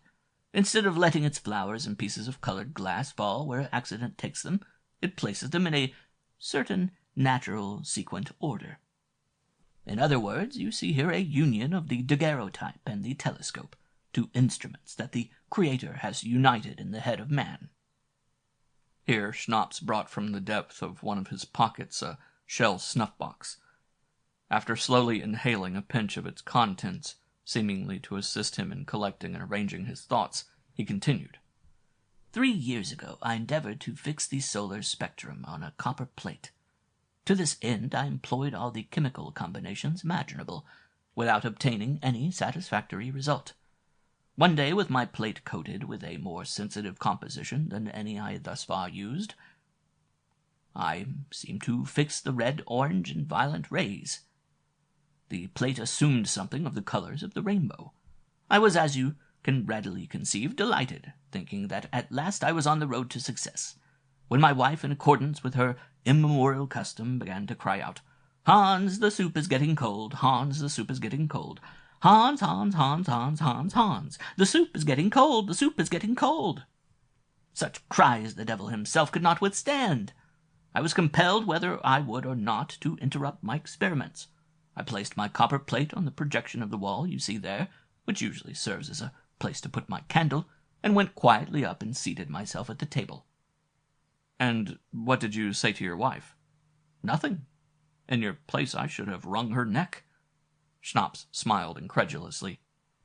That night, he continued, after supper, I came down here as I was in the habit of doing. Fatigue and the annoyances I had had during the day prevented my returning to my work. I sat down in this armchair, and soon fell asleep. When I awoke about 1 o'clock in the morning, I found that my candle had burned out, but the light from a star entered at this little window, and striking the plate was reflected directly toward me. With my eyes involuntarily fixed on this luminous point, I got to thinking of my wife, of some of her disagreeable ways, and that I should be justified in endeavoring to correct them, and, in short, of the 1,000 little annoyances that I find myself daily subjected to. Finally, tired of these reflections, I fell asleep again. The next morning all was forgotten, when, glancing at the plate, I saw, what think you, my dream of the night imprinted on it with striking fidelity. My wife, the dining-room, the clock on the mantel, the windows in the rear, the little yard beyond. In fact, everything in the room and connected with it, to the smallest details. You can imagine my surprise and delight. It was then that I conceived the idea of my kaleidoscope. I saw that the human brain, like the eye of a fly, is an optical instrument with innumerable facets, that its products are delivered by refraction and may be gathered on a chemical substance, the composition of which I had just discovered. Thus, my dear doctor, all your thoughts and desires in this instrument are materialized. With its aid you can convey your wishes and conceptions more rapidly and more perfectly than language could possibly convey them. This discovery seemed to me truly miraculous. "My dear Schnapps, you're a wonderful man," I cried. "Allow me to embrace you. You are greater than the pyramid of Chops. You will have a place in the eternal temple of fame, where you will shine like a star of the first magnitude. But I beg that you will enlighten me on this point. How can you administer clysters compounded of philosophy, science, poesy, or reason? This appears to me to be even more wonderful than the materialization of thought." "First, let me call your attention to certain general considerations of paramount interest," said Schnapps, visibly flattered by my enthusiasm. "You must have remarked that the great philosophers, the great mathematicians, the great poets, and, in general, the great ideologues, in their days in misery, abused and scoffed at during their lives, and sometimes even hunted down like wild beasts. They become after their death the prey of a certain class of individuals known as practical men. Much has been said and written, time out of mind, against this exploitation of genius by mediocrity, but that has not prevented the practice from being as common now as it was in the days of Homer, of Pythagoras, of Socrates, and of so many other celebrated ideologues. They are persecuted and killed in order that reputations may be made and money coined out of their discoveries. That all this is wrong, quite other than it should be, is obvious, but at the bottom nothing is more simple, and I will venture to add more natural. In order that an idea may succeed in this world, it is necessary that it have the support of the masses. But the masses, who would not be able to rise to the level of the idea, pure and simple, comprehend it easily and perfectly when it is materialized. That is, they comprehend the fact. The supposed superiority of your practical men over your ideologues is due to their greater skill in effecting this materialization. These fellows are rich and powerful. They govern the world. It is to them that monuments are erected. Why? Because they place within the comprehension of the idiots and imbeciles the ideas of some poor devil of a truly great man, who died of hunger in a garret. Am I right, or am I not? You are right, quite right, Herr Schnapps. Very well, resumed Schnapps, with an ironical smile. My kaleidoscope suppresses all this practical presumption, and places genuine merit where it rightfully belongs. It materializes ideas and places them within easy reach of the masses. Suppose, for example, I want to add to my knowledge of metaphysics. I place my eye at the small end here, and you read to me Kant. As his reasoning enters my brain, passes through it, and out at my eye, it is imprinted indelibly on this plate. It then becomes materialized, becomes tangible, becomes something that my senses can take cognizance of, and consequently something that I can comprehend and appreciate. While Schnapps explained this grand mystery to me, an irresistible desire to have his kaleidoscope took possession of me. "My dear Schnapps," said I trust you will make a number of these instruments. Such a discovery belongs to humanity." "Humanity be hanged!" cried Schnapps. "I should like to know what humanity has ever done for me. It treats me as though I were a fool, a madman. It binds me to a woman whom I dislike, and it would let me die of hunger like all the other great discoverers if I had not my drug shop to fall back on." "But you will rise in public consideration. You will secure universal esteem and admiration." What do I want of the admiration of a crowd of dunderheads?" cried Schnapps. "Take from them the discoveries of Gutenberg, of Galileo, of Newton, of Volta, of Daguerre, and of Hans Schnapps, and you will have only a troop of asses kneeling before a sabre. The admiration of people of that sort, no, thank you. Let humanity make its own kaleidoscopes. As for me, I shall hold on to mine, and I shall use it for my own edification and advantage." This exhibition of egotism exasperated me. "But, my dear Schnapps," said I, controlling my anger, "allow me to observe that your reasoning is absurd. True, you make sublime kaleidoscopes, but others cultivate the ground, sow, reap, have their corn ground for you, and even bring you the bread ready-made. Others erect pharmacies. Others make your clothes and shoes. Others procure wine, beer, and tobacco for you. Things you cannot well do without. We are all dependent the one upon the other, my dear Schnapps, and While I was, as I thought, making myself most eloquent after this fashion, the apothecary levelled his wonderful glass at me. "Aha!" he suddenly cried, interrupting me. "I see what you are after. Devilish little do you care for humanity. You want my glass, but you'll not get it. Ha ha ha!" And he hastened to reduce it to its smallest compass, and put it into a box, of which he turned the key. Then, turning to me with a triumphant air, he continued, "You'll not stick your nose near it again. Let that be a lesson to you. Let it teach you not to play the hypocrite and preach philanthropy in your own individual interest. I see you, like a good many more I have met, are an oily fellow, Dr. Benedum. You are a philanthropist. You preach duty to me. I don't like such people as you are, sir, and you can in no way oblige me so much as by retracing the steps that brought you here." My face had crimsoned to the very roots of my hair. I felt a strong desire to give Schnapps a drubbing then and there, but I suddenly remembered that his 2 apprentices were a couple of brawny fellows, either of whom would be a match for me, and prudently retired. Soon afterward I left Minsk to establish myself at Nuremberg, and it is now nearly 2 years since Schnapps and I last met. It seems, however, that he continues to promenade the streets in his red drugget cloak, with what is generally supposed to be a spyglass under his arm. At least, that is what the burgomaster Zacharias writes me. What a pity that such a valuable secret should be in the hands of such a crazy idiot. It is a singular fact that men of common sense have never invented anything. It is the fools who till now have made all the great discoveries.